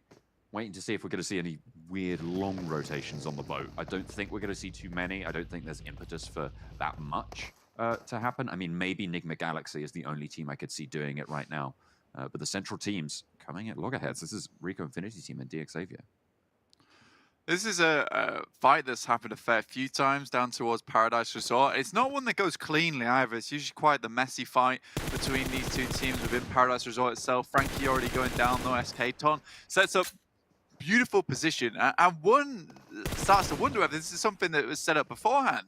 I really liked if it was the case. I mean, they were looking towards that location of D Xavier on that northwest side, so it's a really good start from SK Ton and Rico Infinity. Like, they've just held this one down. They've got the angles. Now they're going to walk backwards after quickly flushing out Frankie. Honestly, just a fantastic read from them, knowing that they take this fight so often. Really trying to minimize casualties, minimize that impact that can be had here to D Xavier. I mean, they've lost that player already. Maybe thinking twice, but they are still putting pressure on, which is interesting. Yeah, I think that for D Xavier now, that begs the question with, like, do you really want to keep going to Paradise Resort? Do you might want to change up your playstyle, because this is no longer a comfortable rotate in anymore. Rico Infinity team know you do this. They drop in Paradise Resort. There's a lot of cheeky little ways you can get on top of the buildings. You can start holding those rooftops, get some nasty angles in. So, you know, D Xavier really has been the only one they've had to fend off in these first 10 minutes of the game, every game. So if they can set themselves up for success there, then D Xavier's chances here on Sanhok just start to plummet. I think that personally for D Xavier, a new plan, is it not? A new strat, maybe. That's not what you're supposed to do, Infinity. Try again. 4 rivals, spot Jimmy on the hillside. Up goes the Jack in the Box. Going to get that flush fairly simply. As Nova get curtailed as they try and move north from their quarry position currently. 4 rivals on the hillside. Snakes in the grass there. DRS with a nade over the top. Is right on the money. Tong Jabal lose that forward outpost. There's no way you're getting that back up either. They're going to have to play at a deficit here, down to 3. Bamboo scouring the hillside with a crosshair, but the bullets just aren't going to land. I don't like that position from Lons at all. It's a really good rock face to play alongside because in third-person format, it gives you so much information. And this is an important hillside, by the way. It's not one that goes unnoticed. A lot of teams want to take this one and get some information across before they go in. Having someone there usually means that you'd have someone behind you being able to back you up. But at the moment, for Tongjibao, they're on this 3-man split. So they can't even support one another. I think you have to play very safe and play for info gathering. There's no way you get down back off that rock safely without the help of a teammate that cooks a grenade in hand. So yeah, I'm 100% going to say it's a bad play. That's just a bad play. Didn't enjoy it. Fair enough. In the meantime, by the way, we saw a player from FaZe go down, get knocked by 628 and picked up by Deadeye's guys for the point. On their top of their hillside. So they are down to 3. Over the top, it's Genesis Dogma. Spotted out Team Secret. Fred out in the open. And that's going to be a flush coming through from Booms. Bold to stay up that long, but it's not going to be punished just yet. Kid around the side, and it's going to be able to crawl back for Fredo. Staying alive for now. The reposition can come in here. Could potentially go for this res. It depends how fast Genesis Dogma act. I think for Genesis Dogma, we were in a discussion beforehand, whether they are proactive or not. And I think a lot of times they are just letting other teams do the work for them. Rabbids goes down for DXavier. Rico Infinity team just moving in, and that's Ferrari going down next. And Rico Infinity team dispatch DXavier easily. Ooh, that was a player on the top of the hillside. Genesis Dogma lose a player as well. The res has come through. And Genesis Dogma down to 3. They didn't crash onto the player down. They didn't move up to the compound. And Ice Shots just tears them apart. 2 players now left for Genesis Dogma. Fredo gets re-knocked, and they have lost Kid in the meantime. Either that or he has gone very low. Hasn't got. Oh, it's just healing up. It was just a pixel of HP left. Fair enough. They'll be able to get that res yet again. So down to 2 for Genesis Dogma. They don't capitalize on the opening that Team Secret gave them. No, they don't. I think that personally, for me, Genesis Dogma, when they are coming to loggerheads versus another team and they've got to pull up the fisticuffs and take a fight, they're not great. I think they're better when they strike from the shadows. And now the jumpers moving past. Nice shots from Daybot. And now they've got to do something about it. Kids coming in. They will flush that one out. So Daybot's done a huge amount of work. And Team Secret now down to just 3. This is a bit of an issue. Around the side, Daybot trying to hold it down with the UMP at close range. An underhand Molotov to isolate one of the sides. Now Ice Shots has full cover. Has to send out a little bit wider. Tries to hit the drop shot. But Kids just better on the day. Will get that flush. A little bit of retribution for Jumper. But they didn't want to lose that player. They really didn't. I mean, to be fair, Genesis Dogma sending Satar off in the distance, you know, it's a necessary evil now for Satar. He just needs to let his team alone. He can't get revenge for them. Tongjibao sitting here with Bamboo. Again, still very split up for this team. Must know that FaZe is off in the distance with MR5 and Torres and Tony K. Beer 11's already gone down. FaZe, come on, guys. We know you can do better than this. This is a little bit of an unfortunate turn of events for them, and I think that it would be a massive, massive shame if they didn't get into the second Super Weekend. At the moment, they're just playing scared, though, for my liking. Yeah, I'd have to agree. I feel like they've been playing very, very close together, which in general to me would imply that what you're bringing up is they're a little bit, they lack a little bit of confidence in those scenarios, right? At the moment. We were expecting more from them. At the moment, they're just so tightly huddled. However, to be fair, in their current position, they're holding that Crossroads compound, and they do have a lot of points and a lot of sight lines there. So I think it's fair enough that they're close right now. But even before on the hillside, they were just super close together. I think losing one is going to cause some problems later on, though, holding that Crossroads. When people start to figure out that it's a pretty strong position, especially with it being so central, 4-man team drops in. It's too easy. Yeah, I don't know. I'm completely disappointed. I'm completely disappointed. 100%. My day is ruined, honestly. You are saturated with the disappointment that you feel at Tongjibao. Yeah, it's... I thought they could change things. I really do not get the 4-way split at all. I think this late into the zones, right? Like it's... Yeah. Even like trying to hold down specific like hot areas, like we saw from Lons earlier on, you can't do that alone. You kind of have to just commit to the info game in one specific area and then play from that area on Sanhok. So don't know what's going on with Tongjibao, but this game This game is a definitive like performance that isn't great, honestly. With the circle shift, we're onto a north side brawl. 6-2-8 and Infinity have taken that to heart. At the moment, Yu Yang getting flushed out by the Infinity, guarding out south of Tapmok on the northwestern edge of Paradise Resort. Rico Infinity team, the only team in Paradise Resort right now. In a very, very central location as well. I'm surprised Tonja Bao haven't tried to take it from them. Well, what? I mean, come on. They're not. If we were gonna take that, they'd probably have one guy taking it. The other team would be down towards barn, you know, having a sip of coffee or something, and getting ready to go up there. You got this, mate. Their bootcamp player, you know, maybe not even bootcamp, probably down towards Painan, more than likely. Control the crossings. I get it. Control the crossings, yeah, from afar. Maybe you can see your teammate off in the distance. Then, guys, they've about made their way across now from that western island to the north side of boot camp. But yeah, you are right. Rico Infinity team holding down Paradise Resort. They were just waiting for this day. Waiting for the day that we get the circle on Paradise Resort. And that's where Rico Infinity team can potentially shine. I would expect them to. You know, being able to set up in Paradise Resort nice and early with this kind of circle shift is going to give you so much agency in the circle. DRS on that eastern side as well, alongside Team Secret. You know, the rivalry returns strongly. You know, if Team Secret don't make it into this next Super Weekend, like, it's all down to DRS. But realistically, at the moment, with the way Team Secret is playing, highly doubt that. MS Chamburi swing out and actually go across the North Bridge to insert themselves very near to Deadeye's guys, very near to 628 and God Tunny from Infinity, who is their western outpost. I don't think they're expecting a team to move across that bridge on the west, and I feel like if MS Chamburi had tried to go for one of those compounds on the junction, God Tunny would have gone down. The pressure exerted upwards by 628, by Deadeye's guys, would have pushed that rotation up, and God Tunny might have suffered for it. But now, MS Chamburi in a very tricky spot. Yeah, with Deadeye guys as well in this area, plus 628, you almost having a little bit of a repeat of that last game on Sanhok. Unfortunately for Marshall, if they can get themselves in, it's only zone 3, so it's still possible to bring up members. Senke will get back on his feet, but we'll have to immediately run into the circle. He's out the window there. 628 trying to hold off this push. MS Chamburi looked for the crash. They've moved on up, and they have the hillsides as well.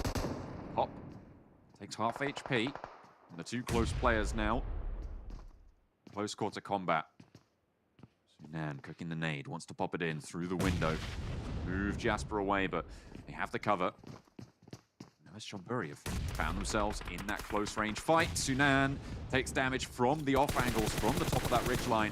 Getting suppressed back though. 33Z operating for his team, for the teammates as well. As they are just going to try and hold off that push. Team Secret try to crest this ridge, but Cryptics have other ideas. In the meantime, Sunan has fallen on that forward position, and MS Chamburi, they've been playing this very, very, very well disciplined. Yeah, it's very hard to actually get any shots down onto onto MS Chamburi with these off angles in play. It's just so damn good. Aoshi as well, just struggling to do anything to stop the swell of players from MS Chamburi. Sunan gets flushed, and this is probably one of the best crashes I've seen from a team so far. Certainly right in front of us of MS Chamburi onto that compound there. Very well disciplined, very well principled. I feel like the dash from one side down was maybe a little bit overzealous, but Daoshi still giving it. Still giving it out. I think the Galaxy, in the meantime, against Nova on the southeast side. Blank, they're going at it. They are.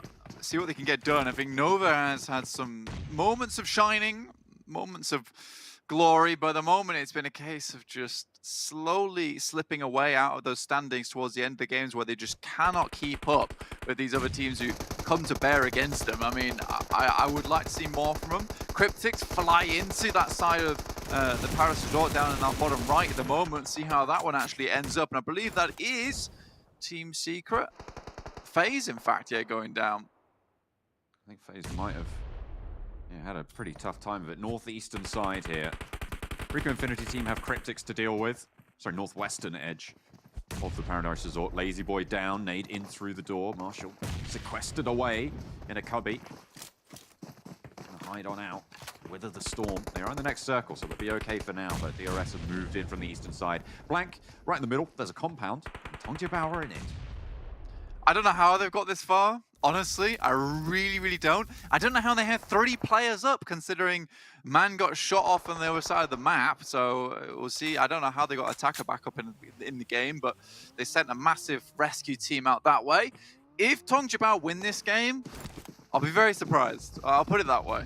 The Infinity still have 4, though, on that top side. You know, this is a team that is insanely good on Sanhok. Their ability to control areas and confidently do it is just shown the way they have this northern side of the map locked down with that 4-way split, which I think is actually good considering they're on the coastal side, so they have to really worry about the 180 degree in front of them. The circle moves over to the Paradise Resort as well, so Infinity's movement was very well timed there. They regroup as 4, they give up that zonal control, but they now have oversight of some of the most crucial areas of this map as Rico Infinity wants to take out the squatters. All 4 of them in the building. Lazy Boy low, going down, just bombarded into the corner. Prestigo low as well. Needs to be careful, does go down, traded off. Marshall last standing for Cryptics out on the balconies. Rico Infinity look to move through for the flushes. Looking for more here. Might just be able to get one player back up again. Infinity don't really want to go in on this fight. They've sent out 2 wide towards Deadeye Guys and MS Chumburi, which is an insane play from them because they don't have to push this fight at the moment between Cryptics and Rico Infinity team, which will finish it off right there. Rico Infinity team really suffering though, so maybe a time for a third party from the Infinity. Down 1 Gaming in the crevice, in the cracks, will be taken down or overwhelmed in that scenario. And now look at this, Mela and Nuzi looking to move up for this third party. Perfectly timed from the Infinity. They heard all of that gunfire going down. They saw what was going on. Nuzi getting knocked, but Mela's in for the backup. The flush is good, but Mela over the top vaults into danger and will be able to take care of business. It's 3 players alive for the Infinity as they take down Rico Infinity team in their drop spot. I think that they also took down the remaining players from MS Chumburi and Deadeye Guys on that western edge, so they dealt with 2 things at the same time, which is insanity from the Infinity to split their team up like that and effectively communicate at the same time. Goodness me. This is a world champion team coming through from the Infinity at the moment. DRS control the majority of Paradise Resort, and now the Infinity can start to think about coming down here. Tongjabao really haven't done too much, but they still have an opportunity to get into these final moments. 7 teams still alive. God, the Infinity are on another level today. They have put something in their breakfast because this is phenomenal performance coming through Blank. It's like you know, Neo was a good fighter before he realized he was the one, but then as soon as, you know, Agent Smith jumps on in, it's just on another level. He doesn't see the numbers anymore. And this Infinity stepping up to the plate. Tongjabao, they're getting cut down as they try and move towards this position. I mean, rightly so. There's so much open ground. There's really not a lot you can do. 5 teams remain though. A couple of healers out in the blue. Classic Ralph from Nigma Galaxy. This seems to be the typical Ralph strap here on Sanhok. Tongjabao down and out. Now, realistically, our only 2 big contenders at the moment are DRS and the Infinity. I would 100% call the Infinity winning this whole tournament if they can win versus DRS here 3v4 whilst DRS hold the entirety of Paradise Resort. I'm happy to call that right now. I won't go back on my word. All right, you heard it. Clip it, ship it. Let's get it done. Logan's position. Isolated, known, hits the deck again. A good nade to reposition, takes a little bit of damage. AJ with another one cooking up, but Mela has one in the back lines as well. They want to find these balconies, they want to find these angles. That's right on the money. Logan breaks out in the open and he goes down. So it's down to 2 for the Infinity and immediately flashed. God Tunny with a nade, spots the balcony, moves that nade through, forces Nima to take a back foot, needs to heal up. Realistically, at the moment for the Infinity, they just have to wait for DRS to come to them and pray to God that this circle moves their way. Luckily, it has moved further away from the actual compound and towards the Infinity position, but still, it is 4v2. You see MS Chumburi, Jasper off in the distance as well. I don't think he can get much done, but he could make the backstab happen onto the Infinity. The Galaxy as well, healing out in the blue. Yalzin in a crucial off angle here, but I feel like he isn't quite far around the wall. God Tunny goes down to a nade. DRS demonstrating their prowess. I think this might be the first chicken dinner that they're looking good for, Blank. I think they might have managed to finally make it happen. Mela finds one, pops up for one. Yowzen goes down as well. Mela behind the wall. Oh, I was hoping, but DRS finally claimed the chicken dinner. Take down the Infinity in a great turn of events for them. DRS hold down Paradise Resort. You know, if God Tony maybe have pulled back a little bit there towards Mela's position, there might have been a chance. There might just have been a chance. But, you know, the ability from DRS, too much. You know, Nepal riding strong here, coming through on Sanhok, looking very, very strong. Again, it's just holding down that compound, and I think that they did a great job to move in on that spot. After, you know, a lot of other tenants had been removed at the end of the day. Also, Rico Infinity team, I've got to give massive props to that team, considering the amount of onslaught that they had to fight off against throughout the entire game. And just a great beginning from them, taking shots onto the Xavier at the beginning of the game. It was just a great setup overall. Yeah, absolutely. Very, very well done. I was just taking a look back through the match results to see if DRS have managed to get a chicken dinner so far, and this is their first chicken dinner, so it's really, really great stuff for them in this tournament to finally be able to claim it, because they were one of the teams that we were talking about as, you know, they deserve to be one of those top spots, as they have proved time and time again. They have had a great entrance so far into these tournaments, coming third in the Super Weekend performances, but always just being pipped to the post. They've had, I think, like 4 or 5 second places, yeah. A couple of third and fourths as well. Now it's their time to finally crest that ridge and stand atop the mountain. It's been a long time coming for DRS, to be quite frank with you. This was an insane fight between MS Chumbury and 628. And you know what? MS Chumbury have been really impressing me recently. I think that they've done fantastically well. I believe they went down in 3rd place there in that game. But again, MS Chumbury really starting to step up just a little bit. FaZe, on the other hand, not really impressing. Tong Jabao, you know, again, they've just slowly slided their way into that 5th place, I think it was. But I don't think it was anything impressive. Again, I don't want to harp on it too much, because I feel like I really am like Tong Jabao's worst fan. On the flip side of that, though, very impressive, the Infinity's movements in that game. They had an incredible set of rotations. Unfortunately, they couldn't quite make their way up the garden features of Paradise Resort. DRS will get to relax there for time everlasting. Let's head over to the desk. Yeah, I don't really know how often we have to keep saying Infinity are impressed us before this just becomes the norm, to be honest. Again, another Sanhok. They place extremely high, actually taking the most points in the entire lobby on that one. This team just seems to have Sanhok narrowed down, and I feel like I have not been able to say this ever about a team before. I think we're unfortunately going to get to a point where we're going to be impressed by Infinity if they arrive 16th in a game. I think we're going to be, wow, they arrived 16th. They can actually have bad games. What's happening? But yeah, 22 smackaroos happening this time around. 10 eliminations in that game. They were so proactive, Imperium, in this one. We were a little bit back and forth. We had a back and forth conversation with Imperium talking about their big white split next to Tapmok into the more northern side, which at the end of the day, I think it was good because it also gives them a lot of opportunities depending on where the circle goes. But because of that position of Godtini that I was unsure of Imperium, but you pointed out could be good for information. They knew where guys were going to be. They knew where MS Chonburu were going to stand, and that's because they got so many kills because of the information Godtoni was able to feed over. Like, they wanted to get some big kills this game, and they definitely showed up at the end. And I wasn't massively impressed with that spread overall in the early to mid game, but you also highlighted to me that it's not really a position where a lot of teams tend to converge onto. So it's really what worked, and there was a little bit of help with the fact that Cryptic's third-partied on the Team Secret, and I think around phase 3, phase 4, so that automatically allowed the kind of more northern edge of the circle to be less congested as well, and it just worked out for Infinity. But we gotta give props though to DRS. It's their very first chicken dinner in the PMGC. It may not have been the flashiest, but 21 points, getting the job done.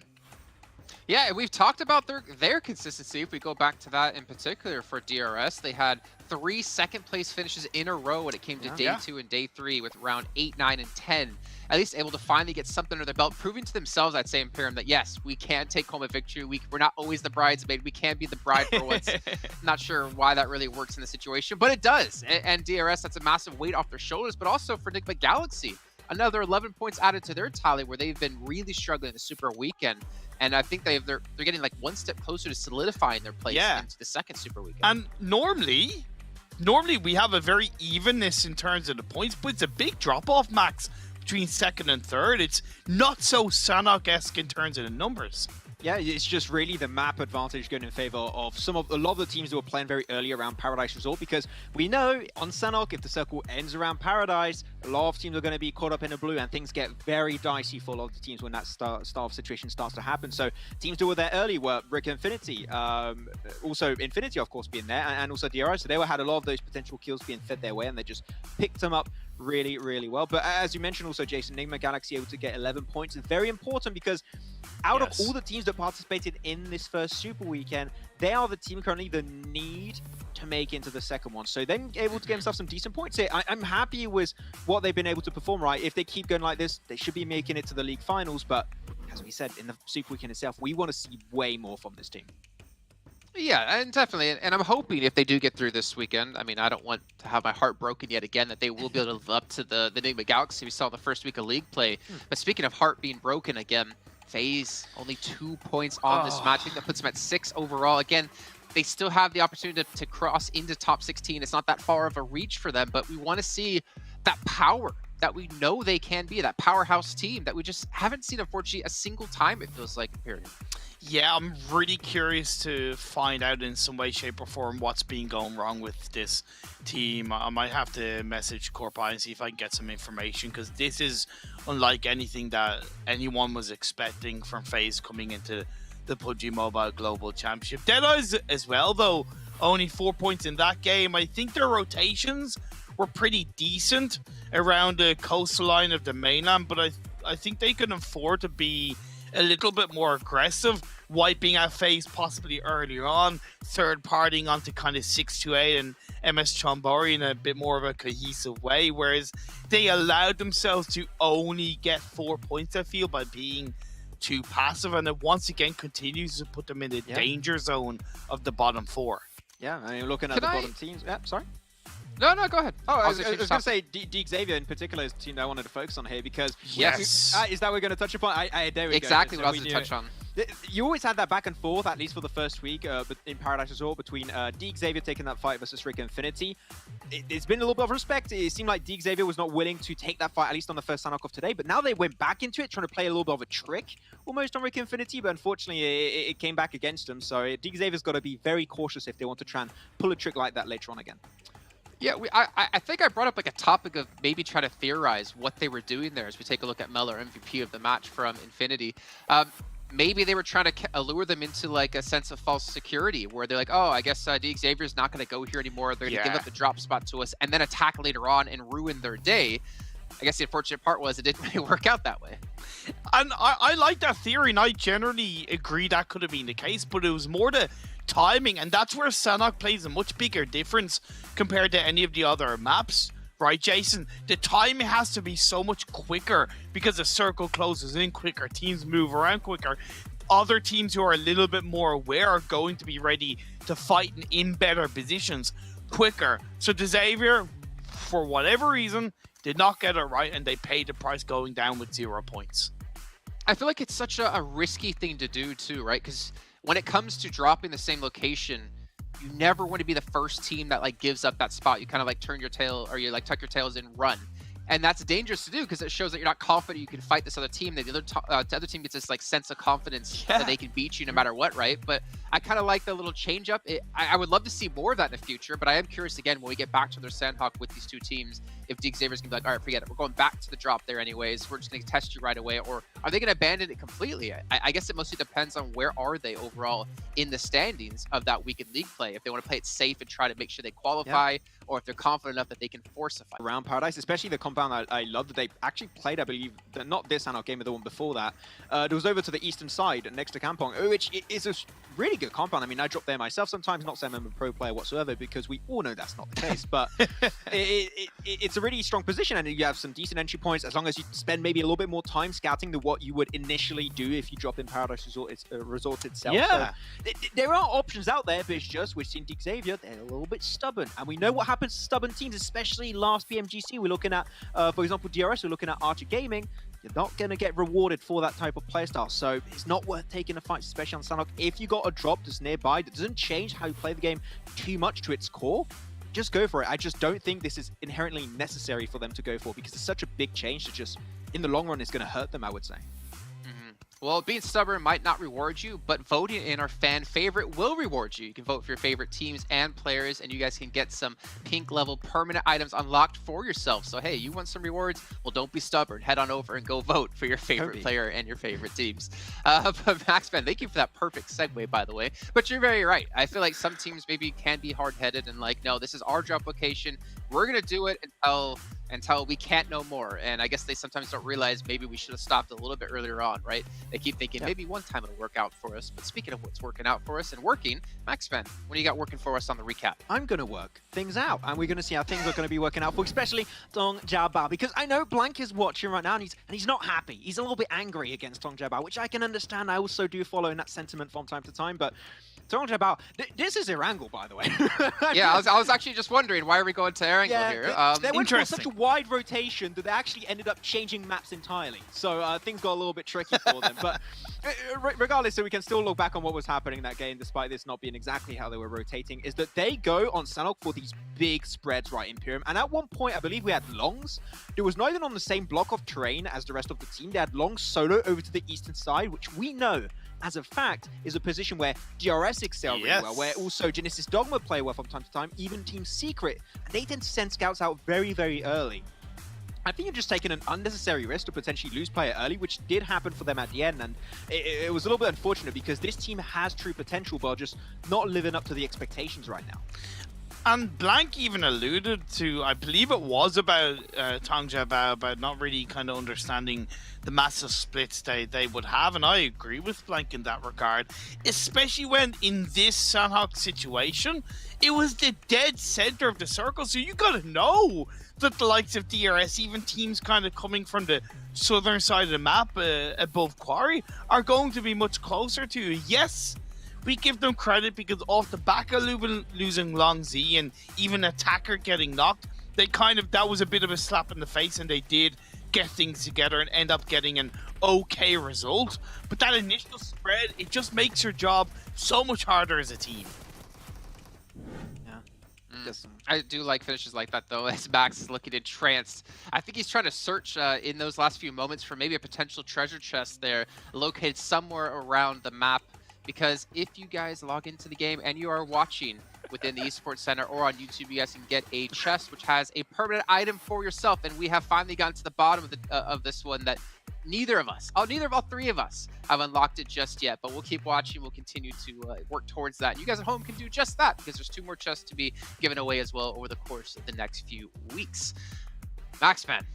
Yes, okay. Interesting stuff. I don't know. I'm actually really curious for tomorrow, because things end off. Yeah, I just like to say his name. Maxman. Final match on Sanhok tomorrow. I think it's gonna be so interesting to see like how teams are gonna be playing that much more crazy. Like when it comes to, I mean, again, I don't know how the points are gonna break down, but let's just say 12th through 20th. I feel like things are getting very hectic for some teams to try to pick up every point possible. Wait, is Kalaris analyst tomorrow or not? Because if we know how much Kalaris loves finishing moments on Sanhok. You know, it's like his favorite thing, I think, ever in PUBG Mobile Esports. Great to see. But yeah, it's going to be tricky, and I think that one of the things you see a lot when the final game to qualify to the next stage, it is Sanhok game. Teams just heal off and just try and get as many placement points as possible. That's how it works out. 79? Yeah, Max, 40 points ahead of second place. Guys, that's insane. That's ridiculous. It's better than Infinity. And beyond. Pun intended. It's magnificent performance from the Infinity. I'm kind of a little bit speechless. They have almost as many eliminations as DRS, MS Chonburi, and Nate McGalty combined. I thought you were gonna say they got as many kills as me that I had during the entirety I tried to qualify in PMCO. But you know what? He didn't do it. I mean, I did it to myself now, but fair enough. Yeah, I don't know where you're going with that one. You just like ripped on yourself. I was trying to talk about, you know, something not about you. But hey, you know, if maybe that's what I've kind of done to you, Max, is that you expect every time I talk about something amazing, I'm gonna be ripping on you. Just trash maybe that's my myself fault. now. That's how it goes. But onto the second page. This is where things are getting a little bit more scary for some of the teams. BGR phase, we know that they have not made it in that first Super Weekend. The fact that they're still in this position, and it's still early, we're still not even done with the first day, right, of this second league play, but we're seeing history tends to repeat itself, and if it repeats twice in a row, they're going to have to not only make it to the third Super Weekend, but they're going to have to have the best Super Weekend ever seen by any teams so far if they want to have a chance to make in that top 16. So, yeah, this is not at all what we wanted to see, but it's just happening again. It's insane. Groups A, B, D, and E start to jump in here as we're going to potentially the final match. I did want to bring up, as John Allen actually mentioned to us, DRS Gaming in second place with 39 points. Yeah, they might be 40 points behind the Infinity, but they also have half the games played at 2. That in itself is pretty impressive, right? That they're already at 39 with 2 matches played, whereas the other teams around them all have 4 until you get into Team Secret, and obviously there's 17 elimination game they had before. But ladies and gentlemen, we have our 5th and final match of the day coming up shortly, but we have to go to a quick break, and when we come back, we'll be diving into that one and find out which teams will come out on top. PUBG Mobile fans around the world, welcome to the 2021 PUBG Mobile Global Championship. To the top teams across all regions, we have a message for you. The Middle East. You have proven your worth. Now, make your formidable debut on the PMGC stage. South Korea, forget the past. This year, show the world you've ascended. Remind the world of South Korea's raw talent. Japan, you came so close last year. But what doesn't kill you only makes you stronger. Bring it back better than ever. The Americans. You're the alpha dogs that dominated the West. Now, lead the pack on the world stage. Southeast Asia. You took down so many strong teams on your journey to the top. It's time for a comeback on the global stage. Europe. It's now or never. Push your limits and surprise us all. This is the moment to create your legacy. South Asia. You were the dark horse of 2020. Amaze those who would underestimate you again. China. You carry the crown of last year's PMGC. Now, with everyone's eyes on you once more, can you secure back-to-back victories? PMGC needs a champion. The world needs a champion. Who will stand victorious in the end? Who will be next to glory?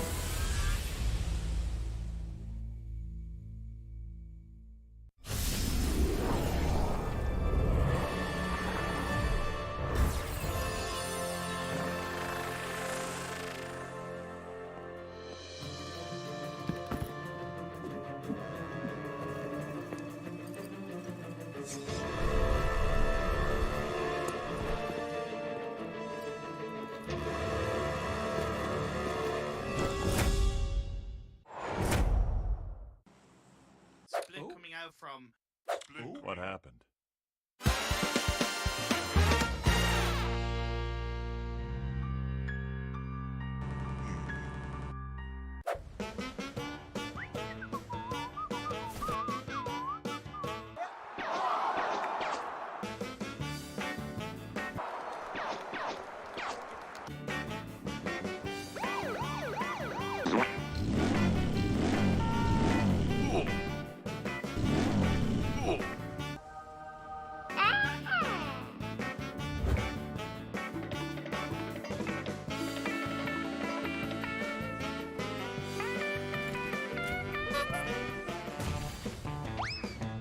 Come on, let's do it, come on!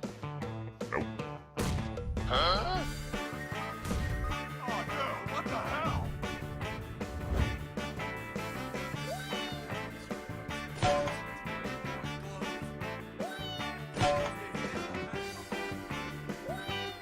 Huh?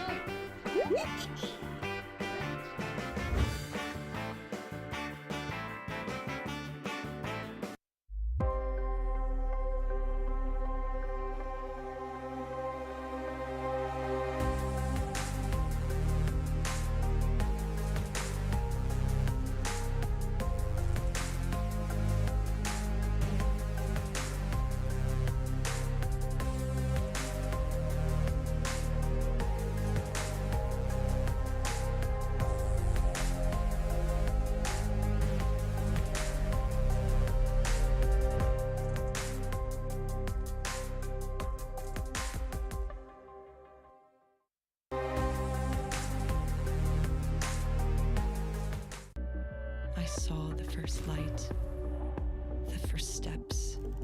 Now I see much more. I capture Earth in all its beauty. I see action. I see drama. And I see it in the finest detail. Moments of inspiration. And the first steps. I am the 1+9. Oh man, we're almost at the halfway point of our second week of league play here at the PMGC 2021 East League. It is week 2 as well. Keep in mind there's only 2 super weekends left to be played until we find our top 16 to head into our league finals, where only top 9 will make it into PMGC Grand Finals to play for the big bucks, and not to mention play from the best teams from West and 1 invited team from India. We're still not sure which team it's going to be, but you know it's going to be an intense one. It's going to be a team that's looking to take the title for themselves and bring the glory back to India, where unfortunately it has fallen in this last year of time. But gentlemen, 5th map of the day, we're going over to Erangel once again. I'm going to just throw it you guys into this really fast. Predictions. Oh. Final match. Okay, so I am not going for Group C. Damn, I was hoping you'd say a Group C team, man. Hey, not only the players and the teams I'm improving to my own pacing. Okay, we're getting there. No, for this final game, there are a few teams I would like to potentially see do well. I would love to see Enigma Galaxy potentially come up with a win. I would like to see a little bit of a confidence boost on their side. Potentially a win would be helping them do that before entering the Super Weekend. So yeah, Enigma Galaxy, I would like to see a little sneaky win from them. Bless us, Imperium. Bless us with your prediction. You were right about Secret earlier on. FaZe. If they win now, man, I'm just... If they win, I think we're kicking someone else off the analysis desk over to casting, and we're keeping Imperium here.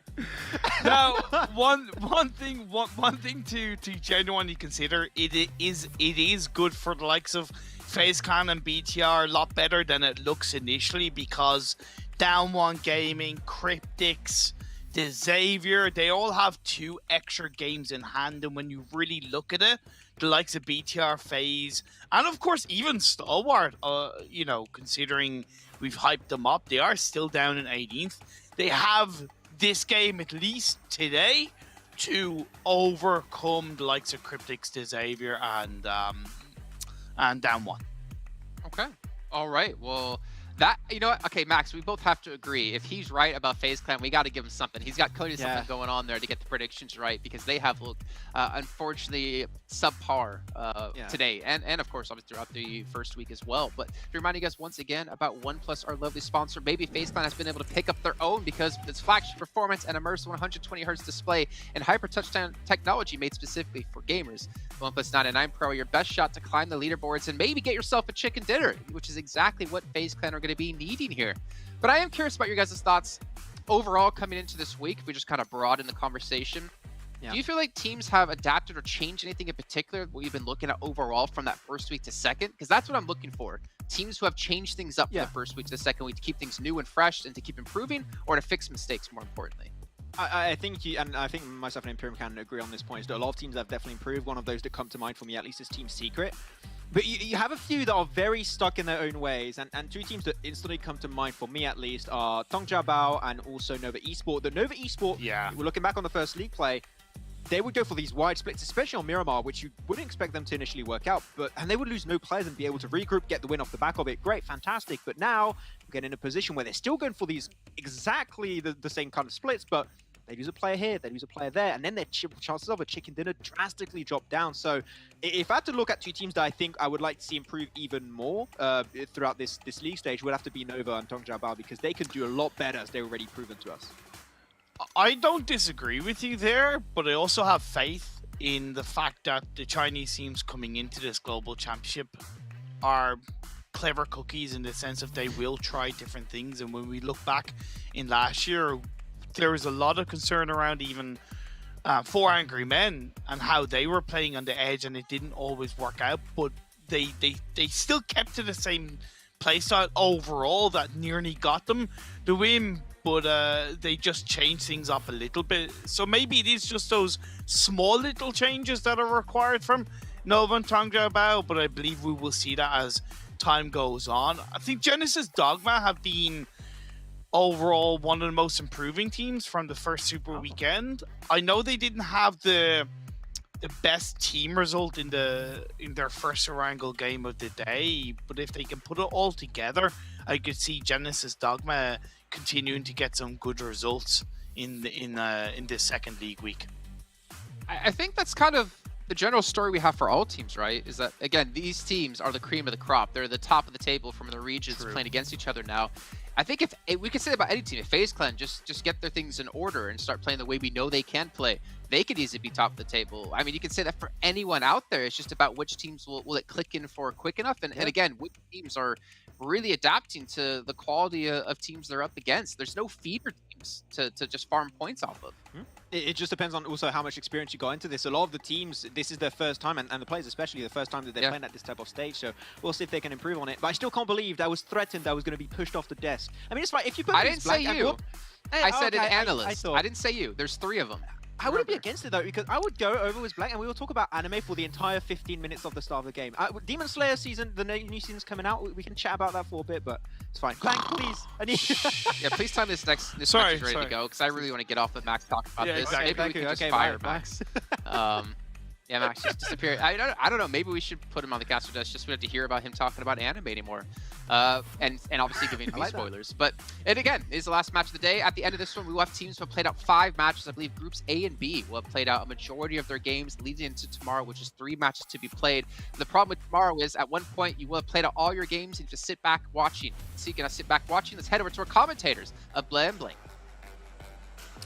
Thank you for that, Jason. And you know what, Max? I really wouldn't mind. I'd love to sit here and talk about the new season of Demon Slayer coming up soon. Hopefully it should be good. But right now, we're going to be talking about the final game of the day here. Joining me, as usual, is going to be Blank. How are you doing? I mean, I wouldn't say it's as usual. This is a little bit of a change to form, but, you know, me and you, Blair, we're going to go plus ultra on this map. We're going to be just fine. We're going to move through from Kameshki all the way down to Sosnovka, Team Secret, with their Kameshki split. Might be a little bit challenged here, Blair. I'm not sure. There could be a few teams in this area. And God, I swear to God, man, Eastern team, they love Yasnaya. Yasnaya is like hotspot. Oh, yeah, absolutely. And this particular, I wouldn't call it a stalemate, but what has been a very interesting meta game, I might say, between DRS and MS Chonburi has definitely been something that I've been personally enjoying. DRS, of course, coming out on top for the majority of the times, but we do need to talk a bit about what the desk alluded to earlier. A very brave gentleman on the desk saying that FaZe is going to be up this time around. Oh yeah, are you courageous? Yeah, literal Beowulf on the desk here, saying that, you know, we're gonna have FaZe winning this. I feel like this is maybe perhaps the death of a hero here, trying to give FaZe some hope. I don't know though. To be honest with you, I've seen wilder things happen like that, getting a pistol kill right at the beginning of the game instead of using the AKM. Sorry, okay, Glock in hand. That's the way to be. Might be a fan of some of the old school Hong Kong John Woo movies, you know, a little bit of gun fu there from Genesis Dogma. But now that they do have the rifles, of course, they're going to be using it. And yeah, Genesis Dogma, again, I just keep harping on the fact that this team, they're so convincing when it comes to winning a couple of these early team fights, but not quite able to, you know, have that one big pop-off game, you know, get a chicken dinner, maybe a 30-point game, which I feel like it's going to happen eventually. And when that happens, I feel they could really be a threat to quite a few of the, you know, the middle of the pack teams, the teams in the, you know, the 4th, maybe 12th position, perhaps. They're a team that aims high, but not at the highest point. They aim for 3rd place usually. That seems to be the way to go. I think getting these kills versus BC Swell, not the most impressive thing in the world, to be quite honest with you. I think BC Swell has been doing great so far. I think Reject's really been bringing the thunder from Japan at the moment, which has been looking very, very good at the moment. BC Swell, on the other hand, just a little bit more funky, and especially this playing path. Like, you need to be able to make these split-second decisions. It feels like BC Swell, obviously they didn't play that many matches. They've only played 8 matches so far. You've not really got to the groove of things. On the other hand, Reject's been having a lot of time to figure out where are we going to go during these weird off drops. In this case, they find some vehicles, move back down to Ferry Pier. Pretty standard drop for them. But we will see how it goes down. Genesis Dogma, though, again, like you say, I'd 100% just classify them as a third-place team. I don't think they're really bringing that extra ammunition to get towards that top side. Right now, though, oh, I love that name. They know. Oh, they know. They're so aware. They're so aware.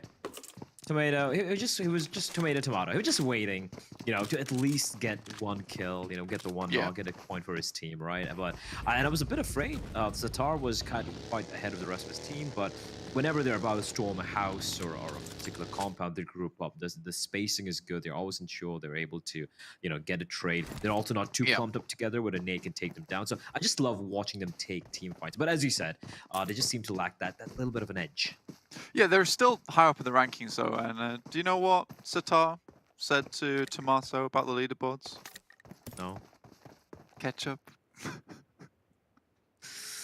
Ketchup. Go on. I know. Just stop making it worse by explaining it to me. It's a Tarantino reference. Swiftly moving on. we do have the zone here. We haven't really touched upon it much. I would love to see a military island zone. I don't think we've seen much of that thus far. You know, and considering Infinity have been a monster, just untouchable. Untouchable. It feels like in the lobby. It would be interesting when the zone starts favoring them. How much more of a Leviathan they can be. Yeah, I mean, it would be funny to see it, right? And Leviathan is a great way to put it, because at the moment this is just a huge serpent of a team that is just sucking up all the points in the lobby. But I do want to know what happens when it comes down to their side, because potentially it's a massive difference in the sense that maybe they don't do well on Sosnovka Island. Mainly because what they like to do is have the entirety of that space towards themselves, move out onto the bridge, get into the circle all looted up, and then play from there. And at the moment, this gives them a lot of freedom in the early game. If we did have a Sosnovka finish, I do think a lot of that freedom would be taken away from them.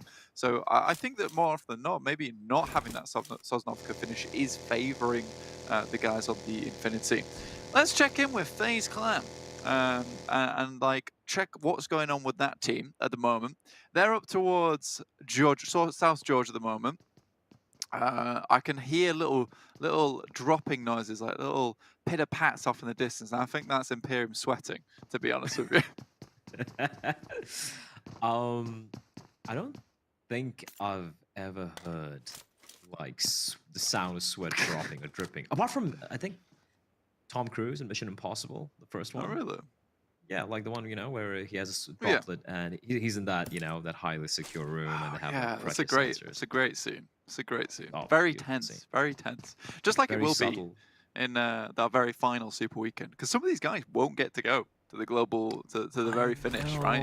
I know, and that's the thing. Like, sure, we talk about, you know, FaZe, we talk about Bigatron, we talk about Enigma Galaxy has struggled as well, but these are just a handful, right? But if you look at the number of teams who are going to be qualifying to the Super Weekend, it's less, it's half. You know, it's half of the teams playing here. That means it is, as you pointed out, going to get very stressful and very, very heartbreaking for a number of these teams. 100%. I think that, you know, we need to go back just a little bit further whilst, you know, we've got this fight on our screen between the Infinity and Reject, which I don't think is going to go anywhere too soon. But, you know, imagine you casted South Asia, right, Blair? You saw where all those teams came from. You saw the amount of work they had to put in, how many teams actually were able to get into the global finals. For Western Europe that I casted, we had the European Championship, so we were cutting down the top 16, and we had a few come from several different regions in Europe, and then we cut that down to 7. It has been brutal. So every single team that gets here, it would be so sad to go out now. And especially for FaZe Clan and BTR, who have done so incredibly well over in Southeast Asia and continue to perform in what a lot of people would argue is probably one of the best regions in the world, to come here now and just fail, almost. I don't really have a better word for it. I mean, fail sounds very, very harsh, brutal. right? Yeah. Capitulate. There we go. It sounds more poetic. It means the same thing, but you know, it sounds a little less. It kind of softens the blow, I feel. But yeah, I have to agree with you, and it's even more evident when you see the best team right now. undoubtedly, at least, you know, we're not even halfway there, but almost halfway there. It has to be Infinity, and they're from Southeast Asia, and they have looked incredible, right? So what's the excuse for the likes of a FaZe or Bigatron? Absolutely, I think you hit the nail on the head. The region is being very well represented by, you know, the likes of Infinity. Of course, we have 4 rivals as well who have looked incredible. For the South Asia side of things, because they did bring it up, I won't lie, my expectations for DRS and Dada's guys weren't too high. I thought it was Stalwart Esports who would be the ones to really make an impact. But what I saw in last season, season 4 of PMPL South Asia, it wasn't a flash in the pan. These teams, the rest of the region, have risen to the level of the Mongolians, and they are delivering right now. I would say that DRS is probably one of my favorite teams of all time because the drive behind that team is unbelievable. We got like a V8 engine in there running, purring, because they are in most of these tournaments, if not all of these tournaments. They keep coming back regardless of those results, regardless of how bad those results were as well. They have come back, they keep improving, they keep making things happen. And now we're here at a situation where I see DRS and I think to myself, like, this is a completely changed team and one that should be feared in the lobby. So not only did we get a change of logo, we also got a change of pace coming through from this team. So it's great to see, you know, seeing all these little teams unfold as we go on, their stories develop, and including the Infinity, like you brought up earlier. These are practically upstarts within the community, within the ecosystem. And it just shows you can never really rest on your laurels because there is always that player that someone hasn't discovered yet. And here we are with the Infinity just doing ridiculous amounts of work.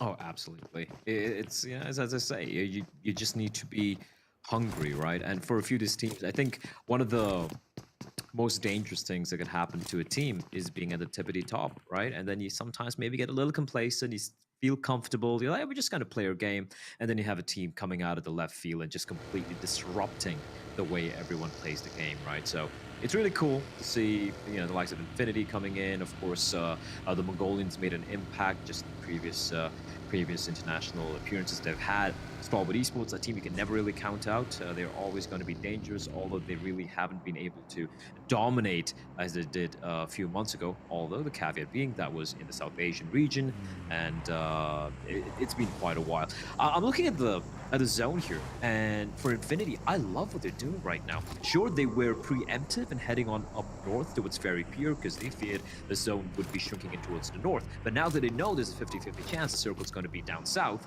they have sent a couple of members to take control of the bridge. So I think they've just they've made sure that they have the contingency plan in place. Yeah, not only that, is it because they're holding Lighthouse now, and they're also holding the western side of the bridge. Like, this is a very classic bridge camp.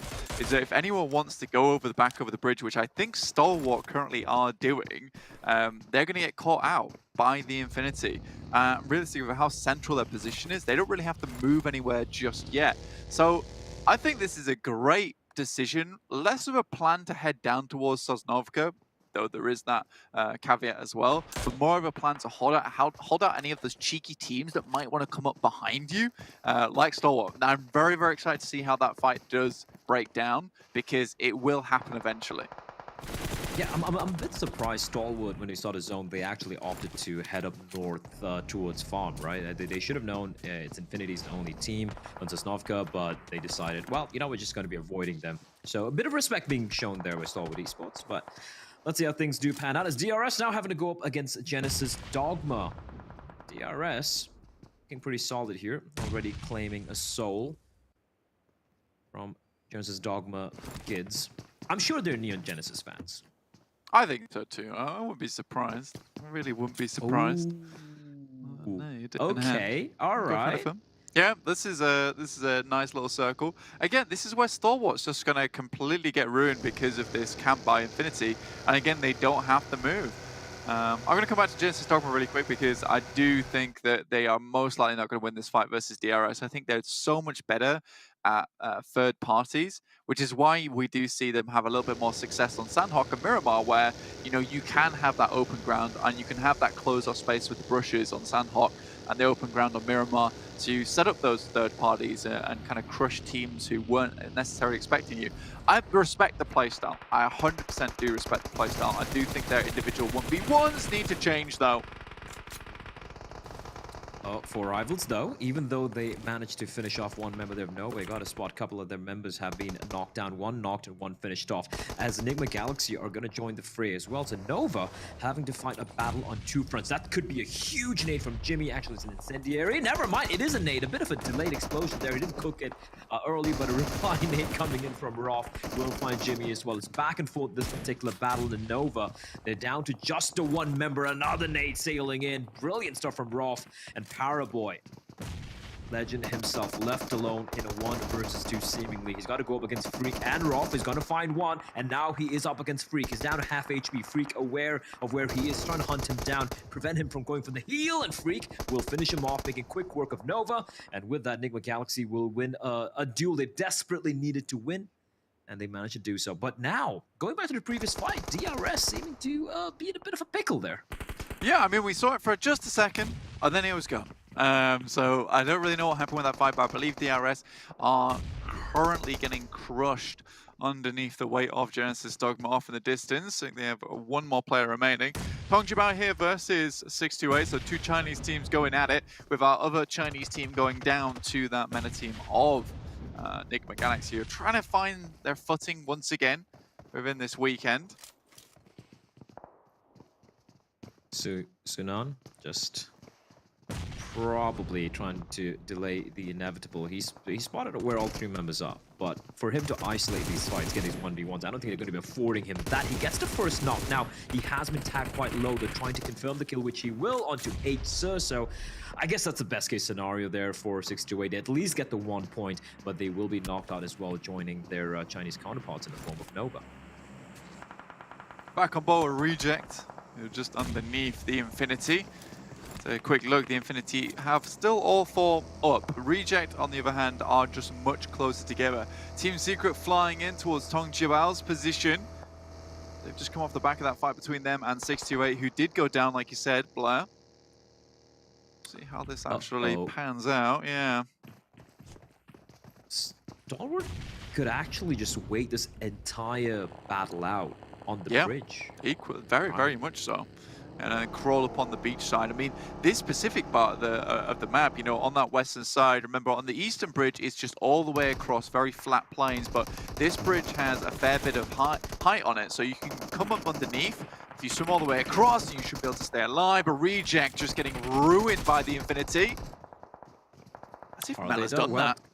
Yeah, a couple of knocks already. Mel is just doing this all by his lonesome. Logan's gonna drop one down to help his teammate out, but Long's finding a kill onto... Wait, Uzi's somewhere else fighting against TJP, and now suddenly Infinity, they're not quite out of it yet. Melee very low, and Logan has a lot of work to do, so spraying through the smoke, hoping one of the bullets will connect. He should be finishing off the job there, but now Reiji from above. He's managed to somehow sneak his way on top, and I don't think Infinity are aware of that. Never mind, Bamboo is gonna help out Infinity by taking down Reiji above, and that is gonna definitely make Infinity a very happy bunch of campers there, because that looks scary. Reiji could have easily dropped down and ruined their day.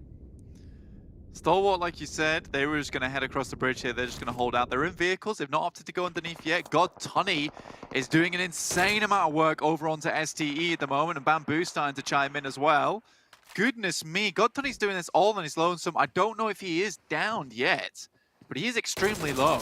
I think it's still... Oh, there we go. Patch himself up. And as you said, yeah, he's doing everything by his lonesome. Infinity.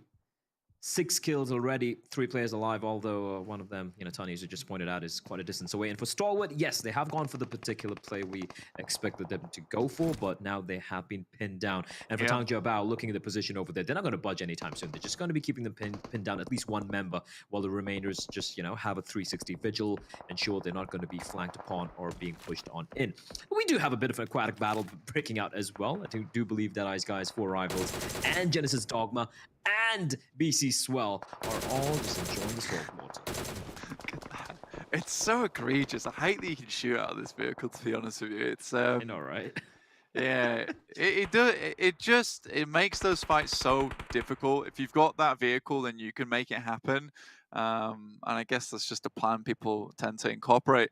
STE on the other hand, still, I think that they were a little bit a little bit overconfident or a little bit greedy in this push. I think if you went underneath the bridge, there is a more higher chance you get into that top 5. This is a play that gets you top 3, but it's very risky because so many teams have eyes on the bridge. Now, how do they get across without jumping off and being spotted midair? They'll take damage when they hit the beach side, and then they'll have to jump into the water. There's a whole plethora of issues that come with that as well. So yeah, Stalwart really just have to hold it out for the time being. Well, they do have time. That time is their friend, at least for now. For Rivals, still going to be enjoying the underwater sights inside of the vehicle. And for Genesis Dogma, they can see Daybot. He's gone much more deeper into the water. He's not drowning either. Yeah. I've just realized that. He's not taking any water damage. Oh. Oh. Oh. Oh. Oh. Especially for FaZe. Because I'm keeping an eye on FaZe. I'm keeping an eye on FaZe. Because, you know, our analysts, that's what, like, yeah, FaZe going to be probably getting chicken dinner over here. But they've been looking good thus far. But now they have to traverse all the way towards the east. And at first, they have to go up against MS Chonburi. Now, they get the first knock on the Jasper, so that's good. However, the rest should be coming on in. And MS Chonburi, we know how good they can be, especially when it comes to these gatekeeping endeavors that they have had tasted much success in. Yeah, so MS Chonburi have to go against FaZe here. Tony K does find Jasper. This could be a nice nade, though. MS Chonburi, their nades were what secured them the victory over on Sanhok. We'll see if they can make it happen again. Pop sends one over the top, but this is a very easy nade to hit. It goes wide, though. Won't hit Pop at all. TJ13 luckily stays up, will be patching himself back around. Ponzai goes down. Now FaZe just circling the building like the Sharks. Pop, able to at least get the trade, not quite able to confirm the kill. He knows where Tony K is, so he's gonna just quickly reposition himself. But Tony K cooking the nade, biding his time. Oh, the timing on that could be massive! And a nade exchange, Tony K. They both reposition, but FaZe are coming out on top. FaZe are coming out on top here, and they will eliminate MS Chonburi. And never mind, I take that back. Pop is still alive, but he is now all by his lonesome, surrounded by 3 members of FaZe. And MR5 as well, the rest should be coming on in. For FaZe, the priority is to take down the final member of MS Chonburi as quickly as possible, take a breath, and decide their next course of action. Pop is doing his desperate best to just run around in circles, but eventually the bullets will find him, and Tony K will put him 6 feet under. I know what he was doing, though. I know what he was doing. He was looking for that elimination, right? He was looking for that down player, see if he can get at least 1 point. It was very cheeky that he hid underneath the stairs like Harry Potter to make it happen, paying about $2 grand for that New York apartment. But we will see what happens with this one. Team Secret off towards that northwest side, looking extremely strong. Again, Team Secret's had a massive run today. We can't count them out. You know, they've just been slowly saddling their way into position over on that northwest side. They do have Enigma Galaxy around them. Also, we have BTR. So we've got BTR and FaZe. Enigma Galaxy, Freak drops out the car with Kid, hits him with a nice 1-2 punch there. Oh, all right. He dodges it. Great job there from Lord, but he's been spotted, and he will be taken down. I'm just going to point this one out. All right, BTR, FaZe, they're all there. They're pretty healthy. They have 3 members alive for BTR, 4 alive for FaZe, so Chicken Dinner could very much be within the realms of possibility. Great knock for Ventores to find a member there, Team Secret. And as you pointed out, Team Secret have looked incredible. It's just that Infinity have made everyone else look like plebs, basically. Yeah, the Infinity is kind of just that shining knight, right? And everyone else is just bathed in white light at the moment and just completely invisible to the majesty that is the Infinity. But at the moment, Team Secret looking like they're on their way up. Currently just a squire, but on their way up to knighthood at the moment in this current league play.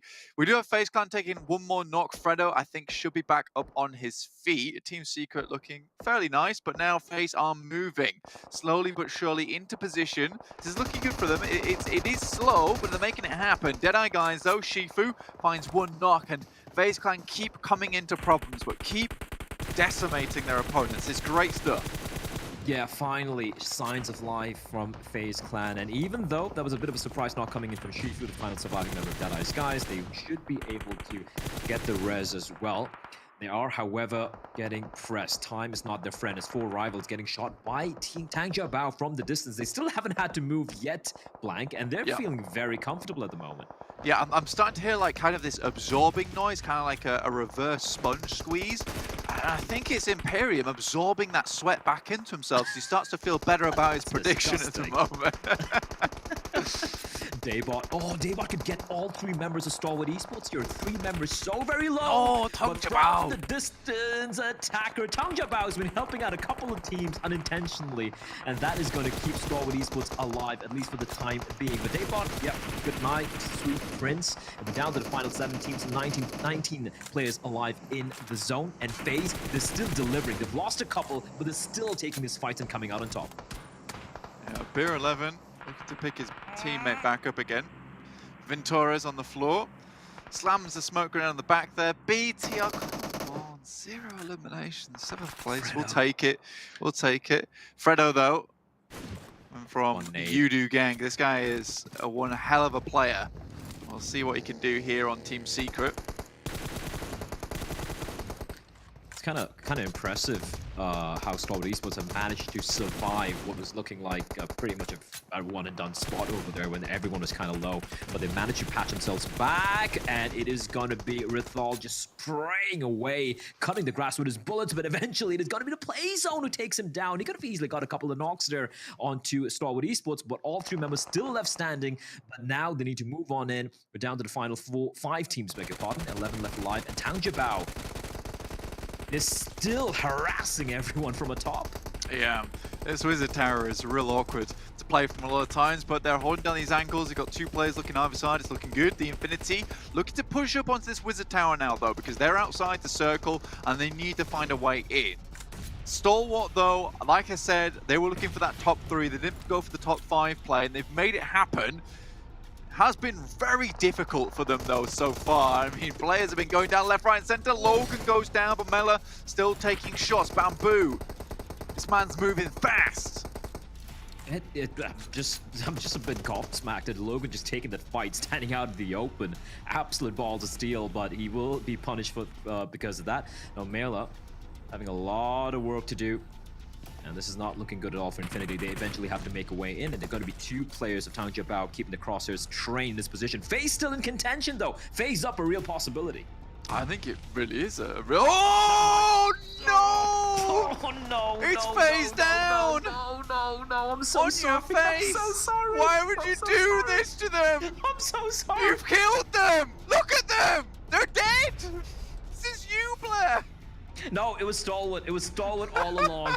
As we have Tangjabao, the Chinese side, going up against Stalwart Esports. You said a top 5, a top 3 guarantee. They've guaranteed a top 2, and now in a 3 versus 3, 51%, well, 52 to 48%. I think that's fair. They do have the slight high ground advantage to Tangjabao, but Stalwart Esports, when it comes to these final circles, Blank, we know how deadly they can be.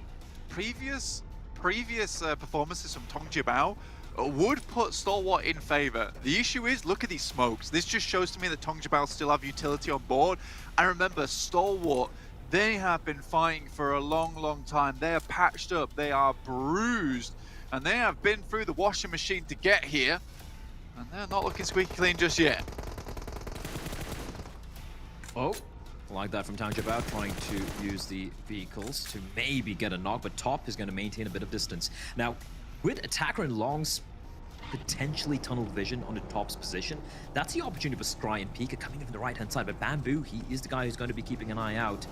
And considering they have a high ground advantage, I'm a little surprised that Tangjabao haven't gotten up, but Attacker just running around. And we have a vehicle as well in play. Interesting ploy here from Tangjabao, but Pika looking to take the fight. Is going to be rattling off a number of bullets, and the Longs almost gets the knock, but Long's going to do a big U-turn and falls on back. What did I just witness? Stalwart still fighting for their lives up here, up the hill. Lons just about gets that off, but there's 2 nades and Stalwart, king of the explosions. It's happening. Long's now left alone, Blank, and look at them moving on in. The trifecta of doom. Scry, Top, Pika. Nades are going to be lobbed in as well. Molotovs, HEs, and Longs hugging that corpse of a car, and he will eventually be found. A 3v3 Stalwart Esports. They dissect Tangjabao.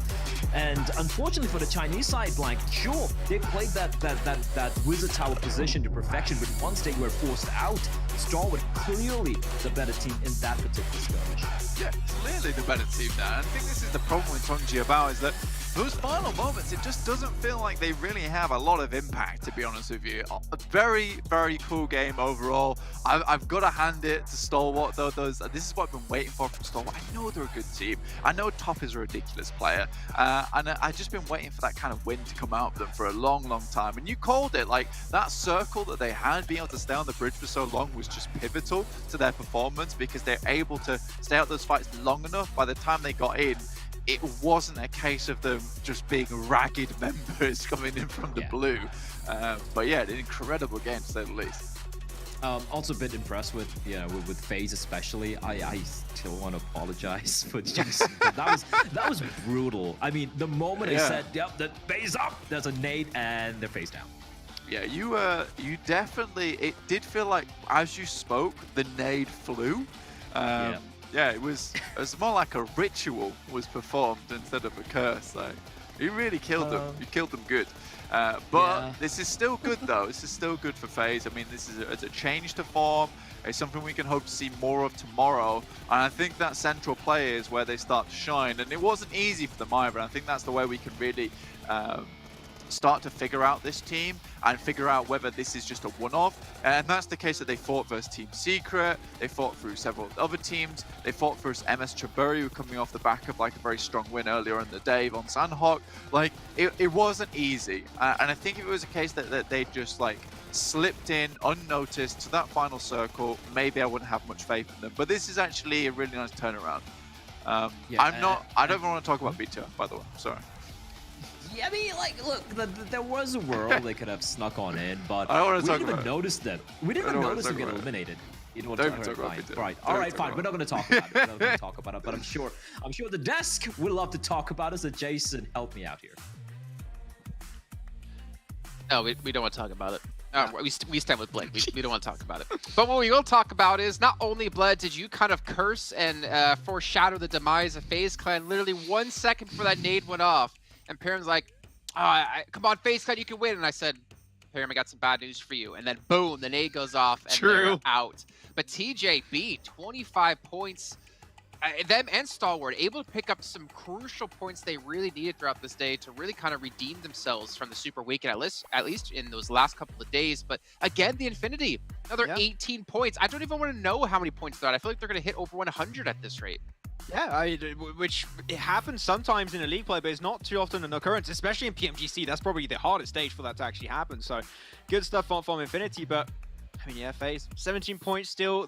They were, what was it? Dead last was BTI before this game at least. So them getting 17 points is just giving them a little bit of a confidence boost. Like, okay, we got some kind of comfort. We got some, a little bit of an easier day to coming into this league play. So it's a little bit better for them, but they can't rest on their laurels just yet. They've only done 50% of the work so far. Yeah, your blessing. It wasn't fully recharged yet, but still 17 points is a damn good blessing either way. Well, considering I'm up against the giant of yourself and Bled to try and cancel me out, I think I did a pretty good job with my. Well, don't mention giant and Bled in the same sentence because that's an oxymoron. I tried to make him feel a little bit better about himself, considering he's so short. But anyway, Stalwart, I'm also very happy with how they performed. There was a bit of risk involved with them hanging on to the military island, but in the end, I think the way they did cross that bridge on the western side was a mix of solid timing and great positioning to not get too involved in the mix and then help clean things up on the coastal line. As we look at the second page, Reject unfortunately on 0 points, DRS as well, but BC Swell we should be mentioning only 1 point. Bigatron as well down on 2. Like, these are a couple of teams that desperately need points and desperately need to qualify for their very first super weekend, our second one overall, and this just ain't it yet. Yeah, I mean, BC Swell, we didn't see too much of them even throughout the day. And also a team that's coming to mind is Xavier, even though they were not playing this game because they are part of Group C. A team that we haven't seen too successful. So I'm intrigued to see where the overall rankings are going to be looking like as we head on towards that graphic later on. But I love he's going to be up there. He was split from the team for a long time, making sure he was trying to clear out the bridge onto the western side. Like, he was doing a lot of heavy lifting despite being solo for a majority of that game. I feel like it's always him doing the lifting for him. Gatoni, just every single time we talk about his nades, we talk about his survivability. He's consistently performing well here for Imperium, for a team that's consistently performing well overall. Right now, it seems like there's 3 things guaranteed in life: Death, Taxes, and Infinity getting a strong result. It's been a momentous day for them, insane. And then the head-to-head between himself and Longs. I was so happy with Tong Jiabao in that game, and Long specifically. Yeah. There was that final moment where he got in the car and was driving around, I think was a telltale sign for why they ended up losing that game. It's a bit of a Chinese meta, but it tends to be in a bit more of a situation where you know you have the body advantage. But yeah. I like this. Okay, that's good. That's like very this. good. Big Pog, I like this a lot. It's great because when you look at Tong Jiabao, their team that I mentioned this earlier when I was talking with Blank in the green room, they're a team that is not, I don't see as very aggressive, willing to take fights themselves, but if there's one thing they excel at is when teams are pushing on their position, they are so good at defending their location, which is literally what they did for a majority of this game. They had this Harry Potter Tower central next to Infinity, next to BTR, next to also Star Wars, and all they were doing is waiting for teams to really come their way, and they would pick up the kills one by one. They do so well in those kind of scenarios. I still am very critical to Tong Jiabao in terms of how they approach breaching themselves, but when they defend it, they just pop the hell off, and that was one of the occurrences that they really showed that you do not want to breach a Tong Jiabao that's ready for you. I mean, it kind of makes sense, right? Imperium, thinking back to the very first day of League play last week, when we saw them get the zone and they would set up really early inside any compound, they were formidable force. The only team we saw ever really defeat them, I think, was Secret, when they used smokes aggressively to actually close that distance so they couldn't be shot at, and then cleaned them up.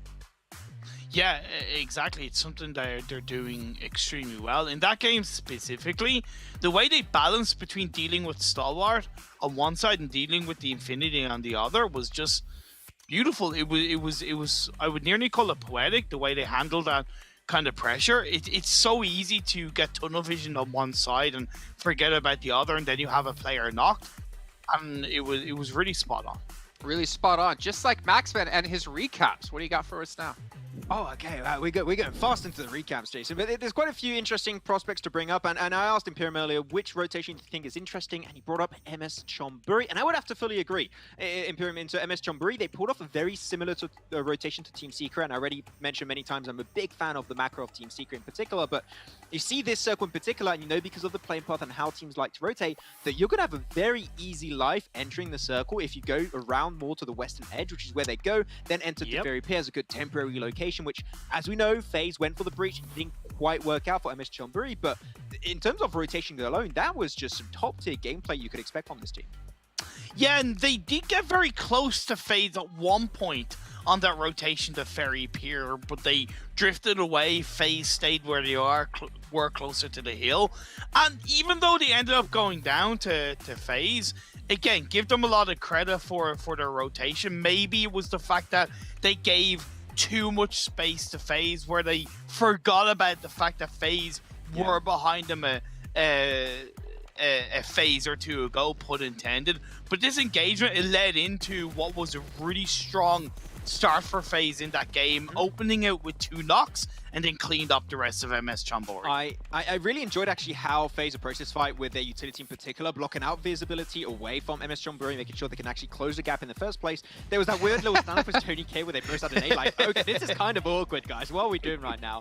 Bob just went back to the rooftop, trying to surround himself, but he knew he was a 1v3. There's a very low chance of him actually winning the fight. So despite it being maybe a little bit messy towards the very early parts of that engagement, I think that FaZe were able to actually close it off really well, able to remain then as a 4-man and get the res onto ML5, which is great to see. But we're talking about FaZe. After this clip, we should be able to see actually a map clip of them, but their macro so FaZe was very impressive, I would say, Imperium. Yeah, it was, but just one last thing about it was, considering how isolated that fight was, it was amazing to see how quick they pulled it up, but we pushed a little bit more forward, and it was just so unfortunate that they couldn't clear out Team Secret a little bit quicker. One more bullet would have seen Team Secret go down, and they probably would have gotten the double revive to keep themselves up as a full squad. Even though they ended up taking down Fredo a couple of minutes later in the next phase, it was really the thing that hurt FaZe the most in trying to secure that golden chicken dinner. This is exactly the rotation I was talking about, actually. Them just trying to put himself more onto the back end. There was an opportunity also where you mentioned, because Longwood was played by Team Secret, I believe it was, and there was MS Chonburi in the compound. So the moment you see the circle, you know your path to success is right through MS Chonburi. You want to get rid of them, making sure you clear out your backside also, so no backstab kind of situations happen.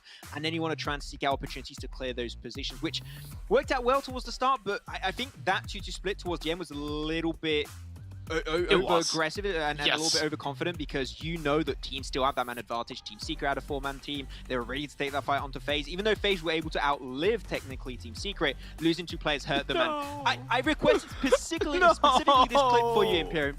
That's for you. That's your moment.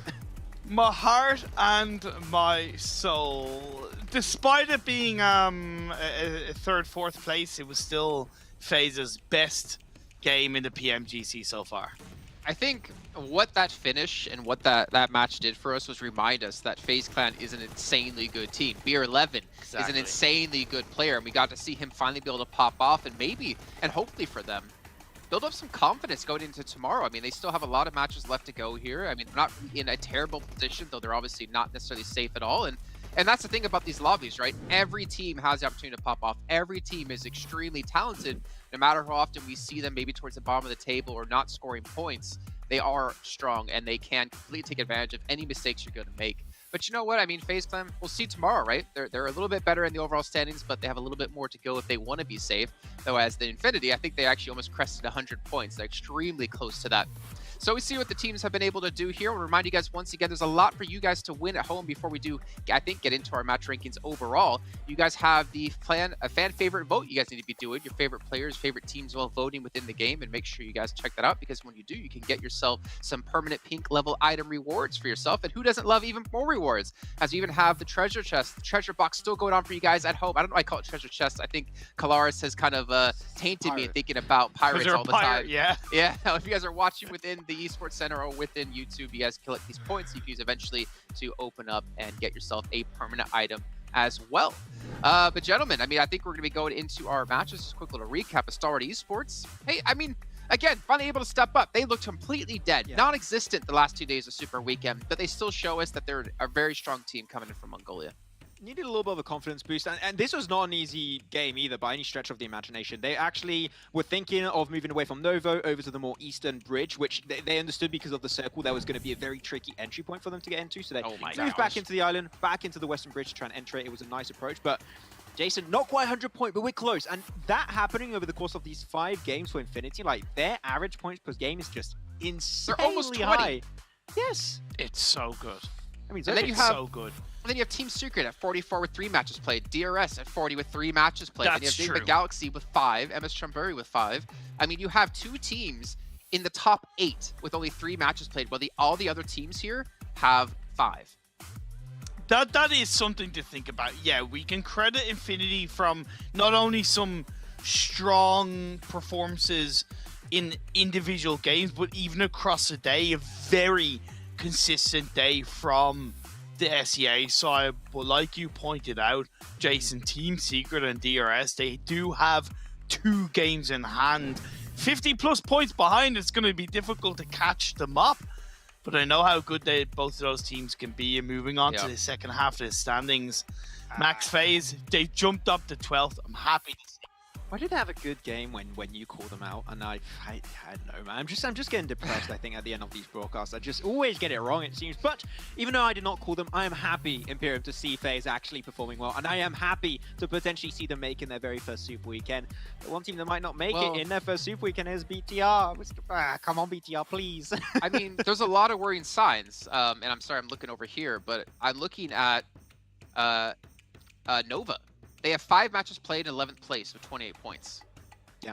But what gets even worse than that, obviously, I mean, if you do look down, you have Reconfinity in 13th with 4 matches played, Cryptics with 4 matches played at 15th, Dam1 with 4 at 16th. But then beyond the 16th, beyond that threshold, Deadeye's guys, 19th place, 5 matches played with only 9 points. And Bigatron, I mean, yeah, you could say they're last place, but they only have 3 matches played with 7. So Deadeye's guys, there's a chance they might not make it into the second Super Weekend.